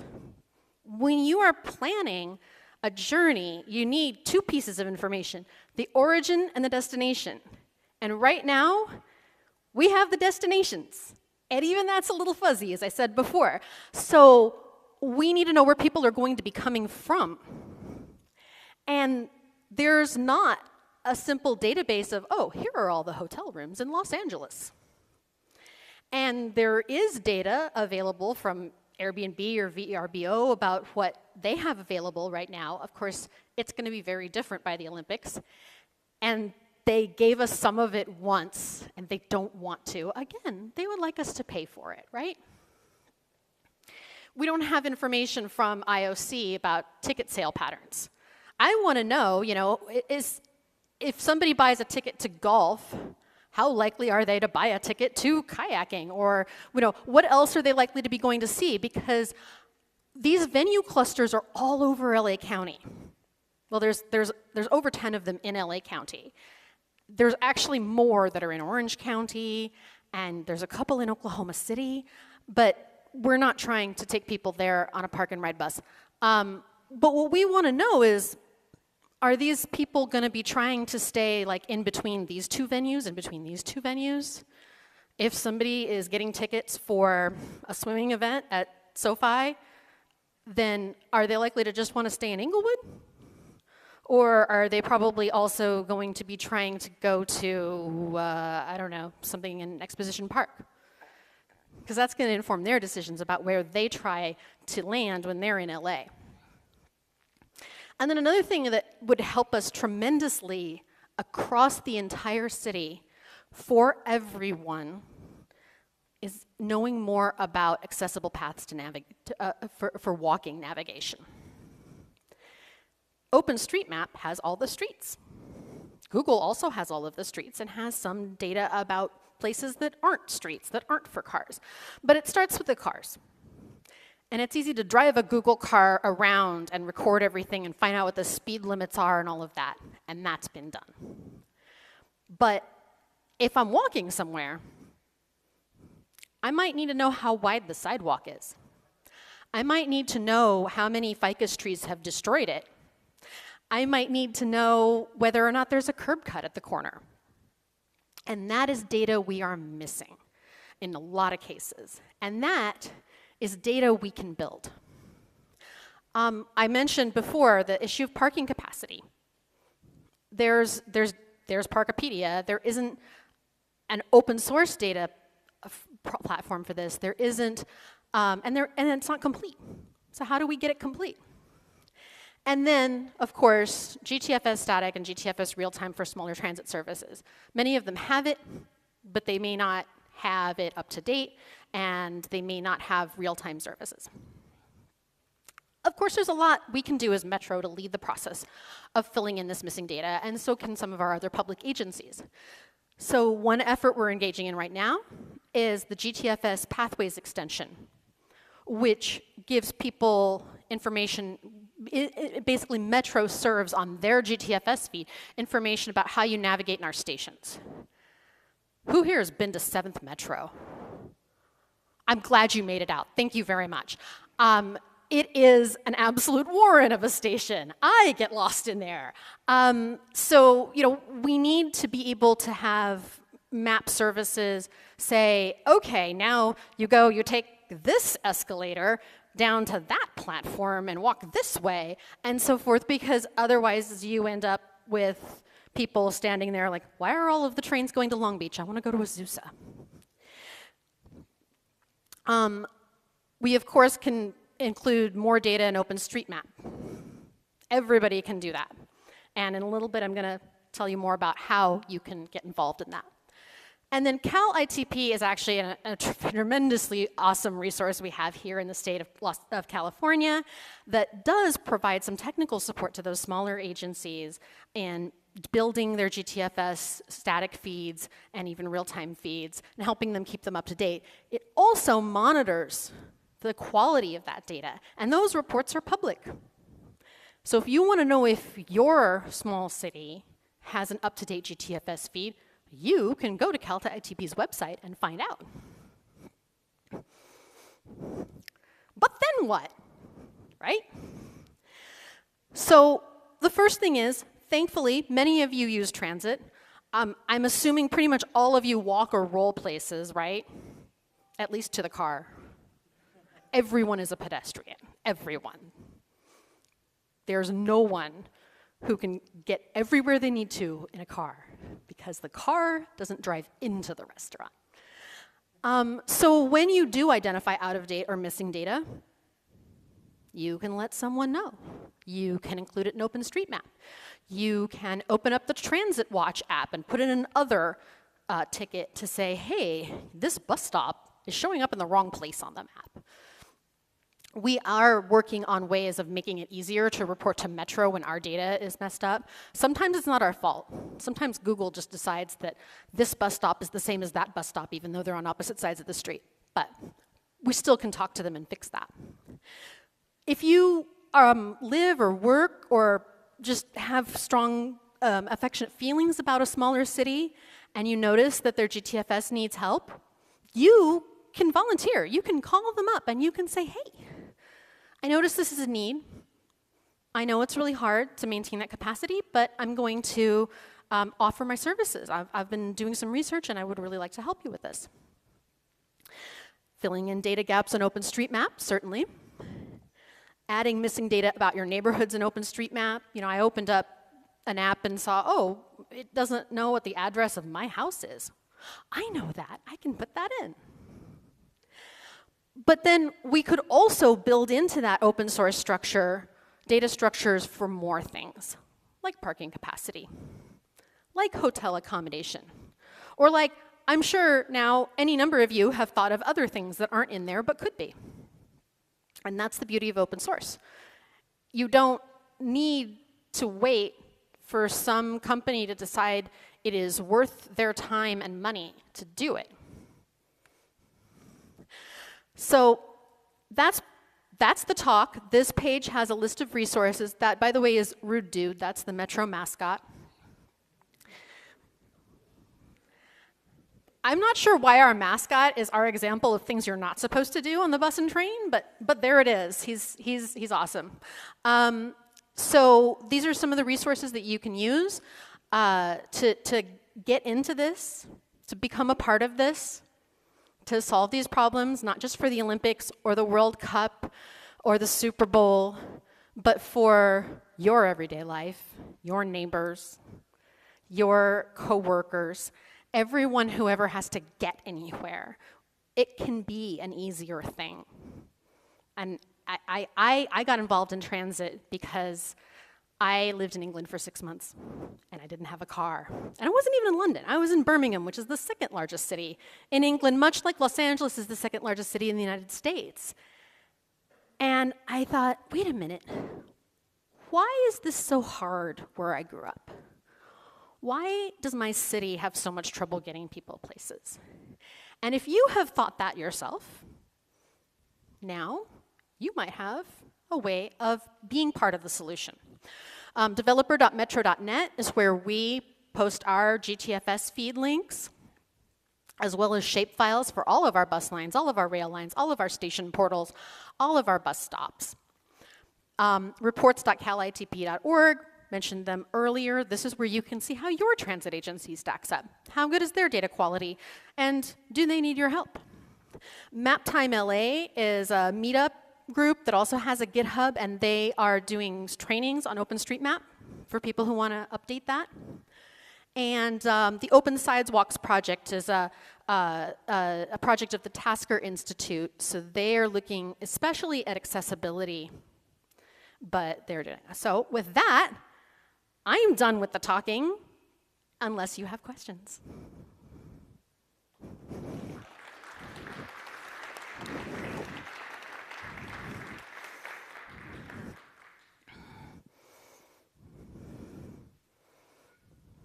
So how can I take the LA Metro Transit system from Exposition Park's 2028 Olympic venue to Oklahoma City's Los Angeles Olympic venue? Well, Metro hasn't finalized our agreement with LA 28 yet, but I know that one of our hard asks is that we're not responsible for Oklahoma City.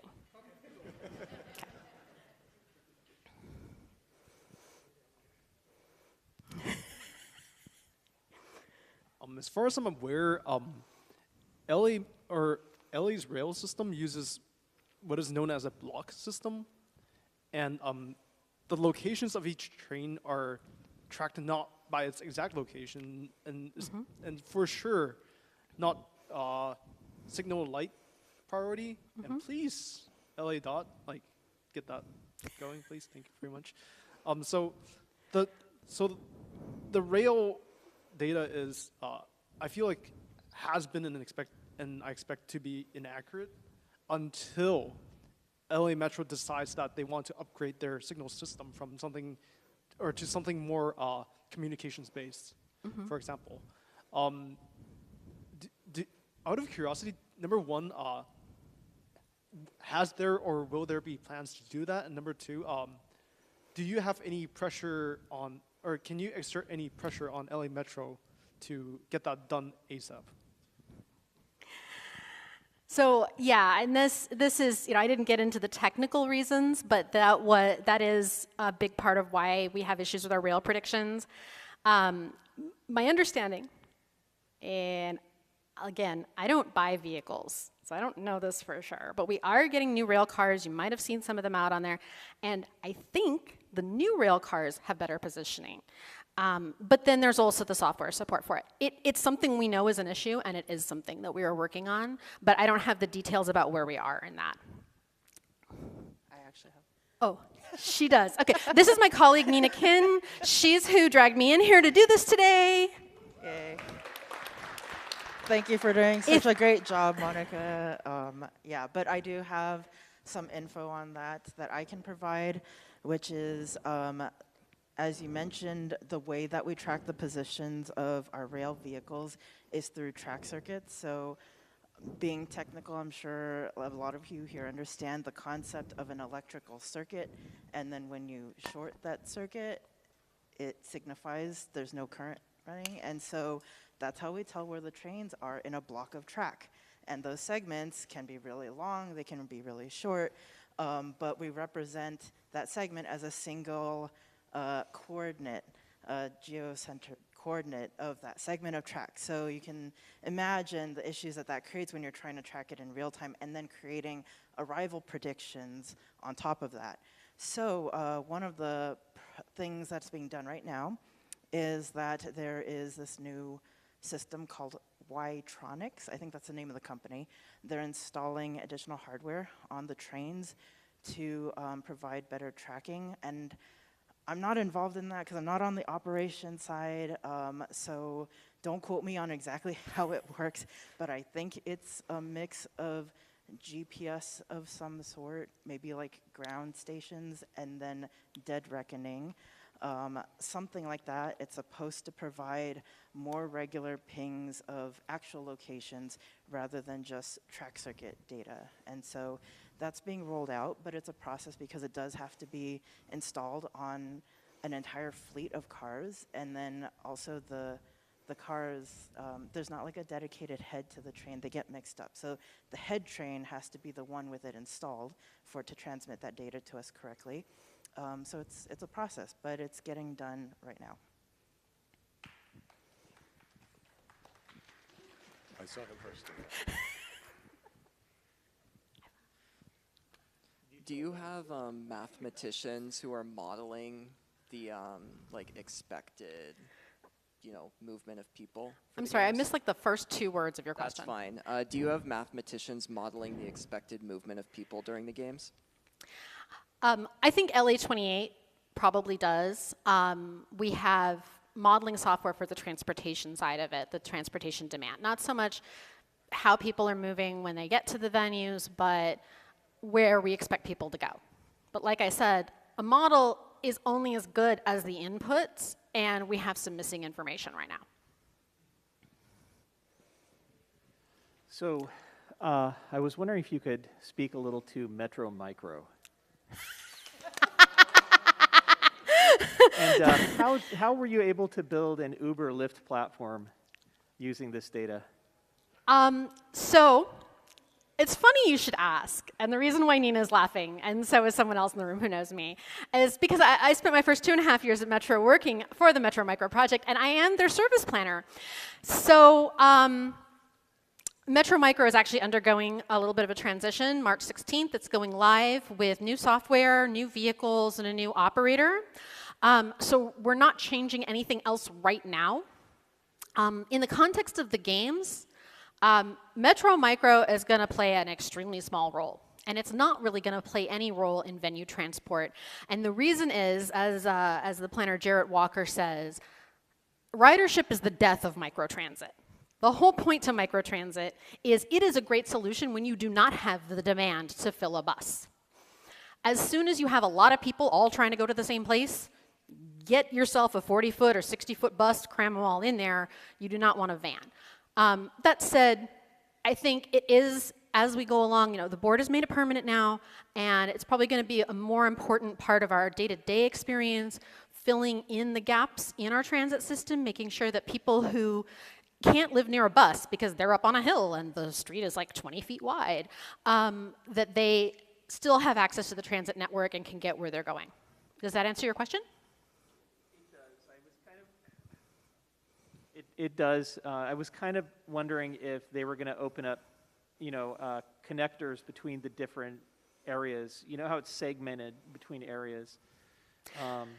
Yeah, that was basically. The short answer to that is no. The reason why is because, we've got all these zones. Some of them are, most of them are around a little bit over 20 square miles. One of them's 31 square miles. The larger the zone is, the harder it is to serve, because the vehicles can get pulled all to one part of the zone, and now people down here try to book a ride and there's no vehicle near them. So the bigger your service area is, the more that happens, the more vehicles you need to serve it, and now you might as well just get a bus. So the whole point to Metro Micro is to serve smaller, shorter trips that are, too inconvenient to do on a bus and too long to do on foot. To reduce transfers for people who they might have had to take 3 buses to get where they're going, but they can now take a Metro Micro to 1 bus or to a rail station, and really to make sure that we're filling in those gaps in the transit system where people are not in reach of it. I know that people want micro everywhere, and they want it to be free, and they want to get a ride in 5 minutes, but it's not made for that. That's what our buses are for, pretty much. Hi. I'm not expecting Metro Micro to be free, but is what you're saying that you're planning for Metro Micro to only cover those transportation needs that Uber and Lyft cannot do profitably? That is one of the purposes of Metro Micro. One of the reasons why one of the first 2 zones we launched was Watts Willowbrook is because it's actually harder to get a private ride-hail ride there. I don't know if anybody's ever tried to call an Uber from, Watts. Fewer drivers want to drive there. But that said, that's not the exclusive purpose of it, because what ended up happening is, I don't know if I should go on about this, but anybody ever heard of our next gen bus plan? We're still implementing that. Basically in 2019, we did a whole bunch of work. We said, we're gonna make all these changes to bus service to make it more frequent where we need it, and we're also gonna cancel some routes that are very low ridership. And Metro Micro replaced some of those canceled routes, and because equity is extremely important to Metro, still is, a lot of the routes that we canceled were actually in more affluent areas where there was lower transit demand. And then we put in Metro Micro to cover for them. So we ended up with this situation where it kind of pulled our micro deployment into more affluent areas, but that was more because they had less transit access. So we absolutely do want that. It is hard to get the data on Uber and Lyft and their availability, or Alto or any of the other providers. But we are definitely, like, that's, as the service planner for Metro Micro, that is something that I want to look at in the future, but not yet. My group took a Metro Micro this morning, and it even suggested using a bus instead of it. So my question is, what is the plan to push people to using buses and trains instead of Metro Micro? Because I have a feeling that a lot of people are going to be expecting an Uber-like experience when they would be better served by a bus or a train going to their destination. So for example, in our LAX Inglewood zone, all the Metro Micro virtual stops on Prairie get turned off anytime there's a game. Because I'm sorry, if you want to go there, we don't want one of our scarce little, we got like 85 vans. I think right now there's only like 80 in service. We don't want one of them stuck in traffic on Prairie for 20 minutes. So that is one thing. I mean, it's an incredibly flexible platform, so just being able to disable stops is one way. Offering the transit instructions instead is another way. And then there's things about how during the games, everything's going to be packaged. There's discussion about having a fee to support transit built into ticket prices, maybe. There's also possibilities, there's expectation that LA28 will have their own app, and it's going to tell you how to get there. And it may only give you one choice. So that is a very salient point. But I think it's something that we do have some strategies to meet. Hi. How is the LA Metro bike share going to factor into the games, and what kind of data can you pull from that? I'm sorry, what was the last part? How is the bike share going to factor into the games, and then what kind of data are you expecting to pull from that? So I'm not part of the bike share team. They're very nice people. I know them, but we do expect to have like pop up some sort of bike share to expand the network for the games. I don't know what that's going to look like yet. We'll definitely use the existing data about how bike share works in order to determine where those need to be. We're talking about some things like we've got some venue clusters that are pretty close to each other, but not a walk. So for example, if we have a huge bike share location outside 7th Metro, and people can just bike to Expo Park, for example. Those are the kinds of things we've talked about. How it will actually look on the ground, I know in Paris, they had a special bike share system for the games, and it was sponsored by a major sponsor of the games, and part of their terms were that they couldn't promote any of their other regular bike share during the games. And that kind of thing is my nightmare. So hopefully we won't do that. Okay, so my question is, recently Cal ITP released their TODS, so Transit Data Operation Data Specification. Mm-hmm. I have no idea how that's supposed to be used, so I would like to hear from a transit agency how that is exactly used. I'm going to hand this thing over, this question over to Nina, who, besides being our lead for digital experience at Metro, is also a member of the Mobility Data Board. So yes, so TODS, I haven't dived into the specifications specifically. But I believe that it is meant for transit agencies to use internally. So really quick, the difference, or the purpose of GTFS, which a bunch of you are familiar with, is to communicate transit agency service information externally to apps that use that information, like Google Maps, Transit app, all these trip planners that will take our schedule and routes and show you a trip from your starting destination or starting point to your destination. But there's a lot of systems that make transit service operational. A lot of the back of the house internal systems, a lot of proprietary systems, and there aren't data standards that exist for all of these different systems to talk to each other. And so that's kind of like one of the next steps within the transit data industry, is to figure out standardization on that end so that we have better interoperability between our transit systems before it ever even gets to the point of GTFS that goes out to the public. And I think just to like give an example, some transit agencies have rail yards that have a stop in the rail yard that is only for employee use. It's for, you know, boarding security personnel or for maintenance personnel or something to get on that train. That stop would be in TODS, but it would not be in GTFS. Does that help? Hi, my name is Miguel. I'm an avid Metro rider, so thank you. I also live in Watts, so thank you twice. A two-part question. Number one, I've always wondered why the LA Metro doesn't have their own app for transit rides, because we have to use transit or we have to use Google Maps. So I would imagine that you having your own app, you can capture all the data points that you're concerned about. That's number one. Number two is, number two. We did. Oh. Yeah, I wasn't here at the first part, sorry. So maybe I missed it. The second part is probably not specific here, but are you partnering with, I'm a cyclist and a runner, I have a run club, so are you partnering with any cyclists, any runners to do mobility justice and talk to the LA Department of Transit? Because in South Central, we have no viable bike lanes. I go to other parts of the city, beautiful bike lanes. And, you know, it's a little unequitable. So if you want equity, I would say, I would ask if you are actually partnering with community groups that are doing a lot of movement through your streets. We use your same lanes as cyclists, we use the bus lanes. So that was my question, thank you. Yeah. I mean, just, I know Nina's going to take the second part of the question, and the mic is getting to her, so, sorry, the first part of the question.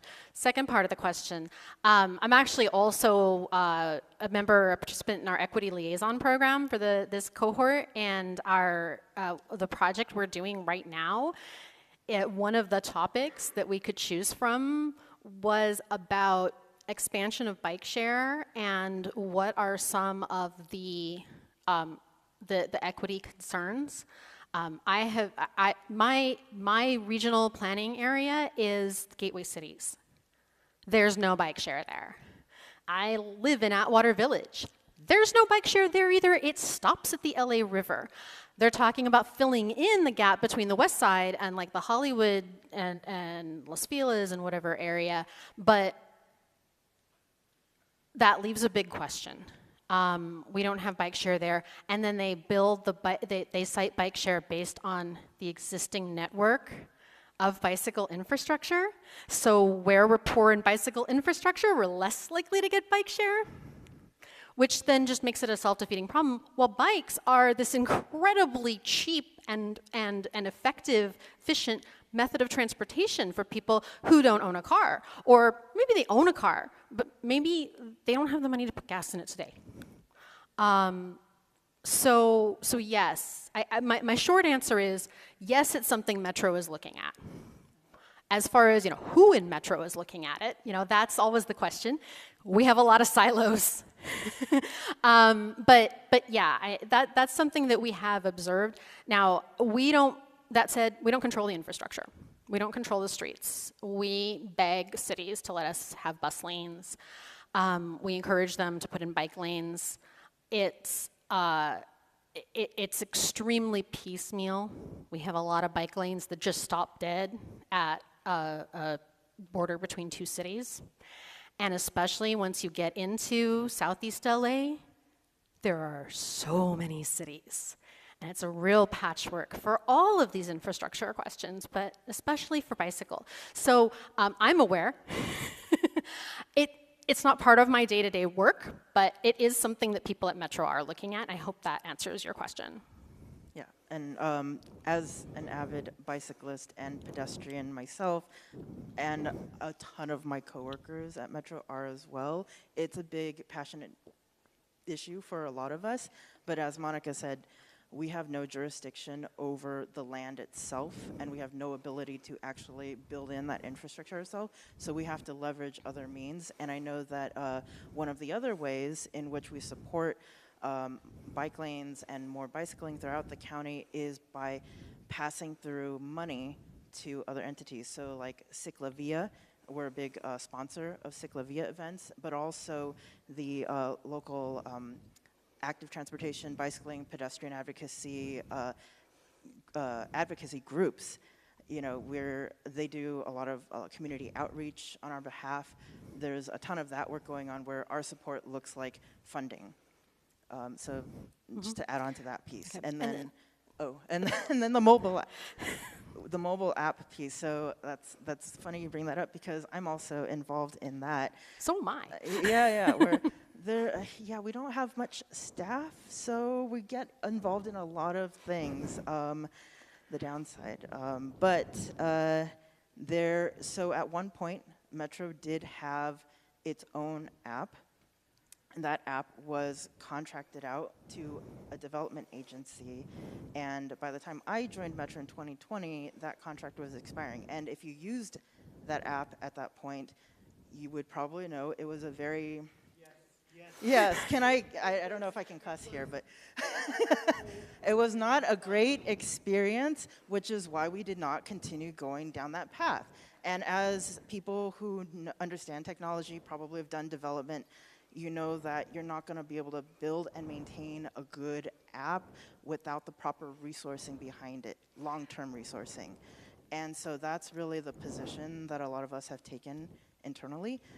Unless we get resourced to build up an actual app development team, it's not going to turn out well, and we know that. So we've looked at other options. So 2020 to 2023, we had a contract with Transit App where they became our official app, and it was a no-cost contract. We didn't pay anything. They provided developer hours for us monthly and worked as a partner for us as we were rolling out improved real-time tracking information. So that was great. We had a great relationship with them. But at the end of that, we could not continue as a no-cost contract. And also at the same time, our board was like, we need to have a single consolidated app for all of these services we provide. So I've been part of that mobile app consolidation effort and what that should look like in practice, because I don't think anyone here would just want every possible feature thrown into a single gigantic app either. So that's what we're working on, and that should actually be moving forward a bit soon. But my focus on that has been at least making sure data exists, following open data standard specifications, and it exists publicly so that all entities have access to the data to incorporate, and it's not locked into a proprietary system. And also just a pitch, if any of you in here are app developers, GTFS is public open data. You could make your app.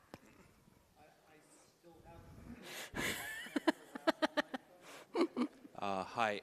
So you mentioned the data set that you have. You mostly mentioned static data, like locations, parking capacity, and so on. Maybe I missed that. Is there any additional dynamic data sources you have, either statistical or real-time, or you're going to use some statistical or real-time data to do the planning, or maybe to do real-time adjustments during the Olympics?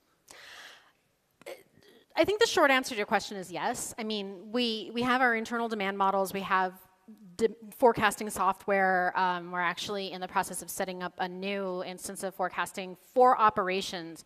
Because Metro's 11,000 people, 9,000 of them work in operations. Most of those are bus operators. A lot of them are rail operators. And there's been for a long time, there's been kind of a disconnect between the people outside of operations and the people in it. So I'm an operations service planner, and we have a whole countywide planning department that I am not part of that isn't working on the stuff I work on. So they do forecasting, and we do forecasting. And so we are actually getting a new forecasting platform set up right now, which is going to help us do the forecasting we need for our service, our purposes. And then we also we have our ridership data. We have automated passenger counters on all of our vehicles, well, all of our bus vehicles. We don't have them on rail yet. The new trains have them. That's what I was thinking of. The new trains have APCs, but because it's only a few trains, that data is not that useful. But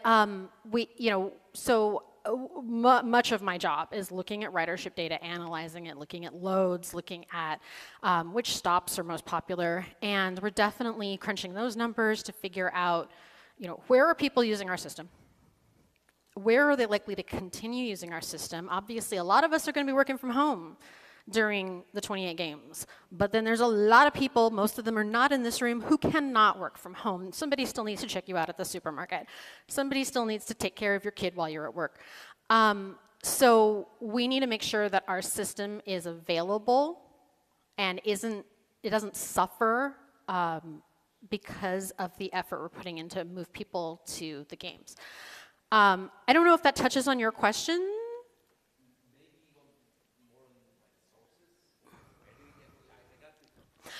Actually, I mean, we actually have a lot of different data sources. We have our own internal data, obviously, but we also have contracts that provide us. We actually serve as the lead agency and offering 2 platforms to all the public agencies in the region that provides like traffic data, average speeds, bottlenecks and so forth, historical, and as well as some real time. And then we also have passenger movement data that we can split out by mode and look at, how many people are taking transit from Hawaiian Gardens to LAX or whatever. And so we use that too to kind of figure out what our existing demand is. That, though, can't tell us about the future. That tells us about now. So in order to figure out the future, we have to feed that ridership data and everything and that traffic data into our forecasting software and then come out with what we think might happen. Thank you.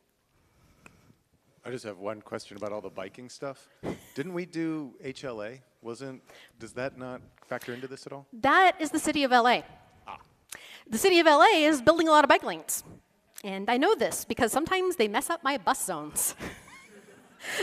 I had to detour a bus because they put a nice protective island for bikes and pedestrians, and now we can't make that right turn anymore.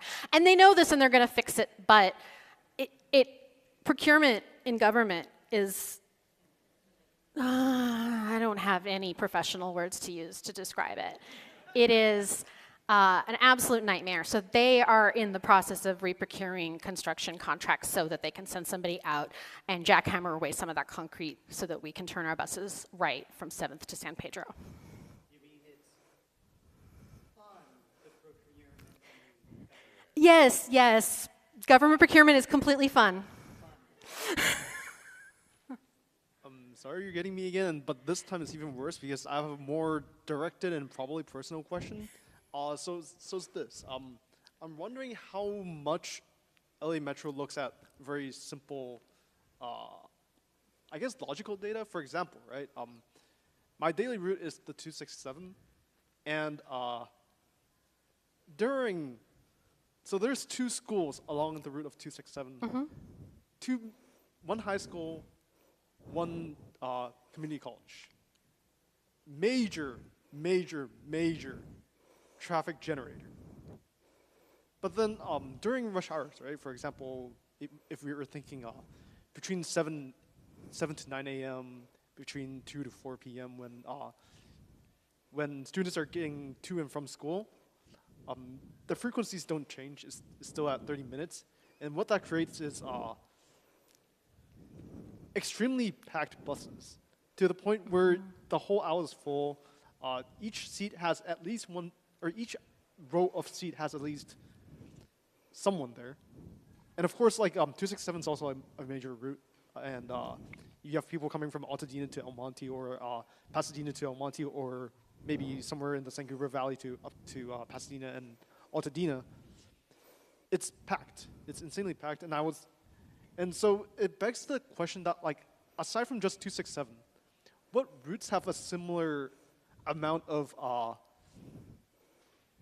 traffic generating major sources that LA Metro hasn't realized that regularly generates traffic to create, and like whether it has been addressed or not? So there's a lot of pieces to that answer. I could talk for half an hour about that question, but let me try to be brief. One, yes, we look at it. We look at loads.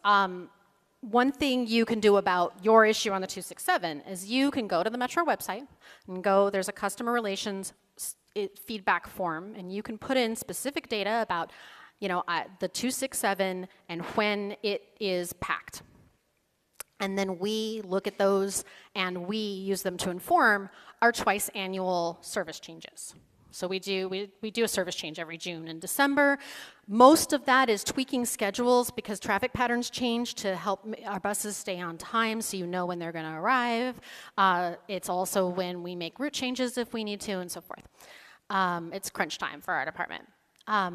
What we also do about that specific case where we have schools along lines is what we call school trippers.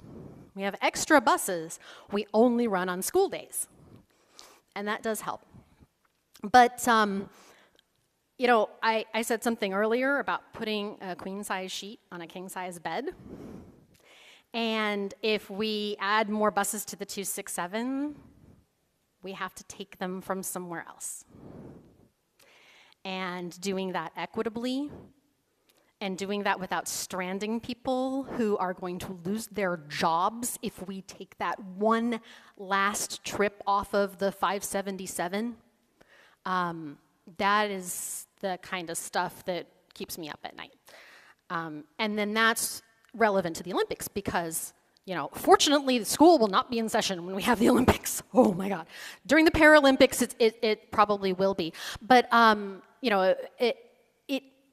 it is a big issue to make sure that major events don't leave people who depend on our services out in the cold.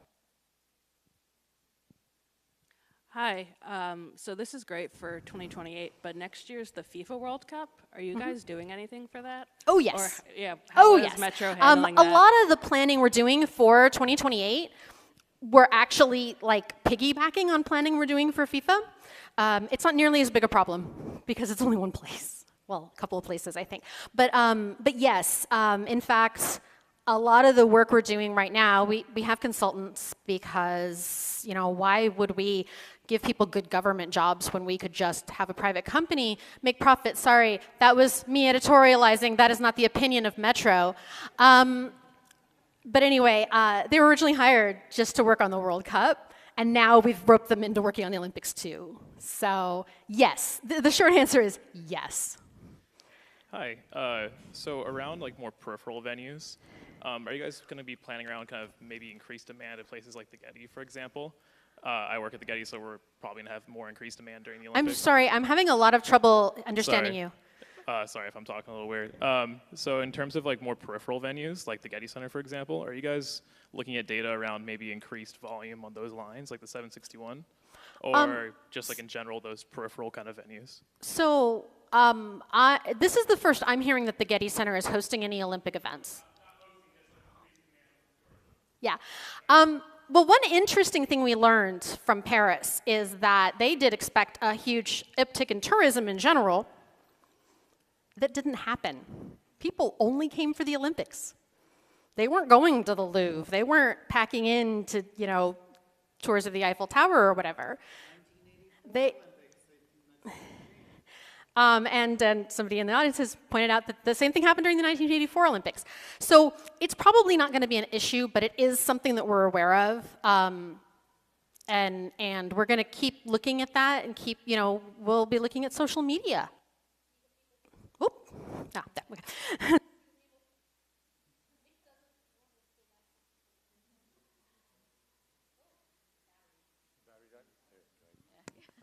Sorry. Take that from you. To see what people are planning to do. Okay, next question.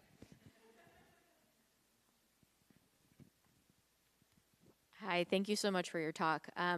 I work for LA County in housing and homelessness, and with the fires and everything that, you know, is going on, and there's also a lot of encampments, right? It sounds like, and I understand Metro can't do everything, right? There's like a line that has to be drawn. But one of the main reasons, I mean, not the only reason, but a reason why people could feel hesitant to ride Metro, and you know, I know people who have personally said this to me, is like the homelessness problem, right? So thinking about, you know, OpenStreetMaps, being able to sort of like mark where there are encampments, that would, so there's like a side to this, right? Like some people could use that data for nefarious reasons, and then some people could use that data for reasons to get people into housing and get them, you know, through substance use treatment or whatever they need. Like, I'm just curious, like, how you all are thinking about that in terms of getting ready for the games and really helping everybody's bottom line, right? Like, helping everybody have a good walking experience, a good city experience, a good metro experience. Like, all of these things are connected, a good housing experience. I'm going to say this is, answering this question is the last one, I'm sorry. It's 3:30, and I also got to go get a microphone for the next talk, so. Yeah, we're at time, so I'm going to be brief. But obviously, the annual homeless count does identify locations where there are, and that is another thing you can get involved in. It happens usually in January. They want volunteers. It's on LASA.org. I know LASA is getting a lot of negative press right now. I worked in homeless services for several years, so I actually am glad that it's getting that press, and maybe we'll get some better systems. But one of the biggest objections to the Olympics has been, well, you know, is it going to be an excuse to just uproot homeless people and send them to the desert or whatever? And other people are like, you know, I would use Metro, but you know, you're using it as a homeless shelter. Well, homeless people actually have travel needs too. If you want to not be homeless, you have to go somewhere to get help. So we cannot bar homeless people from getting on our buses and trains. We could, hopefully, ask the LA County sheriffs to stop waking people up in the morning and telling them to get on the train because service has started and they're not supposed to be sleeping there anymore. But yeah, this is going to be an incredibly thorny issue. Metro does now have like a dedicated person heading up our homeless services outreach efforts. We have contracts with PATH and some other agencies to work with people at our stations that are most impacted.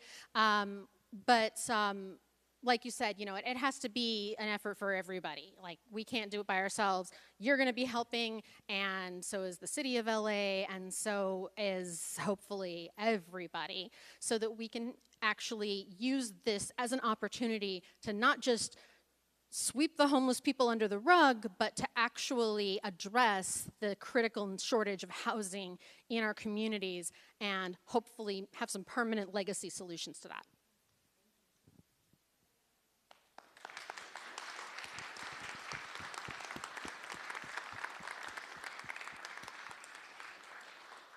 Thank you all for coming. I'm sure that Monica will be available to talk more. We have the next presentation is happening here in 15 minutes. Hopefully we'll have microphones ready and available by that point. Sorry, 13 minutes. That will be a talk from Guillaume Saunier about Technopolitics, the public digital infrastructure for democracy with Decidim, which is a open source government platform.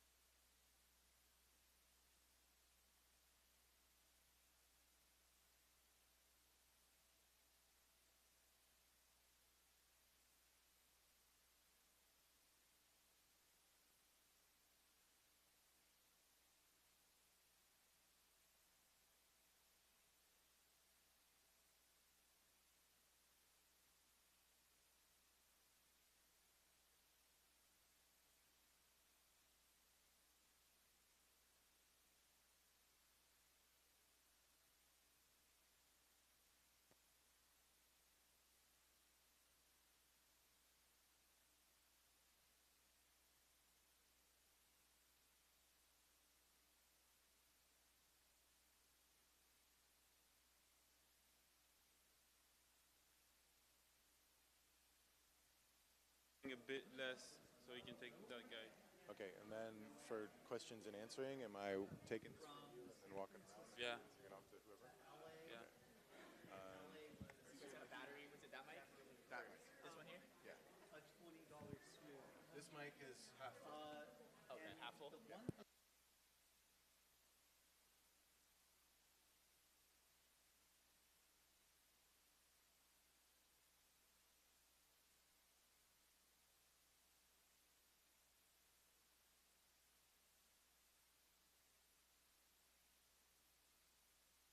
Surprised when I went to Mammoth. The free shuttle system. Test 1, 2. From like, it's like maybe Sacramento Valley or somewhere like really far away. Like, there's actually a bus that takes you all the way up to the Eastern Spirit. Like, Thank you. I wish I had app developers.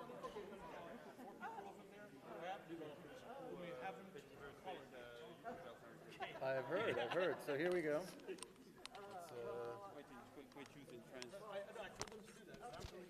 Yeah, but I mean, we don't have French fries anymore. We have freedom fries. Yeah, yeah. Remember? So,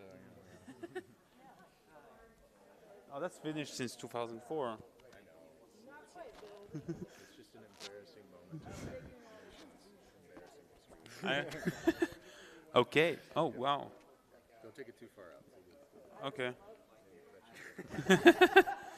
So what do I do with that? I just put it in my pocket? Okay.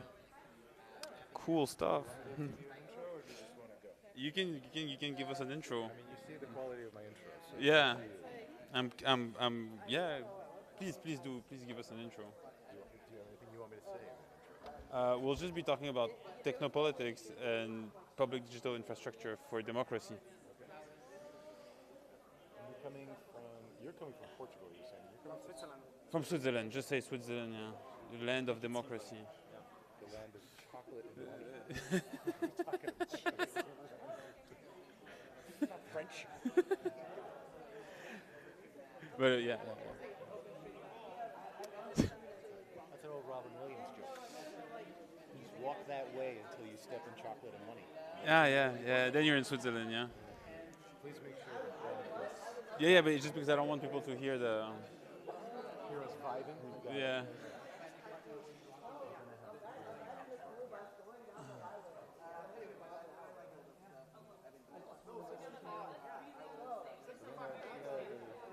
People are very passionate about their metro. Yeah. No, I saw it was good, but it's but big fan of public transport. So we've been using the metro since we're here, and we're using it again. So. The red line was terrifying. That's one thing. That was how I used to get to work. Was on the red line. So the red one, that's the blue one here, right? Yes. Gold. Gold. Gold They line. had a yellow line, so they had to come up with another color. There's a yellow and a gold one? Yeah, LA actually has a tremendously large amount of metro track. It's just that LA is the size of, LA is 4 times the size of the state of Delaware. Yeah. The surface area of Los Angeles is, most people don't think about how big it is. Like, all of Greater London and all of LA are about the same size. Yeah, and yeah. Greater London has about 5 million more people. Yeah. And so there's a lot of, and that's great. Not central into like. Yeah, greater within the M25. Yeah, so it's a big So the other problem is we have mountain ranges that split the city, and so putting metro through or over those mountain ranges is. Yeah.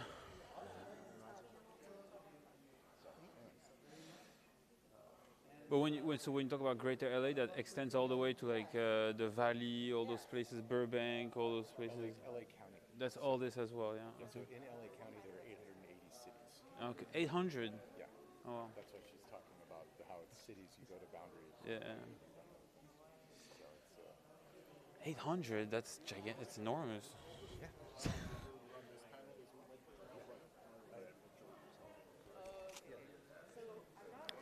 Hopefully, like, there's actually a proctor for that.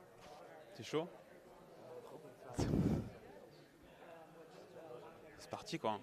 On a fait l'interview télé, maintenant on fait le. C'était fou l'interview télé. fou l'interview télé. On va avoir des bons... on va pouvoir faire des mèmes.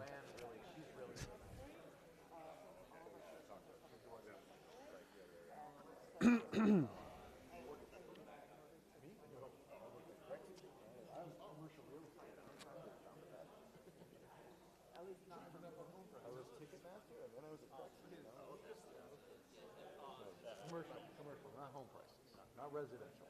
Commercial is pretty good. Residential is actually a bigger asset class, by several trillion dollars.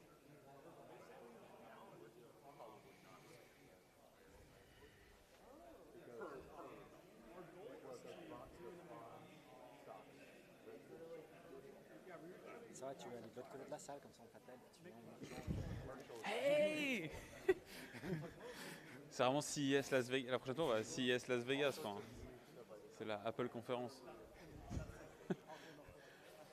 Democracy. Now. Launch VOCA. VOCA now.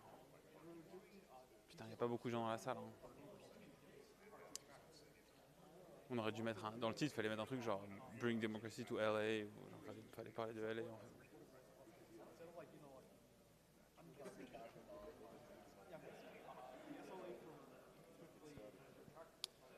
Hello, everybody. I know we just had a very exciting talk from Metro, but we're going to move on to the next talk here. I'm going to look side eyes over here. So we're going to move on to our next talk here. We have Guillaume here to speak to us about technopolitics and using open source software in government, public digital infrastructure. So let's give Guillaume a big round of applause and get started. Hi everyone. Yeah, the mic is fine. Yeah, so thank you for having us. I'm Guillaume. That's Adrian. He doesn't have a mic, so I'll just introduce him. We are coming from Switzerland to talk to you about public digital infrastructure and Decidim. Yeah, so 20 years of Technopolitics. What's Technopolitics? Oh, sorry. So Technopolitics can be defined as hybrids of technical systems and political practices that produce new forms of power and agency.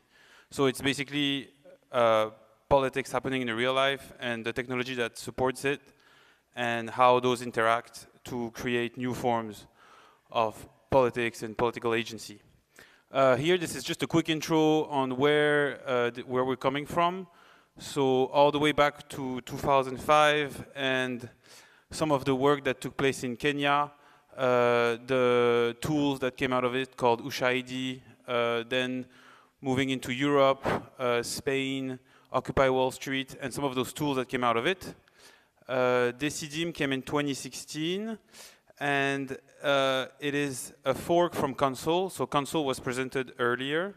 Decidim came out of it, and it was put in place first in Barcelona and was the tool that was used in all the work that was done around the Catalonia independence movement.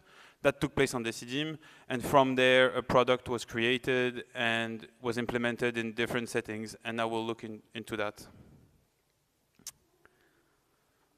Yeah, so Barcelona. Barcelona is the hometown of Decidim. That's the first platform, the first instance of it. It's still a reference in the world of Decidim. It is a city-wide platform. Actually, it's also a regional one, but so it's the city and the region of Catalonia that use this technology. It's used for in all sorts of configuration. They use it for participatory budgeting, neighborhood assemblies, and there's a huge commitment from the city and large-scale communication campaigns to a point where we were in Barcelona in October, and you have to imagine that you have like city-wide advertisement about the participatory budget, about what's going on the Decidim. So it's a whole other scale of getting people involved in the politics through a digital tool. Also, importantly, the citizen initiatives on the platform are legally binding for the government of Catalonia. So they went a step, so they really took it to the highest step possible in citizen participation. And now we'll look at a bit the theory of citizen participation. So this is called the Einstein ladder. It's all the different steps from like no democracy to direct democracy on how you can involve citizens in decision making. So 1 and 2 is like manipulation and therapy. So people just complain about things and it's supposed to be participation. And all the way up to citizen control where people actually have ownership over the decision they take. Barcelona, that we just looked at, could be somewhere between number 6 and number 8. They really went far into giving back the rights to their citizen on the management of the city through a digital platform. So another example of Decidim, the only US-based one, New York City. New York City has a Decidim platform since for the past, I don't know, since 2019, 2020. It is only a participatory budget, but it's a pretty advanced participatory budget. It's a pretty impressive platform, but you have to also keep in mind that most of the work they do is actually taking place on the ground, getting youth groups involved in participatory budgeting, submitting ideas, and the tool, the digital tool, is a great asset to the participatory budget program, but it's really the work that is done by the CEC, the Commission on Citizen Engagement Commission of the New York City, that makes this platform alive. Technically, it's a pretty impressive platform because it has 50+ languages, and it's available for all the languages that are spoken in New York City, so that's like an infinite amount of languages. And there's hundreds of projects that have been supported. So that's all on Decidim. Decidim is an open source technology. It is governed by an association that is democratic, transparent, and open. We are not from the Decidim Association, but we are members of the Decidim Association. We are involved in the governance of it. Decidim has been recognized as a digital public good by the Alliance for Digital Public Good, which is basically a UN agency. It's not really a UN agency, but it's recognized and endorsed by UNDP and UNICEF. It has to adhere to certain requirements, and that's the technology that all those platforms that I've been showing rely on, and all of the work that we do relies on. And just one, sorry. Yeah, so just a good sentence is like that is the transparency on the decision-making process and the traceability of the decision that creates the confidence in the tool and in the democratic processes. And the Decidim project is governed in this way. So that's how we build the trust for the technology. Yeah. So then, last example, it's the federal government of Brazil Decidim platform. So that is an initiative from the Lula presidency. When they got back in power after Bolsonaro, they decided to create a consultation platform. So it's not really high on the Einstein ladder. It's like maybe a number 4. So that's not pure citizen participation, but it's already better than nothing. But more importantly, what you have to keep in mind with this platform is that it was put in place, and the choice of open source technology that the government took was really as a defense mechanism. The idea behind it is to protect Brazilian democracy by using a software and an infrastructure that could be offshored in case of the return of an authoritarian regime, in the case of Brazil, the return of Bolsonaro. So they really see open source and Decidim as a defense mechanism. And that's what it's at the federal level. Yeah. So now, the state of open source civic tech in the US. It's not looking,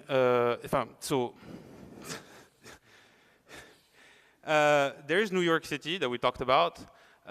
Seattle tried something with Decidim, but it didn't really work out. There was a try in Chicago as well.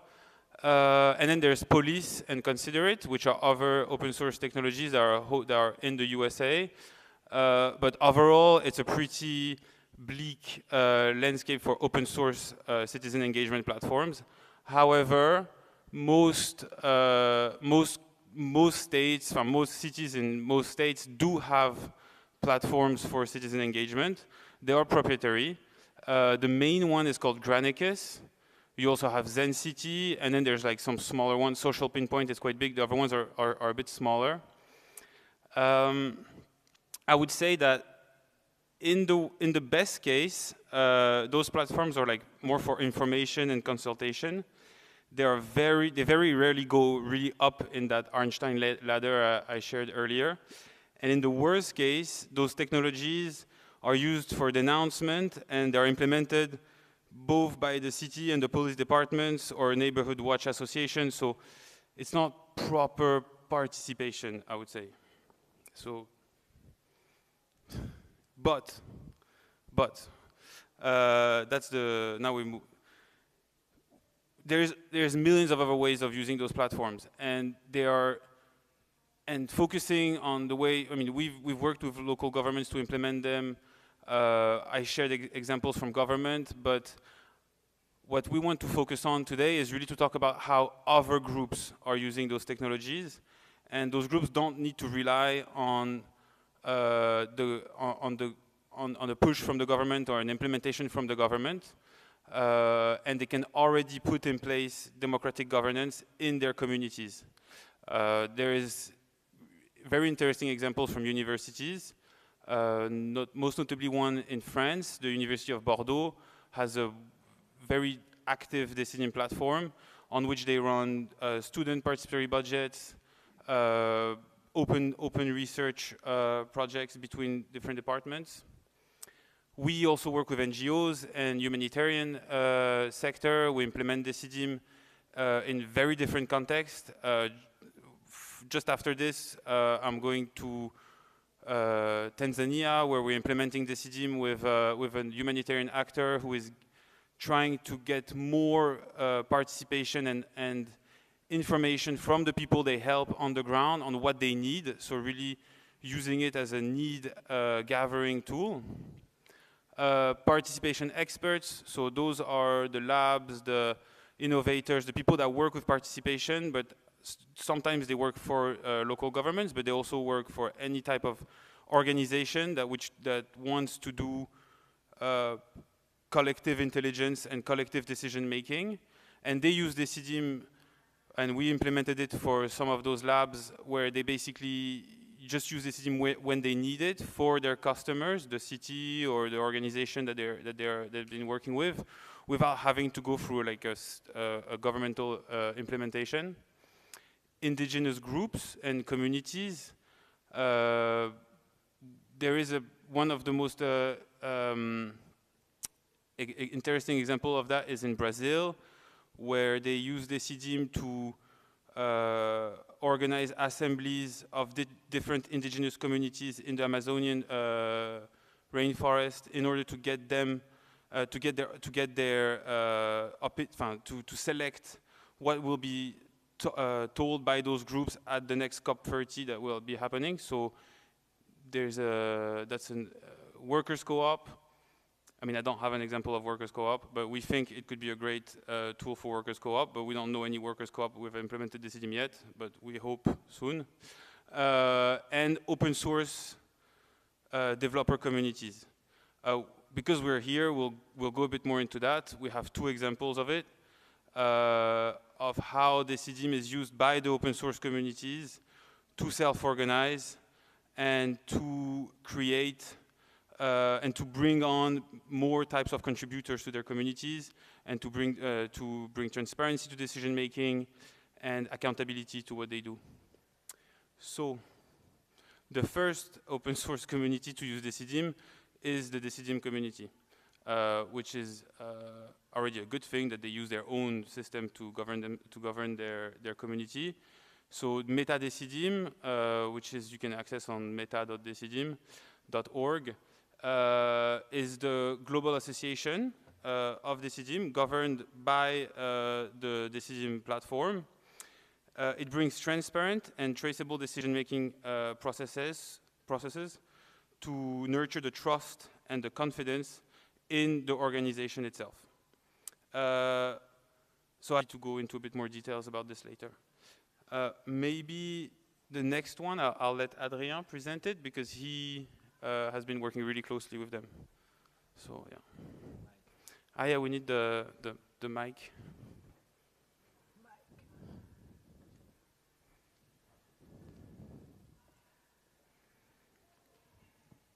Hello? Yep. Okay. So I don't know if I present myself, but I'm Adrian, software engineer at Octree. I will now just talk about this product called Motic. So Motic is an open source software for marketing, and there are more than 3,000 contributors distributed between Brazil, Germany, and Great Britain, more or less. So basically the need was, okay, they are working with marketing, but not everyone knows how to use GitHub and how to go in the feature requests.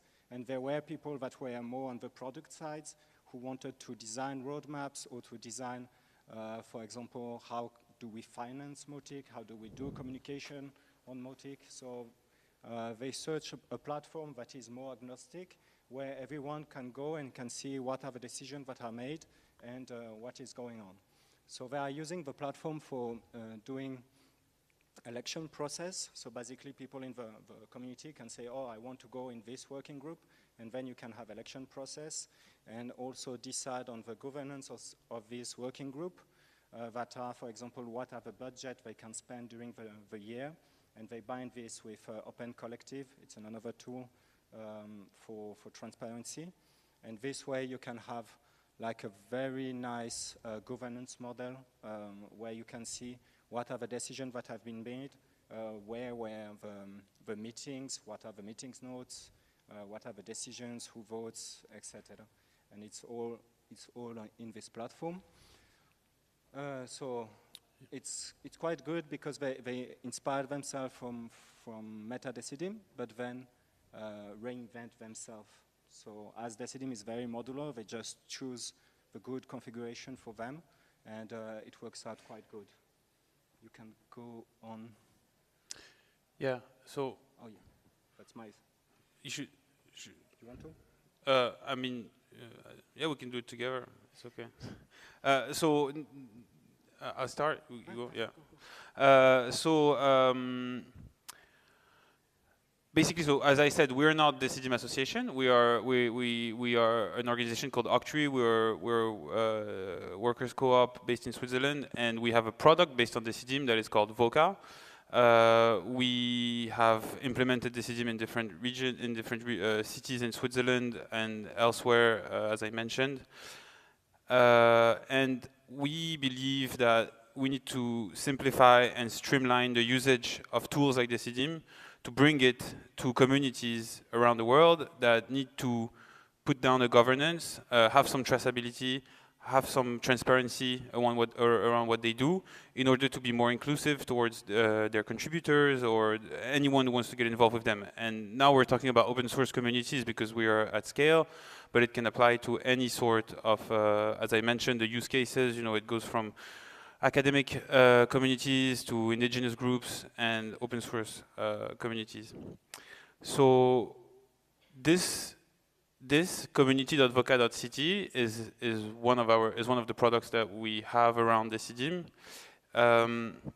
It is basically a mini Decidim that offers. Yeah, Adrien is like showing you how it works. So it's basically a mini Decidim that uses all the features of Decidim, but in a much more simplified and straightforward way. It comes with blogs, meetings, so you can share a calendar, share this calendar across your community. People can create their own meetings also, so it doesn't have to be the administrator that creates the meeting. The meetings can be really decentralized, and the community can start to self-organize wherever they need to be. You can use proposals to propose features, run an election, propose ideas, candidacy. Proposal can be used in many different ways, and then you can vote on those proposals, so run selection process. There's different types of voting with Decidim, so you have like card voting, you have resource allocation type voting, so you can allocate both budgets but also hours of work, so you can really come together to split, take a complex decision together. And we also believe that Decidim has to be made available both technically but also financially. All those installs that I showed from big cities have cost a lot of money to the city, to the local to the governments, and we have built a tool, this one, that we are happy to that we sell at $500 one time. This is we don't believe in subscription. But it's 500 francs, so it's about $550, but whatever. One time. We don't believe in subscription. We don't want to reproduce the subscription-based model that we're trying to go against. And you can create a community with Voca in 3 minutes, and it's if we have Wi-Fi. We don't have Wi-Fi here, but.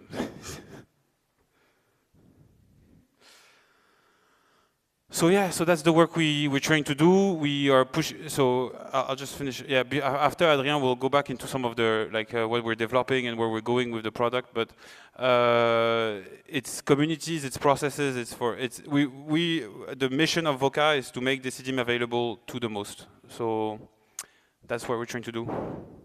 And now we'll go quickly into. Oh, okay. So I will just present some works we have done on the development side, because Decidim is modular, and participation is quite exploring things, right? It's like for 10 years or 10 years, 15 years, we're exploring on the digital way how can we do participation, but it's still very experimental. So we are doing experimentation from time to time, and for example, we worked on a Decidim geo module, where you can see all the participation on a map, and you can see what is near me, what is going on, what have been done in the past, where are the things that have been decided and been implemented. And we have worked a lot on the mobile side, because now everyone works on phone. And for Tanzania and low connectivity countries, where you have the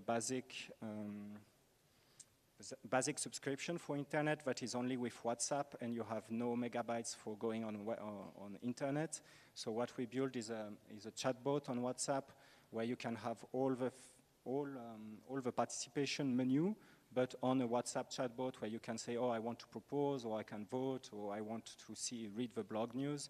And this way you can participate through your WhatsApp chatbot to a main Decidim instance that will create the restability. And I hope one day we can just leave WhatsApp and go in Matrix client, but for now, it's not in the subscription plan. And what was very interesting working on the REST API is then think about, okay, what's next? Because when we have chatbot, then we could think also about ActivityPub and Fediverse and this kind of thing when we succeed to have a good REST API. And also one thing that is on our roadmap is basically how you could give admin rights to the Decidim who design the participatory process, who can access this kind of data through tokens and DAOs on Aragon softwares. And that's basically what we are on. That's it?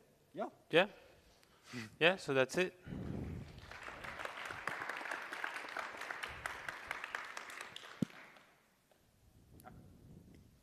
Do we have questions? Yes.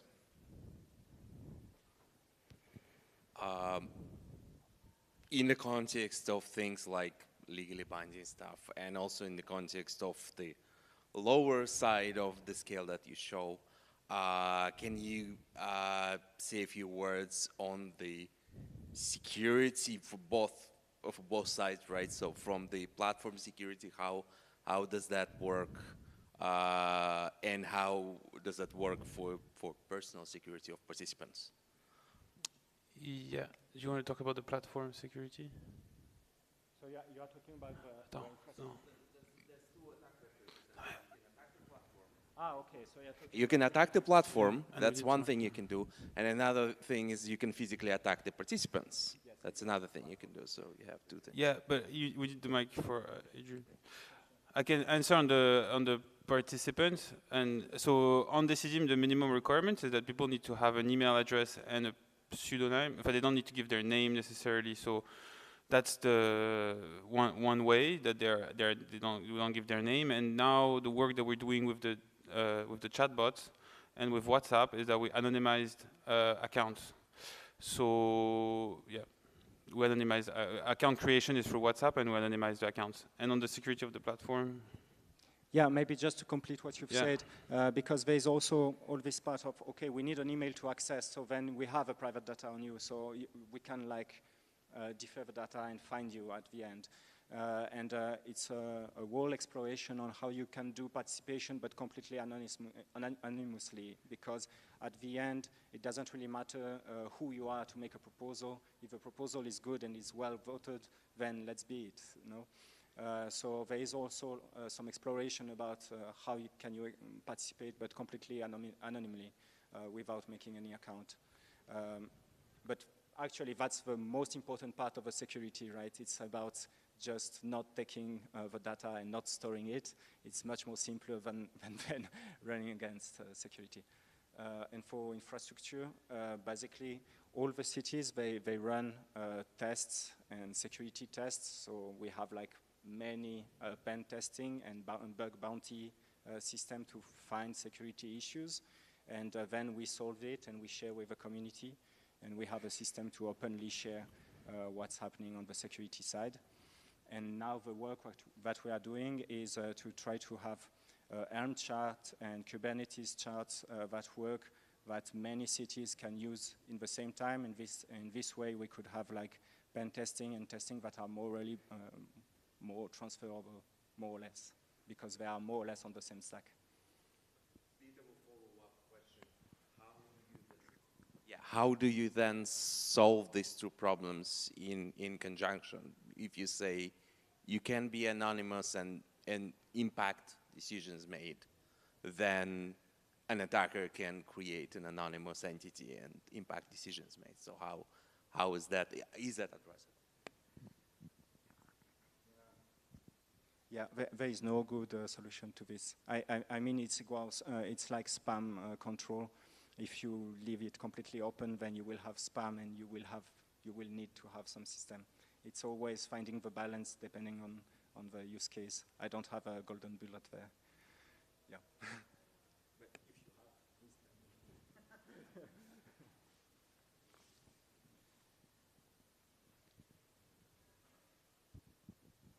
Hello, my name is Max. We had lunch together. I'm a member of Public Democracy LA, which is a local nonprofit. I mentioned this in an earlier session, how we advocate for civic assemblies.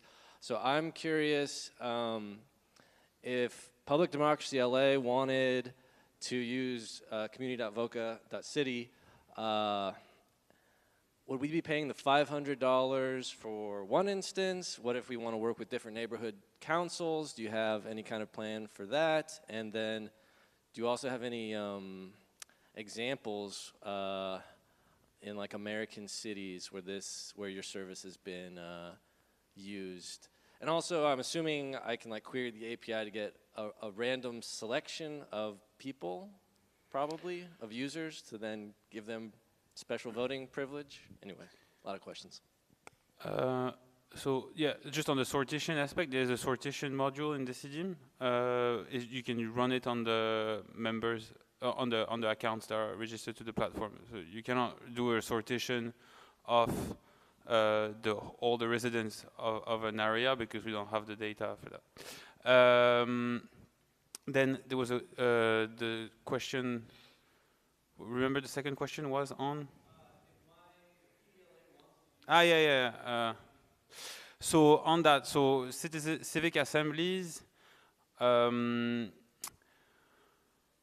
would have to be fought. So PDLA could have a community.voca.ct that would already be a really good basis to start doing something around Decidim in LA, and that would give you access to this tool that would you will already be able to run some sortitions, run some proposals, organize your meetings. Then there's a second part of Decidim, which are called processes, and civic assemblies, like large-scale civic assemblies, are more like are considered more like a process. So they have a start day and an end day, and with the process part of Decidim, you can run phases, and those phases would be the like information phase first, and then you can have the deliberative phase, and that you can add. So to one community, you can add a process when you need to. But those processes are like a bit more like consumables. You use them and then you don't have to use them anymore. And those are $250 each. So if you have one community and then you run like 2 processes a year or 1 process a year, that's like, yeah, that's what you might need.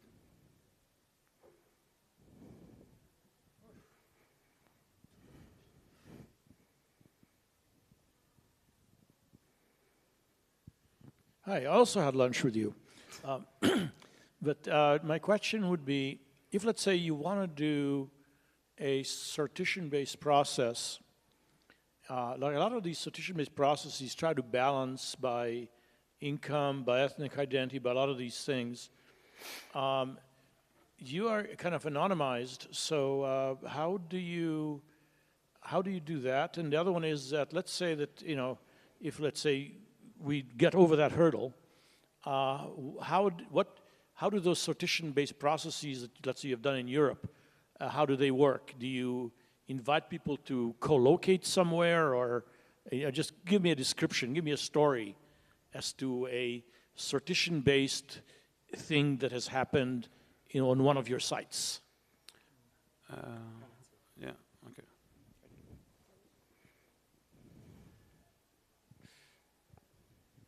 Thanks. Yeah, so Decidim in itself, it doesn't manage to have like sortition with parameters, and that's okay, because normally in Europe what they do is basically they ask for very little data to say, oh, do you want to participate? And then they get maybe just their phone number or send an SMS. And then they do a sortition, and they receive an SMS and say, are you available this day to participate? And if you participate, you receive this amount of money to be able to contribute to this subject. And if you say yes, then you go.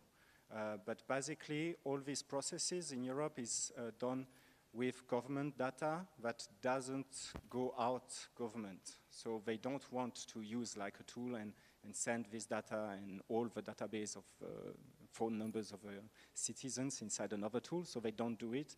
They do it inside. But what is interesting is with our work with REST API, we think that we could have bind with other open source projects like Typebots that can do workflow. So basically you could use Decidim and insert it inside a workflow where you can say, okay, do this sortition, but with a database of citizens, and we as a participation platform, we don't want to have all the data of the citizens. That's a bad idea. So basically, we think more about how can we make some gates between sortition system and participation system, but we are not really mixing both. So we have a very basic feature for sortition inside Decidim. Yeah.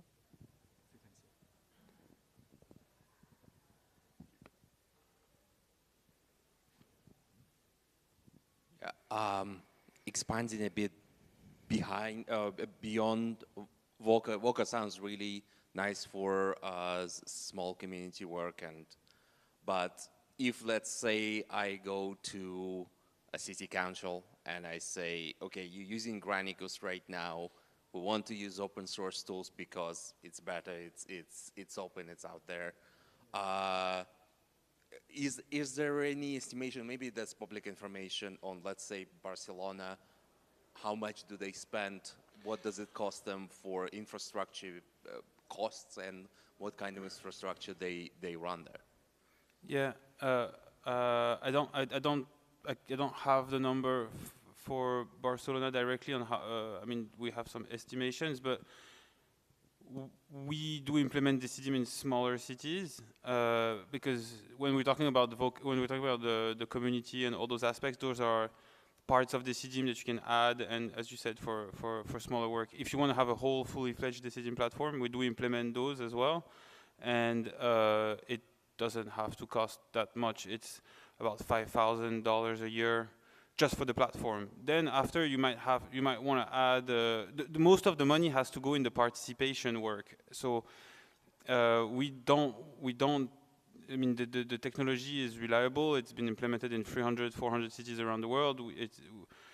Then if you want to start to do customized development on your platform and have it, and like, you know, that can obviously increase the budget, but a platform, it goes from 5,000 to 15,000 a year maximum.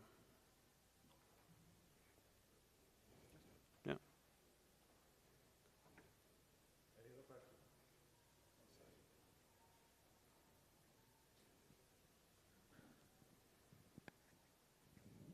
On the map you showed, it looked like there was a black dot for Los Angeles.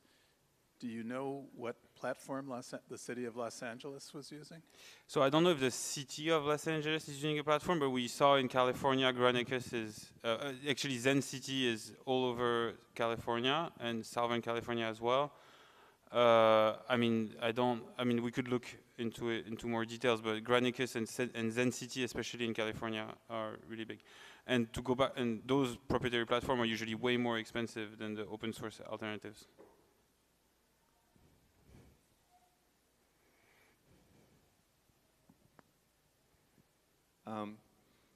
If you have multiple cities with these implemented, is there a way for those to coordinate for, like, let's say like a statewide thing or like a national referendum of some kind, or are they become their own instances?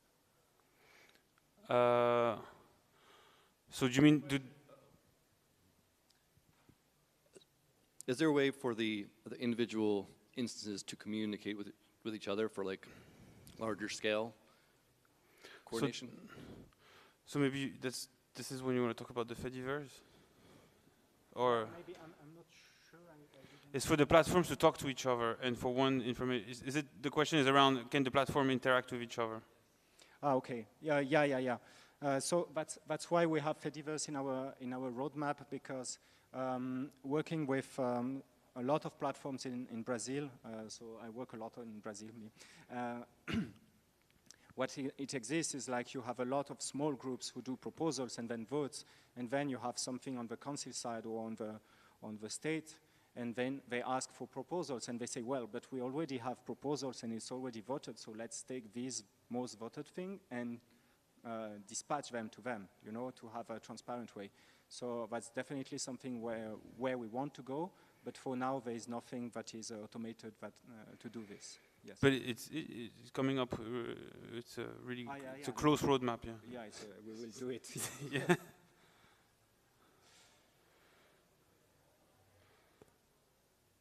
That's it. All right. If there's no further questions, thank our speakers very much. Thank you. Thank you very much. And then at 5 o'clock, we have a panel discussion between Nina Kin and Chach Sykes, talking about running open source software in local governments. So I hope to see you all there. Thank you.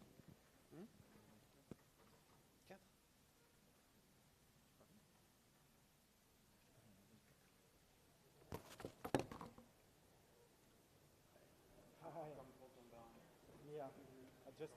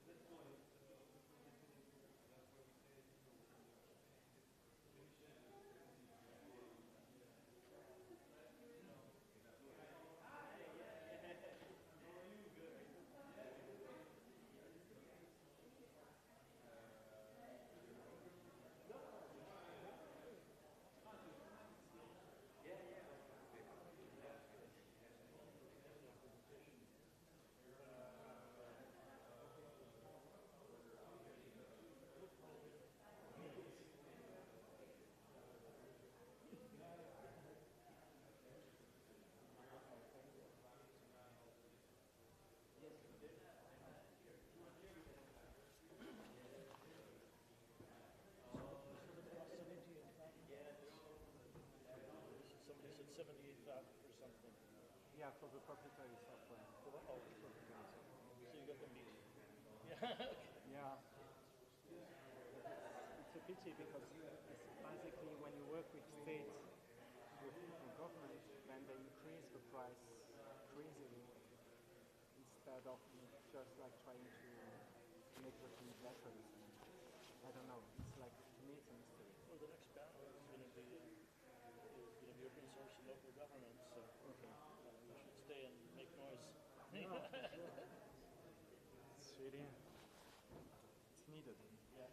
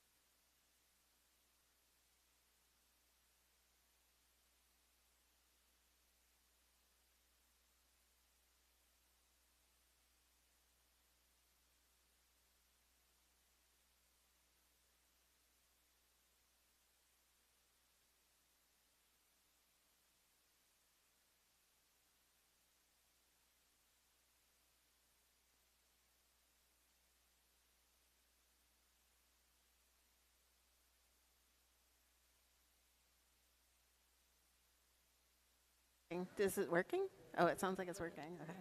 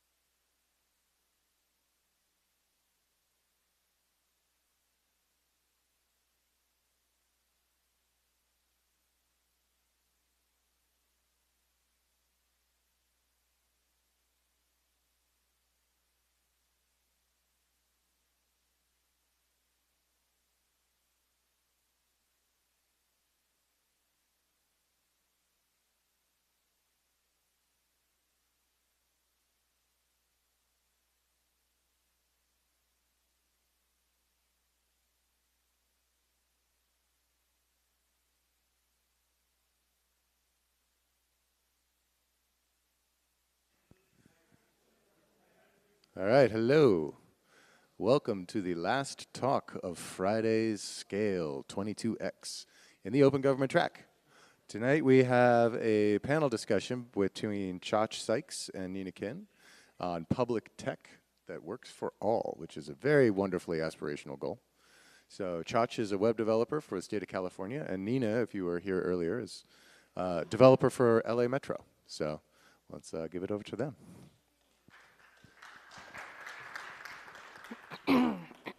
Hey everyone, so glad you're here. I'm wondering how many of you are already in government or might want to work in government? Oh, okay. So it's Yeah. like- Oh, hey. Yeah, We got okay, a nice all right, handful our of government friends. employees Yay. or potentials. All right. Yeah, so we're calling our talk Public Tech Stacks That Work for All. And it's really about how we make what we build usable for everyone, the people who need them most. And yeah, go ahead. Yeah, and Mark did say it was a panel, and we did want to make it a panel, but it is the two of us, so this is going to be our standing fireside chat with you all. You get to hear us go back and forth. It's been a busy year for people in government, and so yeah, we're excited to be here. So what we were going to do today, we're going to have a discussion. We have some questions that we're going to ask ourselves and talk about that. Hopefully have some time for question and answer with you all. Yeah, we'll introduce ourselves. So my name is Chach. I have been in open source for a long time. That was how I got my start in my career. I worked in science museums, and I got really inspired by the idea of like how we could build technology to help in the communities we live in. I wound up being so interested in it that I signed up the first year for Code for America. So that was a fellowship program, and I learned so much. And it's almost 15 years later, which is like yeah. But I still love it. And then I worked in civic tech startups, voter information platforms, just with lots of data. And then when COVID-19 hit, I finally was able to get my dream job, which was working for the state of California. So I joined the COVID-19 team. We were building open source, mostly web, like information services. And it's 4 years later. I still do it, still love it. And yeah, Nina, go ahead. Yes, so I work right now at LA Metro. I'm the tech lead on the digital experience team. And team is doing a lot of work in that description because it's like me and then a product manager and a UX designer, and that's us. But going back from that, before I was at LA Metro, I majored in EECS from Berkeley, so I have a computer science, electrical engineering background. And after I graduated, I worked at LA County of Los Angeles, so local government. I was there for 13 years. I did not expect to be there for 13 years. A lot of people who enter into local government, I think, you think to yourself, oh, I'll just be here 5 years. And I thought that, I was like, came from the college in the Bay, and I'm like, oh, 5 years, I'm gonna go find a cool tech startup job. And then 5 years in, I'm like, oh, shoot, like, I'm still here. Like, I'm working on like Microsoft.NET stuff. Like, who's gonna hire me from a tech startup? And so, like, I really started, looking around and like joining meetup groups and like learning different languages and like putting myself out there. And that's how I found the civic tech community. So this is back in 2015 around when there was a lot of Code for America action. We had the civic hackathons here in LA. I got involved in a lot of that work. And then in 2020, I got my job at Metro. I've been in the same job since. And it's like I didn't think to myself I would end up in transportation, but now I find I'm a huge transit nerd. I've been taking public transit like my whole life. I grew up in the suburbs of LA, so out in West Covina. And my grandparents lived with me, and they didn't drive. They came over from Taiwan. They had no driver's license. And we would hop on the Foothill Transit bus to get to the mall and to get to the bank. So me taking public transit goes really far back. I've always commuted by rail from Pasadena to downtown to work my government job, or I lived in downtown and I would bike and walk across downtown to get to work. So it actually turned out to be a really great natural fit. I love the work that I do, which involves a lot of transit data and thinking about our riders and their experience, how they need information digitally, and how we can improve the quality of the information that reaches them. And then I'll say where I work specifically. So I work in a department, it's called the California Office of Data and Innovation, and it sits in what's called the Government Operations Agency, which is an agency that helps all the different agencies in the government. I think we have like 150 in California. There's a lot. There's many, many teams. I think there's like 238,000 employees in the state of California. Yeah, and then another thing I wanted to share is that when I worked for science museums, we had a requirement to use open source in how we worked, and so that was when I was introduced to Drupal, and I got really, really, really into Drupal, and I just really appreciate that. That was like a kind of like a federal mandate, and because of that, I was able to learn how awesome open source is, and it definitely changed my life. And I guess we should say our disclaimer that we're here. We do not fully represent the government. We're speaking to our experiences. Yes, we are not representing the views of official government agencies. All of views expressed here are our own personal views based on our experiences. So don't go, talking to the state of California or LA Metro, saying, "Oh, well, this person said this." Yeah, we're trying to be careful. That's been part of my learning curve of going from open source, where we're like, okay, tell everyone everything all the time. But yeah, okay. Let's see. What's our next slide? Okay.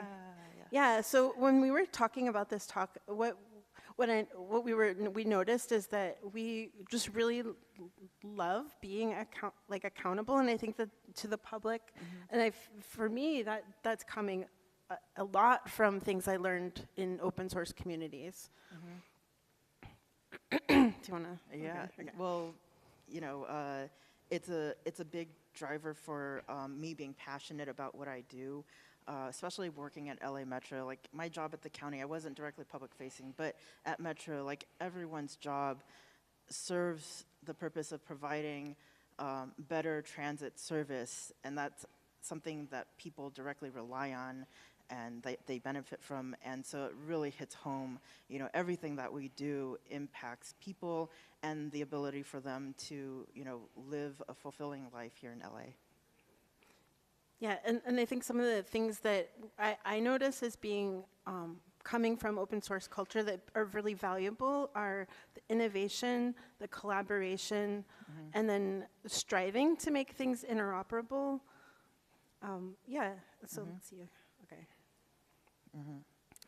Yeah, so and I did want to say that something that became more clear in time in government is how we work on technology projects that do come from, they're a byproduct of a law, and so a team forms, and then we might start building something that needs to be done exactly on, let's say, July 1st, because that was when it was mandated to be done. And there's many, many projects, or maybe from an executive order.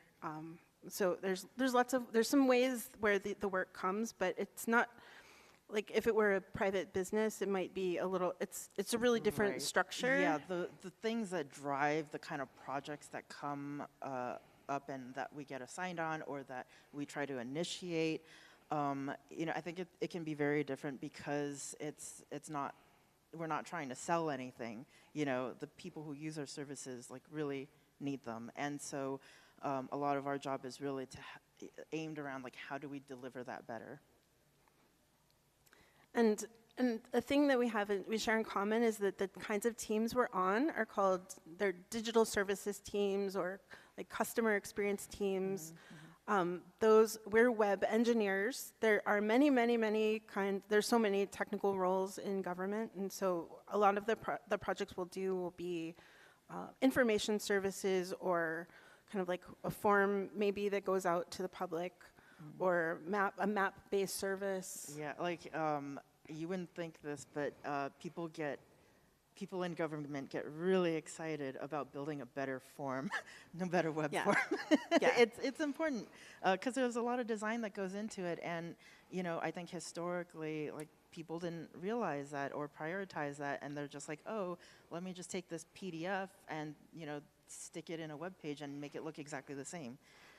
So we're kind of a product of people realizing, like, oh, no, we really need to think about this and not just take something that was paper and put it on a web page. And also in other conversations, we have some questions we'll go that are for this, but also like in our original thinking, it's, like we're delivering a service, and sometimes it'll be like, okay, this needs to be published in English and Spanish, and then like a few weeks later, we add in more languages. So, if you think of like that principle for localization, or making your tool extensible, if you had to go and re-engineer your tool, whatever you were building every time, it wouldn't. Yeah, and then I don't know about state government, but at least in transit, like, we are required by law to provide translations of certain information in a set amount of languages dictated by the population of the area we serve. And I believe that falls under Title VI. But, certain information, like service changes twice a year in June and in December, we do major service updates to our bus network. And all of that information needs to be provided to the public in English, Chinese, Spanish, Vietnamese, Russian, Armenian, Korean, Japanese. I think that was all of them. So made a list of some of the kinds of digital service kind of system requirements that we often support.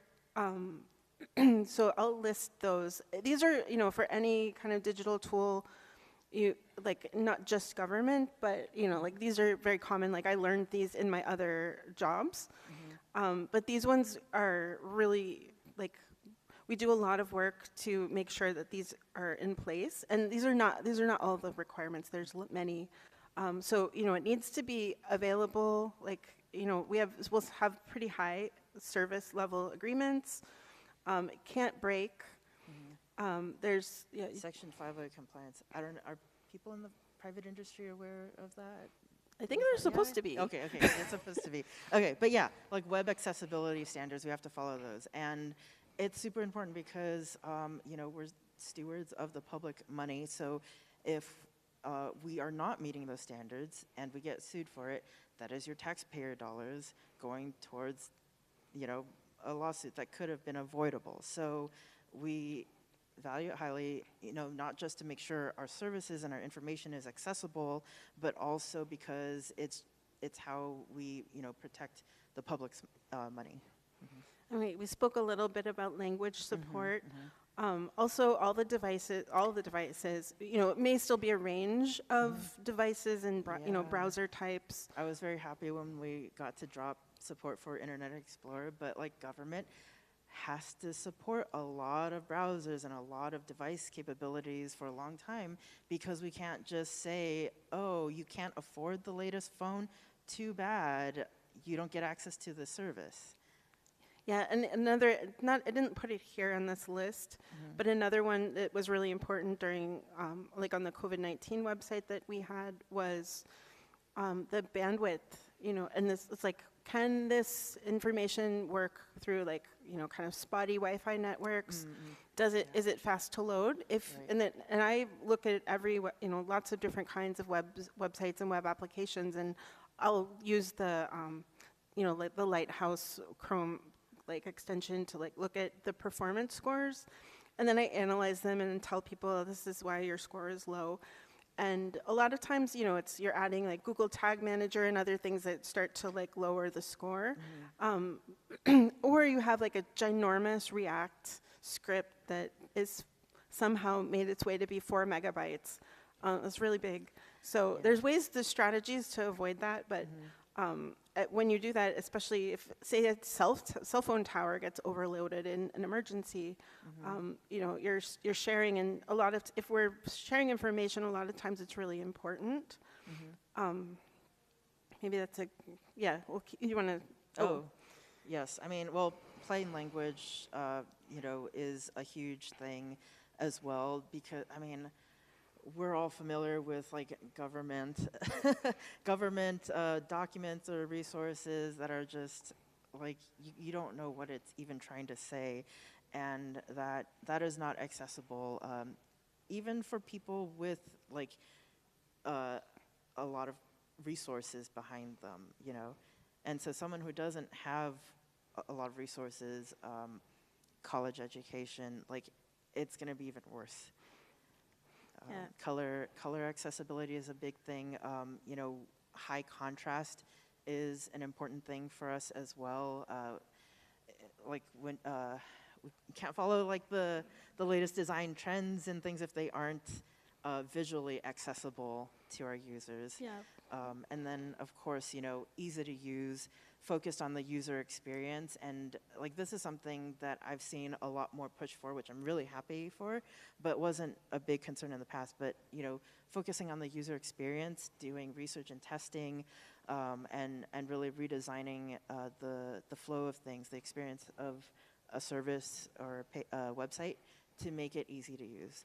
And then one last one on this list of many is just if your system itself can be auditable. For example, like we were talking about this before, it's like even an information site, we're usually hosting it on GitHub, but GitHub has version control in it, so you can go back in time and see. We really leaned on that that one website, and not like all of them. You can just see all the changes that have happened, and then you know if it's another system, there's lots of ways that that happens, but it's just part of the accountability piece. Do you want to talk about your? Oh, okay. Yeah, sure. So, you know, right up there, the service updates page. So that's a site that I started working on when I first started at Metro in 2021. But basically, up until that point, whenever we had these big bus changes in June and December, the way that got communicated to the public was these printed brochures and then this like blog post on our blog site, The Source, that just was like a huge chunk of text of like all of these different lines. And so it really wasn't really friendly for people to figure out what changes were happening that affected the lines that they cared about. It was really just kind of a byproduct of our internal operations and then like, you know, them spitting that out and us just spitting that out at the public. So we experimented with different ways to present this information. So this site has actually gone through a bunch of iterations over the years. Actually, if you look at our GitHub org, you'll see that the repository running this site is like version 3. And the early versions of this looked very, very different. But it's a lot more polished now. And also, I'm really proud of the way that it's built out, even though it kind of feels like a little janky and like hacked together, but I'm really proud of the stack. And since this is a talk about tell tech us about stacks, what's the stack I want to of talk your- about the stack. Okay. So, so like I said, this site came from like basically the idea of these print brochures. Like, well, what if we have all that information? We have, you know, marketing people who write the copy for this, and it gets printed. So I don't have to recreate that. I can put that on a website, but I need to put it in a structured format, right? Because I need to be able to tie in line information. I need to be able to figure out where to like insert a link to the scheduled PDFs in these different sections. And I don't want that to be my whole job at Metro, to manage and maintain this site and all of this work. So how do I leverage my non-technical marketing staff, my coworkers, to do whatever they can? and take up some of that work. So, so the way I have this running at this point is it is a Google Sheet, and when they get the copy for the brochures, they put it into the Google Sheet, and it's got defined rows for different fields for different content areas. So it's like a really janky, low-level CMS, but I can access that Google Sheet as a CSV file, which I can pull in through a script that runs as part of my GitHub Actions in my repo. And then that gets built out because I'm running this as a static generated site using 11D, and it's hosted through GitHub Pages. So I'm not running any servers or any databases. It's just GitHub Pages. It's all a single static page site. But then the added fun part is, like I mentioned, we have to provide this information in different languages. And you'll notice a translate button. That is not using an automated translation service because we pay for manual translations of these brochures into all these other languages. So I'm like, hey, we have these translations that are done by people. Why don't we take advantage of those? Why run that through some like algorithm and get even worse results? So I have them put that in the spreadsheets as well. Those are marked with the appropriate language, and the script I have will build them out as separate data files, and it'll generate separate pages for each of the languages. So then you can easily switch back and forth. It's the translations are just generated once. I'm not having to generate that on the fly as people, click on the translation button. And it's all stuff that we already had laying around. I just needed to fit it together, get buy-in and train some non-technical staff a little bit to maintain it. And I was able to go on vacation last year for a month while they did the update. Yay. Yay.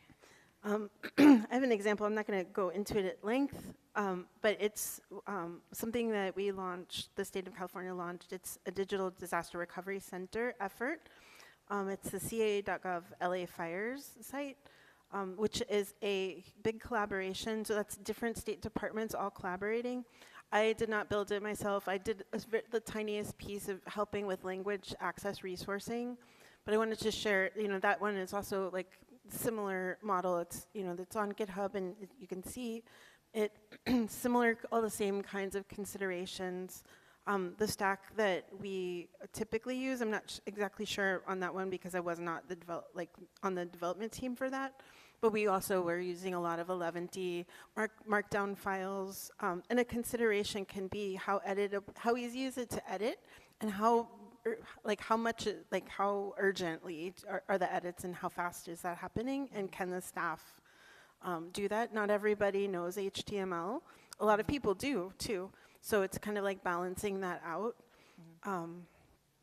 Yeah. So let's see. Okay, so we had these questions that we're gonna do, and we're at it's 5:23. So we'll try to go through those, and also if you're in government too, I'd love to hear if these resonate with you.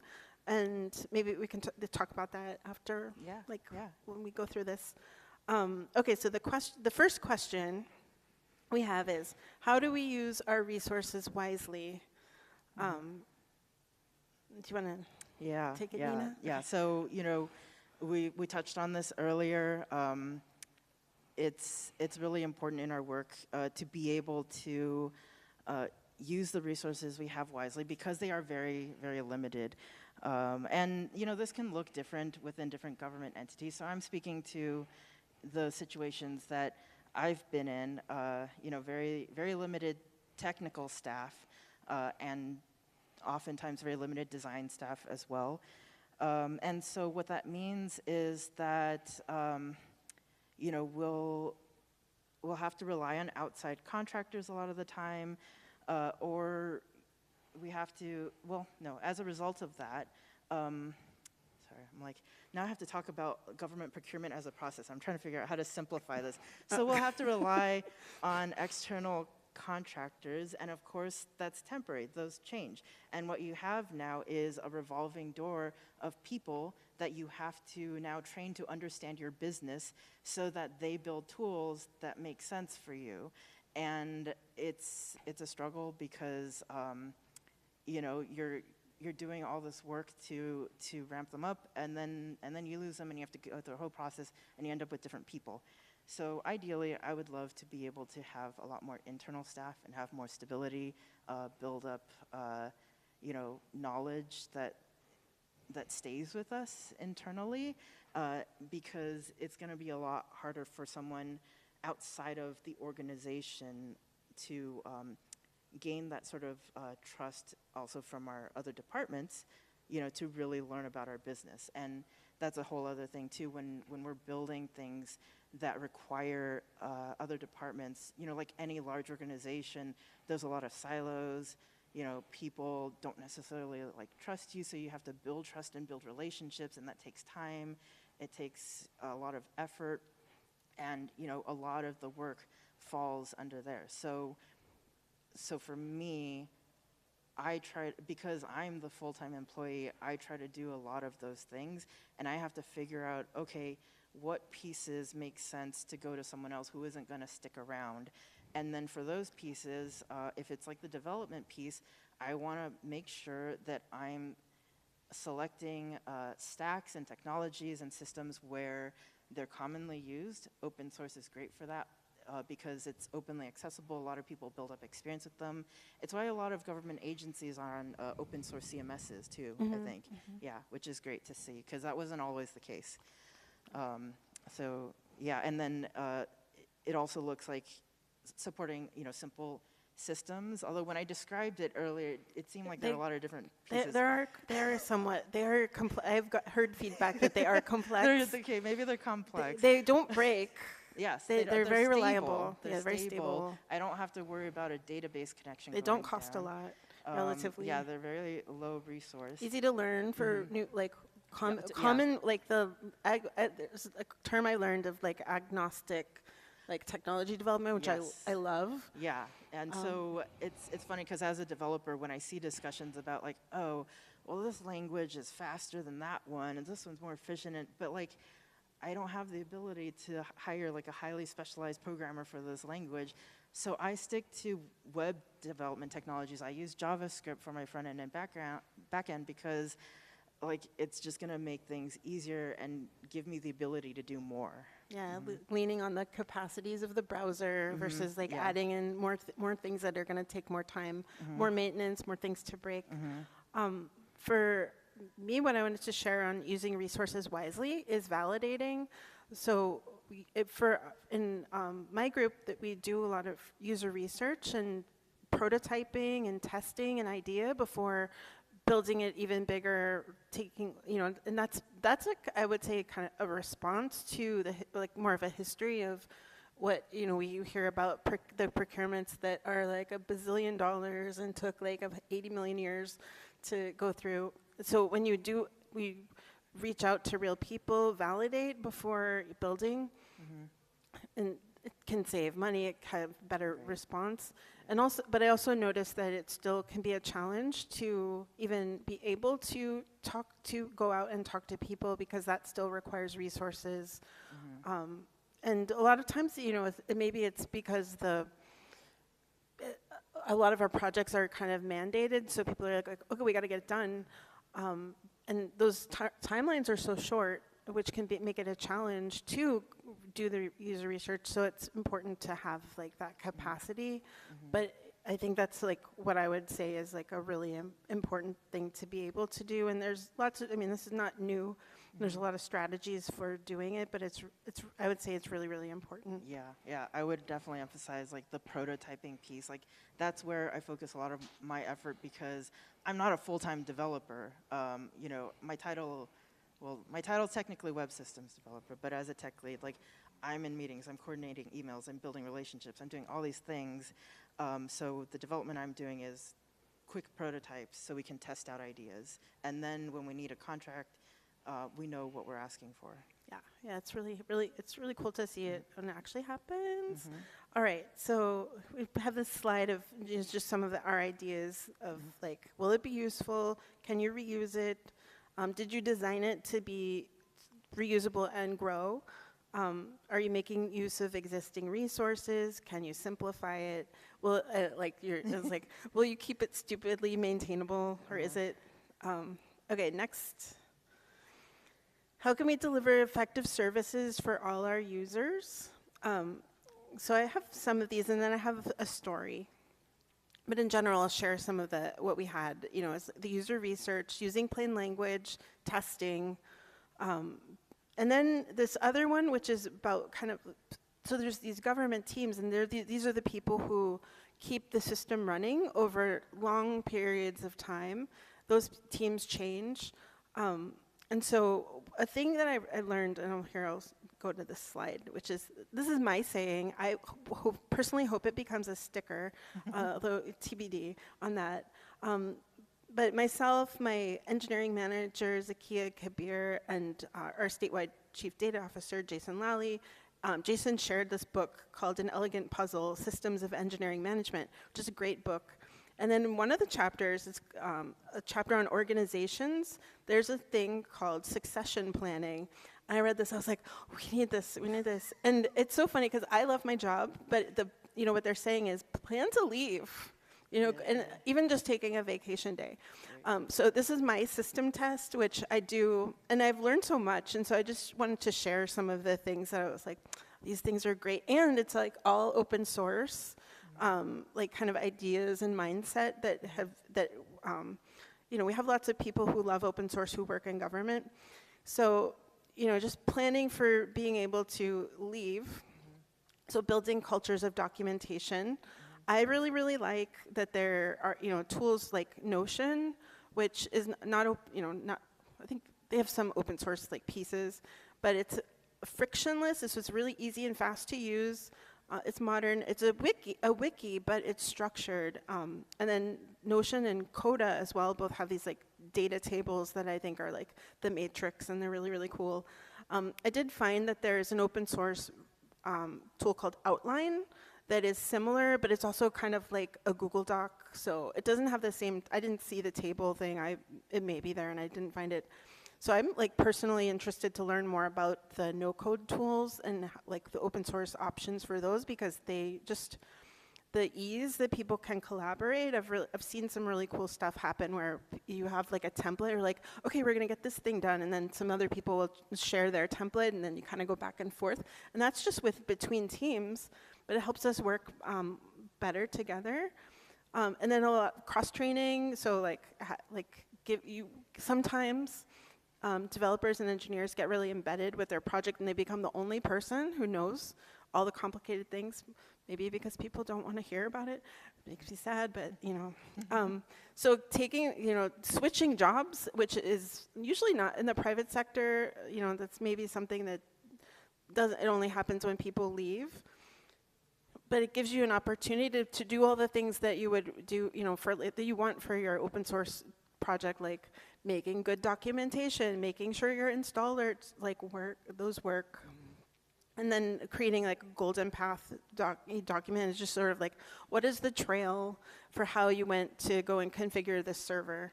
Like that stuff's so helpful, because then, it's mostly your operational documentation, but it's really, really helpful. And then my favorite thing in the world now is making collaborative diagrams. So just there's like FigJam is awesome, Lucid is awesome, Mermaid is an open source and it's really, really cool, Draw.io. But learning to diagram with other people to just map out your system, because a lot of open source systems are very complex and it's really hard to communicate, and that means it's hard to bring people in to help or to break things into pieces. So that's my favorite thing. Did you want to say? We're almost like. Yeah. Well, I think I talked a lot about this actually when I was introducing the site that I worked on. But all of these things. Yes. Okay. All right. Let's go to the next. The next one. What was? Oh, okay. How do we bring open source and open source principles into the way that we work? I think we touched on this a little bit in terms of culture, internal culture within government, but also like these ideas of interoperability and standardization. It's a big thing for me when I talk about my work at LA Metro, because with transit data, there actually has been a ton of work that's been done with the data standard, GTFS, to promote interoperability, standardization, and it's something that multiple agencies can latch on to and reuse without having to reinvent things every time. And there's so much in government work and services that can be done that way, and I would love to see even more of that. And I think one thing I wanted to bring up that I've seen, which I really like, design systems. We don't need to necessarily redo all of the research into what makes a good web experience or mobile app experience every time we start a new project. And so, but again, the needs of government serving the public can be very specific.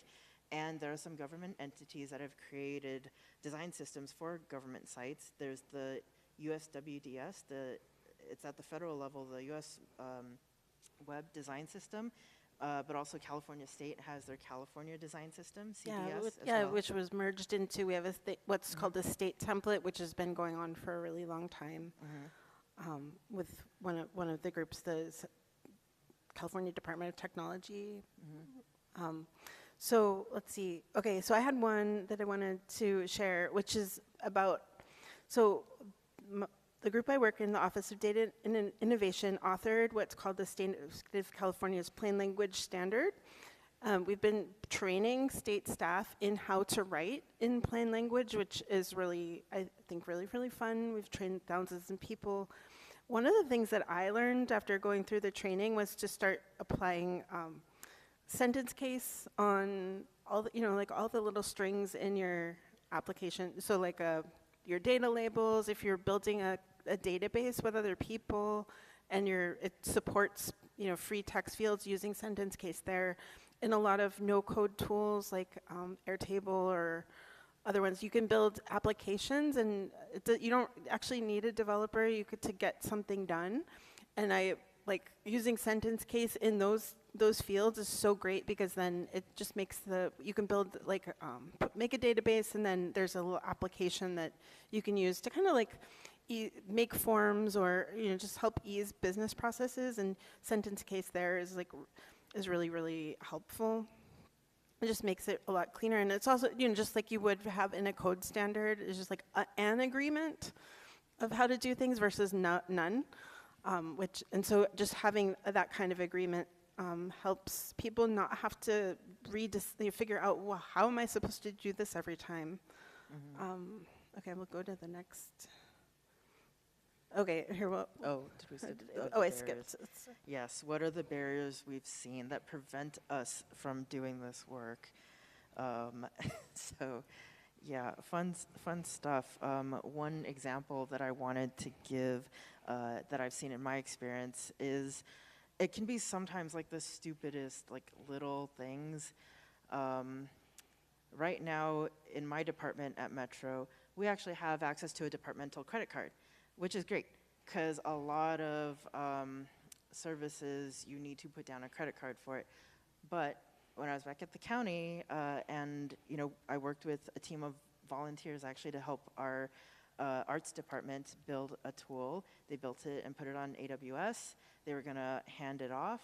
It was ready to go, and then we realized, oh, they didn't have a credit card to put on file for this, so they couldn't transfer it and take ownership of it. And it was just the stupidest thing to not be able to hand off completed work at the end. But sometimes that happens. And something I learned briefly is in the private sector, in a business, you're maybe in continuous service, and the government is as well, but we also have many projects. So when things need to be done, it's done, and it's more of a hard stop, and you're reassigned on something else. But also there'll be some pauses where you go and go and go, and then it's okay, stop now. We're gonna come back later. And that's what I mean about the succession planning. It's planning so that you can just step away, pick it back up maybe 4 months later, or maybe it's some other team you don't even know. So it's that's where those principles of that come from, what I learned in open source about just documentation and testing how it installs, and just leaving making something that makes sense for the next group of people to use it, is really, really valuable. And then I did want to also say, actually, wait, no, this is in the next, yeah, the good segue to what will enable governments to utilize and contribute to open source more? So basically helping us, like how can a government's teams use open source more? So the list that I have is just making sure projects are easy to install. It's the time that we actually have is not, in the best circumstances, what I've seen, and it depends on the project. If something was like budgeted already, and it's like it's a plan, and they'll have a team, and they're like, oh, we're gonna do this. That's one situation. But also, if it's something that is really like, it's June, this thing needs to be done in July, like exactly on July. We don't have the time to learn. So if it's something is installable or quickly, and we can do the research and like. It will work on different kinds of cloud providers. Like that's really great. If the just like anything, if the documentation is fantastic, that makes it easier. Also, if it, a lot of times I'll research and I'll look at different kinds of open source tools, and it's like, how much is this? Especially with the ones that have like algorithms built in now. So it's like, how much is the server really going to cost to run? Like, what is the hardware that you're going to need? Yeah, I think actually that the complexity, like knowing the complexity of implementing something up front is really important, because I don't want to get started down this path thinking this could be a solution, only realizing, oh, actually I need to set up this server for this and that and that and that, and now it's a whole thing that I don't actually have time to look into and build out. Yeah, and then the last one that I want to talk about too is just making sure that it's at least secureable, or and that the license is, a license that governments can work with, which the MIT license has always been great and still is. But just being able, like, we will need to set things up and just, we have a lot of rules and guidelines, just be able to follow those so long as we can add in, or if you, like, just making that clear, like how much work has been done, that would be really helpful. Yeah, so. I think those are all the things that we wanted to hit up. Yeah, so it's our message to you all for today. So, yeah, so hopefully that, like, really want to talk with you all about that and hear how that lands and what makes you think about, and if other questions that you have. I think it's pretty, like, awesome to use open source in government. Yeah, and I've seen more and more of it over the years, although I guess we've been at this for a while now. But yeah, it's really good to see. Oh, okay, and you can work for government. Yes. So there's, California has an effort called Work for California. Do you want to say about the other? Oh, yeah, we have a careers website. So if you go to the site, there's a careers section. It links out to government jobs, which is actually a platform for a lot of government jobs. So that's a really good thing to look for. Applying to, like, understanding a government job posting can be a little bit tricky. There's a lot of nuances. So I'll give you that caveat, but feel free to, I'm happy to connect with people and reach out if you're interested, and I can give you some pointers. It can also be different government by government. We're not a single monolithic entity, and every organization runs a little differently.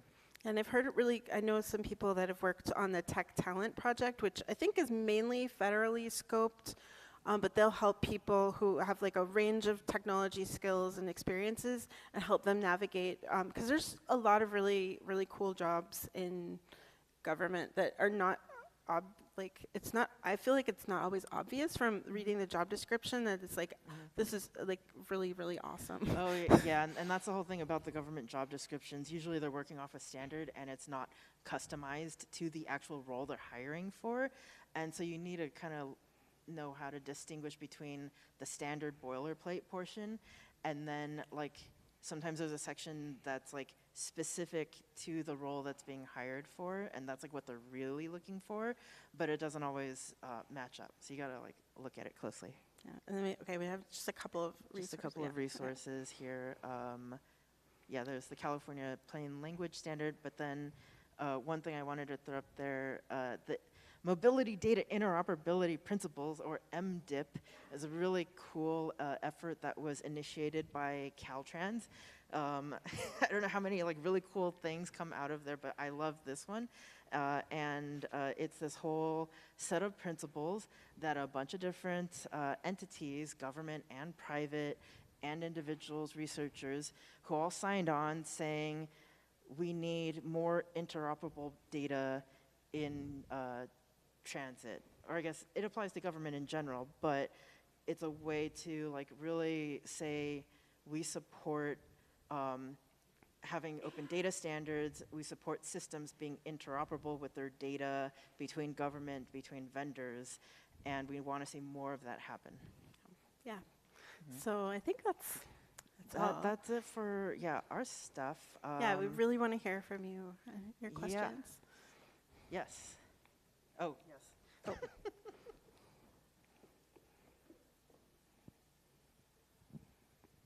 Thank you. I have worked billions of years ago for government contractors, and then afterwards I ended up working in private industry. And when I was working for contractors, when the government wanted software, this is mostly DOD and FAA and stuff, they would have to produce a very detailed description onto which bids were made. And that was interesting because it's like if there was anything wrong in the requirements, that was kind of like cast in concrete already. So what has happened since then in the private sector is what's called agile methods. In agile methods, the users essentially, over time, give more and more specifications, and they change them when they need to. They're essentially stories, and gradually the developers converge to something that's acceptable to the users. But that is very hard to price up front. But government needs to be able to write requirements to which there are fixed bids. And having worked first for the government contractor, then afterwards in private industry, it occurred to me, I don't know how to bridge this gap. But obviously you do, because you buy software. So how do you do it? Let's see. I haven't, go ahead. I should get the microphone.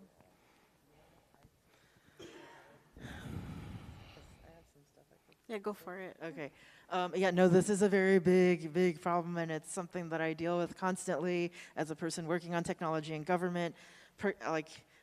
There could be a whole session on procurement, and I would not be the one to run it because I'm not an expert on procurement at all. But it's one of the biggest barriers.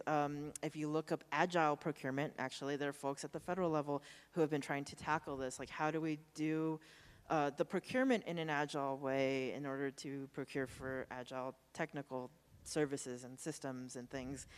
And I don't have personal experience with it because I haven't managed to convince local government procurement officers to try to go with this method. I think there's a lot of unknowns. It's new territory. They haven't done it before. And I get it, and I think this is a big thing to understand, that we have to, what we have to but learn how to tackle is, again, this goes back to the government being responsible for the public's funds, the public's money, your taxpayer dollars. It comes to us, and we are responsible for that. So we're not going to throw it at things that could result in a lawsuit.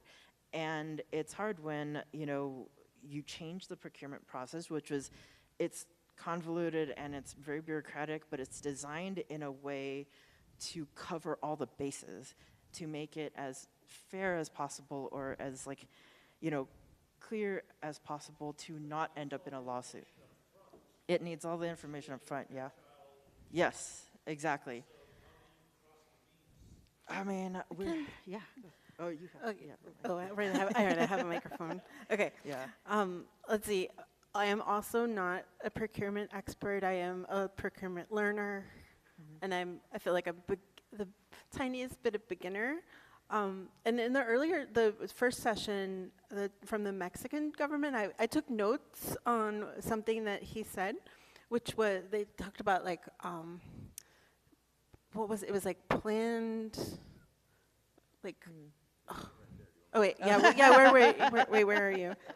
Yeah, okay. It was about because the timelines were so long, and it was just something about like not refurbishments, but maybe it was just like. And what I took from that, I was like, oh, that's such a good idea. I'm gonna go back to work and tell everybody that I heard this idea. And it's I'm sure people know, and this is a beginner here, but I like that it's like definitely putting things in contracts. I've heard is like a good strategy, but also saying this is going to run for a certain period of time. We're going to test it. We're going to hear ideas. We're going to do all these things. It's like dictating that those things would be and breaking it down into much smaller pieces so that you don't go, it's not such a mammoth thing. Maybe this is really a lot easier in digital services than it would be if you were building like a bridge or something, but I'm not a civil engineer either.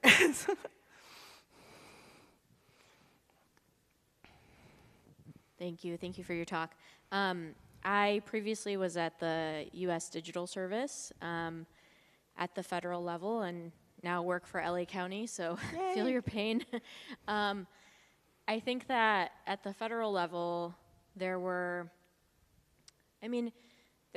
just like some things in the ways softwares have been procured that also just don't even touch on like iteration or user experience or like none of that, And so having people in the room who actually know to even put those words in is like a game changer. Yeah. I know it sounds really simple, but like doing that is so important. You can also, depending on the contract, you can be vague enough and then you can be more specific later on. I think, like one of the other things we did at the feds was doing like technical review panels. So it's not just taking a bidder's proposal like wholesale, being like, yeah, we're gonna just go ahead and implement this, or you're taking this $1 million contract. But it's actually assessing whether or not this vendor can do this task and do it well with the sort of the flexibilities that are involved. And vendor lock-in is very much like a real thing that like still exists. There's a book called Automated Inequality by Virginia Eubanks that is like an excellent book about vendor lock-in, but particularly about social services. But yeah, those are just some of the things that I was thinking about, that we've done at the federal level. But now again, I am at the county level.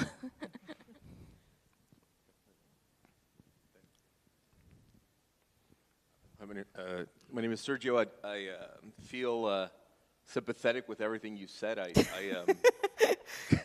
In contract, I have a long history. I've been using Linux since the 90s. I used to be, at one point I was a software engineer, but I worked in startups and small to medium-sized, the largest corporations in defense and the DoD sector. And now I'm contracting for government, for Space Force here at Space Systems Command. But we go through the same types of bureaucracy. I'm trying to bring tech stacks that are, innovative and new and create, massive data architectures and stuff. So I know exactly what you're going through. But yeah, just to George's point, because you hit, I think, a painful one. There's these paradigms that kind of like they collide, right? That they're contradictory in itself, right, per se. So just briefly, like what I can say, I mean, SSC, Space Systems Command, LA Air Force Base. It's like you could look at it on the macro level like a giant acquisition house. That's what they do, is procurement. From like receiving, requirements to design, development, engineering, testing, integration, deployment, right? So in that scheme, like I've done software development in large corporations, but also startups. So one has to remember that like the original intent of Agile is to work in small teams and to build prototypes and deliver in small chunks directly to the customer, but overall like agile as a methodology, not just for software, for any types of project development method.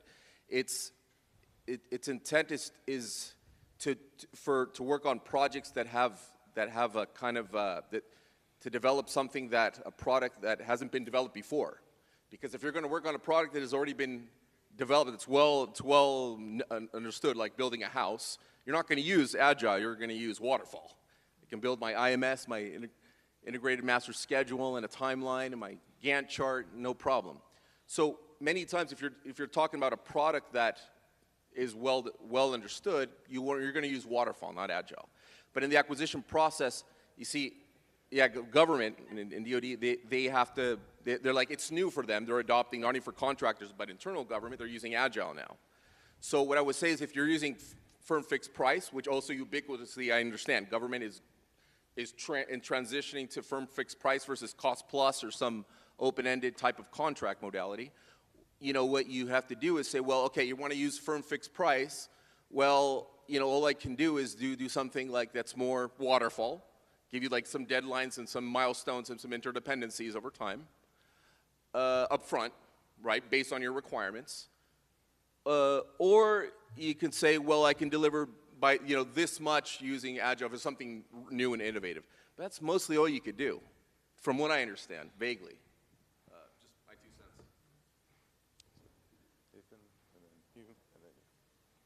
I just want to say really quickly, as the track chair and organizer and working with Nina and George to put together these talks, if you guys are interested in talking next year, remember we have a CFP that starts like 3 months from now, because I hear a lot of people who have a lot of experience in the open government, you know, arena. So we want to keep this track going. So please submit talks for next year. Thank you.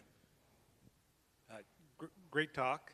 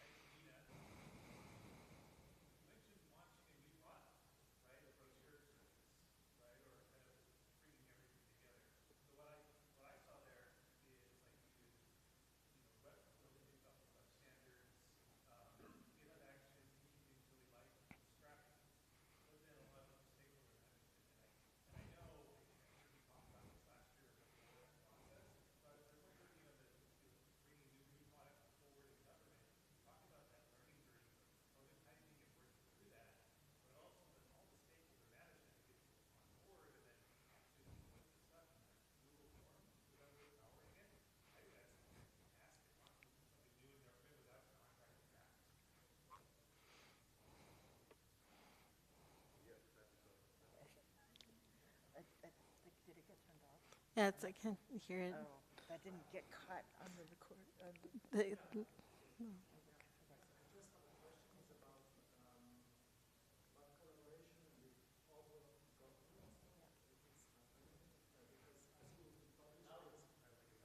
Oh, it might not be on. Is it? Is it out of batteries? Maybe it's broken. The end of the day. No. Yeah, it's not.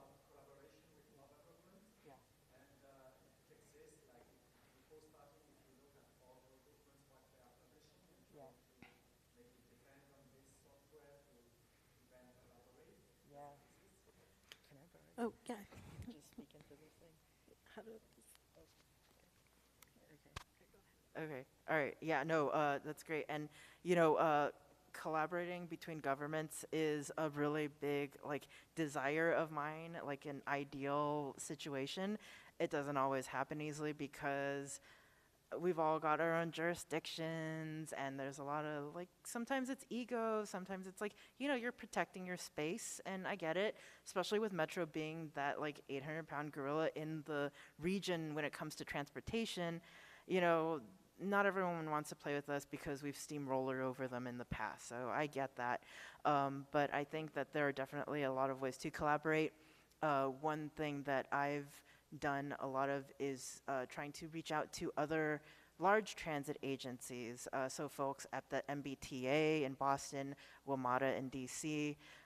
We have a lot of conversations about the work that we collectively do.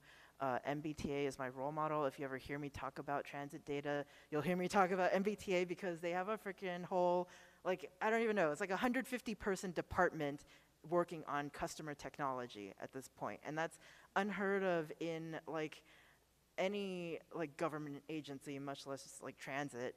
So they're really like my I don't know. No, yeah, doesn't even start, but something. They're like, Switzerland. Oh, okay, okay. Yes. So, so yeah, I think there's a lot of that. I think, you know, there's a lot of good like open source projects that, like with GTFS, the Open Data Standard for Transit. Like a lot of transit agencies recognized early on the value that that would bring to riders, and they got on board. They started publishing their data in GTFS, and that's why we're able to have, you know, transit navigation in all these different apps. So it definitely does happen. It's hard, and I think, yeah, transit, I'm, another reason why I really like it, besides just working in it right now, is I think that it's a prime use case to see more of this kind of stuff happen. Oh, okay. We'll try to repeat. Okay. Okay. Okay. All right, great.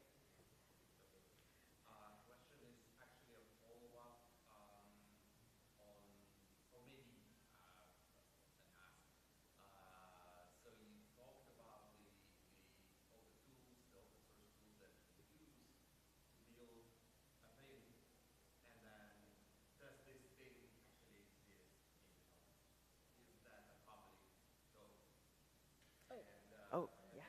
The second question is, I know there are some initiatives going on right now in the EU about building like publicly owned open source repositories and platforms rather than relying on Microsoft and GitHub to host everything.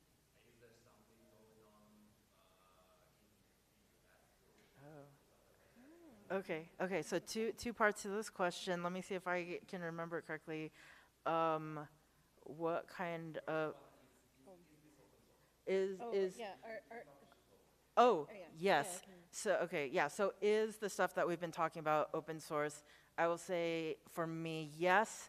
My philosophy is open by default.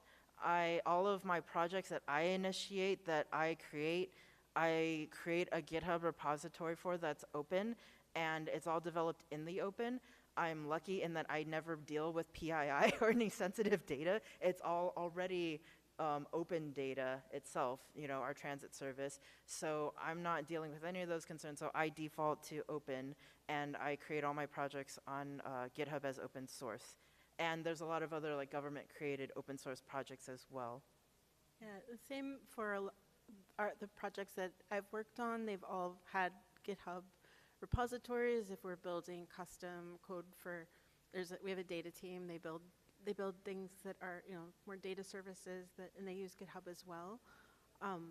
Yeah, and we're not the only, like, there's many departments that use GitHub and have for a long time, and we're early. I think even this may be a rumor, early adopters too. And then we'll look at each other's code all the time. And even if somebody isn't using the code, it doesn't mean that we did not look at it and have discussions and conversations about it. So just even being out there is really valuable. Even if it's not downloaded, it's making an impression for sure. Yeah. I mean, even the fact that it exists and we can like point to it, like tell our coworkers and our bosses, like, look, they're doing this, which I do all the time, pointing at MBTA's work, which is also all on GitHub. Not everything that they do is open, but a lot of it is. Yeah, so even having it exist, even if it's not reused yet, is great. And then again, the second part, GitHub. yes, so publicly funded code repositories.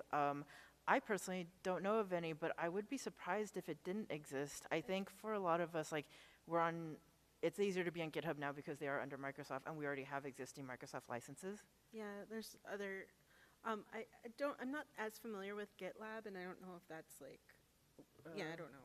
So like we do use GitLab for some of our files. That was from my predecessor, but I'm trying to move off of that and onto GitHub just to have a consolidated platform.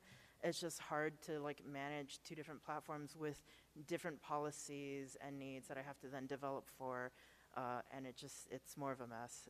So yeah, Anybody knows? I know, like, but in part of, I would love to support like something that is maybe government funded or, you know, more open as a platform.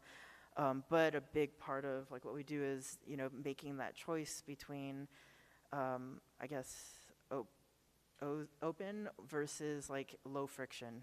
Yeah, and also being able, like, we're still using Git itself. Git is not the same as GitHub. So, oh, sorry. Yeah, so like our code is in it. We can take it out of the tools, which is my favorite part. So not locked in, but you have to be strategic in order to make it your system extractable from all the tools that you put it in initially, and not everybody understands. You know, I feel like that's part of a learning curve to even be able to like freak out about that. Sorry, I just wanted to add on to that because that was a great point that we didn't touch on as much here. But even if we're in a proprietary system, I think it's a really, really important point that we're trying to emphasize internally in our governments is to make sure that your data is not locked into that vendor, that it's portable, and that you have like access and ownership of the code, which was not always baked into contracts and still doesn't make it into contracts. Like, I'm still hearing about contracts that we've had within the last 5 years where we have difficulty getting our own data out of the vendor systems.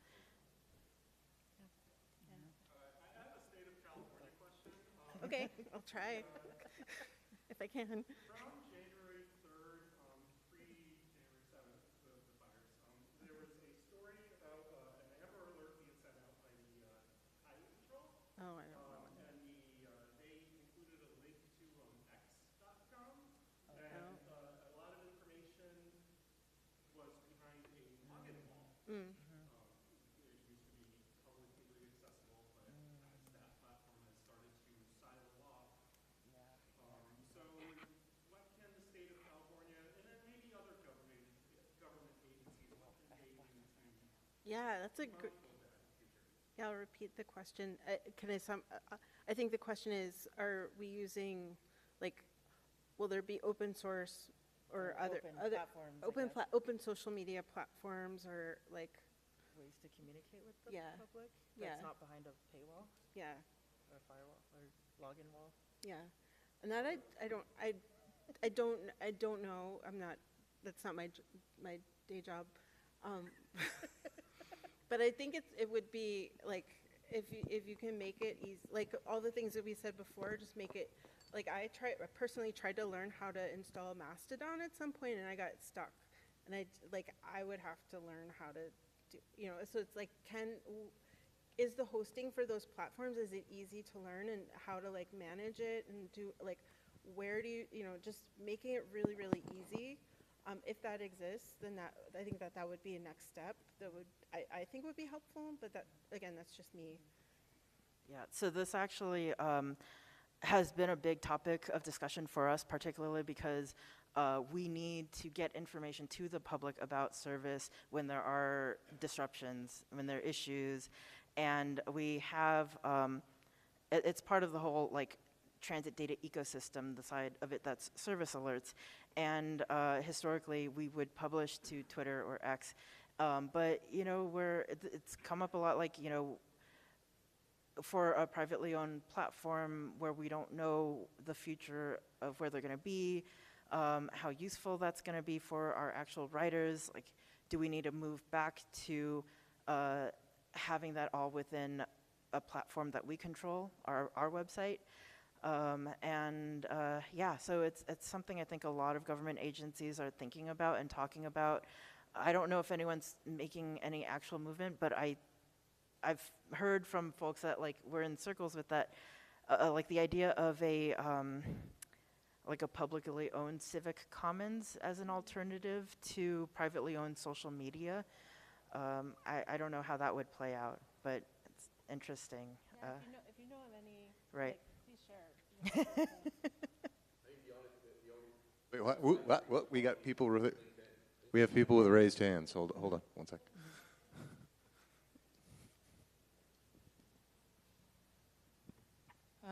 Yeah, thanks for the talk. I don't come from government.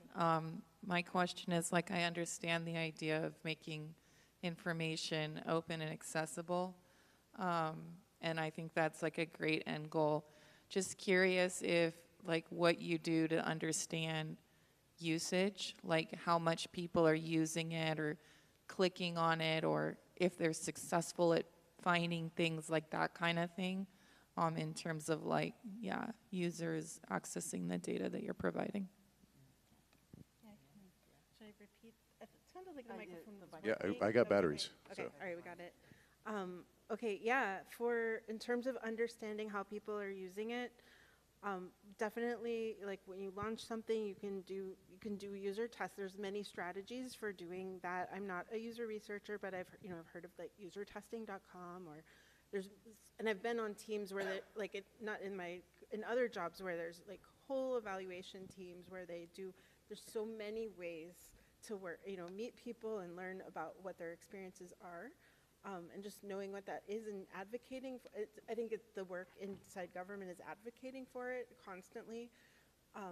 And then, yeah, analytics, there's, like, those tools exist. I'm not on, like, there's other, like, usually it's, like, people that are specialists in analytics or data that are doing that. That definitely exists to make sure, and people want to know if are people using it? For sure, we look at that. For us, like, we actually have, well, let me back up. I actually didn't say this at the beginning, but I should have. So my team is within the marketing department under our customer experience umbrella, a group of departments, and one of the teams under customer experience actually does a lot of, like, user research and testing. They just went through a whole user journey mapping exercise for the entire, like, transit taking journey, which is really cool. So I think we're doing some, like, testing and analytics and stuff on that end of things. We do, like, web analytics, but on, like, say, the data side, I don't even think we're there yet. Like, we publish the data, but even if we, like, try to collect data on the data usage, like, no one's looking at that. We've got a whole bunch of other stuff we're putting out fires for, and so, like, ideally, yeah, but we need to be staffed up to do something at that level. Mm-hmm. Hi. Glad to hear that you enjoyed my talk. I love your one. Like, I come from third world country, pretty much, or developing as they call us. So when I hear you guys suffering the same problems that I suffered, I suddenly realize we're not that bad. So that's always nice to hear. So I've really enjoyed listening to you guys. My question is more in regards to that. Like, what do you see is the biggest stopper into innovation within the government at the different levels, apart from the procurement process, because that's always one of the biggest issues. So if it's not money or procurement, what are your biggest issues? Thanks. Oh, I have an idea. Okay. Okay, so one is just, oh, sorry, okay, thank you. If it's, this is just, I'm gonna, like, I'll try to make something that makes sense. I think trying new things can be scary, and I would say starting small and trying things with other people, and like I'm really lucky to work on an innovation team, so we are trying all the things, and but we're doing, like, little experiments, so they're not the risk is like much lower, because and we've learned so much, and it's kind of, I don't know, but I think that if something is new and it hasn't been tested somewhere else, there's not examples to point to. But if there are, and like, the more that's the case, then I think that makes it easier to try new things. But brand new or hard to understand is more, I think, more limiting. And so it's helpful to have, like, examples where people did it and were successful, because in general, because of wanting to be accountable and not in like responsible spending of public funds, and like don't, you know, you really want to do the right thing for people, and so taking huge risks is like meh. Yeah, I mean, following up from what Chach said, I think like that fear of taking risk is maybe one of the biggest barriers, and it's the flip side of the same coin that we're talking about when we say, like, you know, accountability to the public is our North Star and guiding what we do. The flip side of that is if we fail, you know, that has real negative impact on people. And no one feels that more than the folks at the top, because they're the ones whose names get blasted in the news. And sometimes that creates like a culture of fear around trying new things, innovating, doing things differently, even though that may be better, because if it doesn't work out, then you're really gonna hear it. And so, like in trying to address that, I think what we really try to identify are these low risk opportunities for prototyping, for innovation, stuff where maybe it's not on anyone's radar, so it's not like the biggest, like most critical impact project, but at least you can do something and you can demonstrate a win and a success and pull that out later to say, look, this worked, how about we try it on this other thing? And then also because we don't have internal resources either to do things, like I'm trying to leverage community as well, so open source community, but also volunteers. You know, we have a lot of, we have one old website that, like, some guy who's like, oh, I know how to do some coding. I could build a dashboard for you. And he like put together this Microsoft Visual Basic.net website like 10 years ago, and it's still up because, you know, he moved to a different department. No one else knew how to code it and replace it, and so now it's still up. And all they do is update the database numbers, and it pulls it in. And that's how the site gets updated. But I'm working with some volunteers from Streets for All, which is an advocacy group, and they have actually a volunteer team of data and tech people who work on different projects. And they reached out to me because they're really interested in looking at ridership numbers of our system, because that really helps with advocacy work. And they're like, hey, could we get access to the source data and, like, you know, redesign this a bit for you? So I was like, sure, that's great. And then thankfully, because I had already built up some of the relationships inside the agency, I was able to approach the owners of that data with this ask, and they were all for it. So look out for that coming up hopefully soon. There's still bureaucracy we have to get there, and we still need to publish that data publicly so that it can be accessed and they can pull it in, but it's a really cool sort of thing. And I forgot if that's related to your question, but it made me think of this, and so I wanted to tell the story. 6:18. Oh. So Yeah. we're at Oh, 18 geez, minutes okay. past. Oh. SCaLE officially ended on Friday 18 minutes ago. If you guys want to keep talking, please don't make me stop you, but some of you, I think, want to go to dinner. Thank you very much to our speakers. I think this was a great talk. Thank you.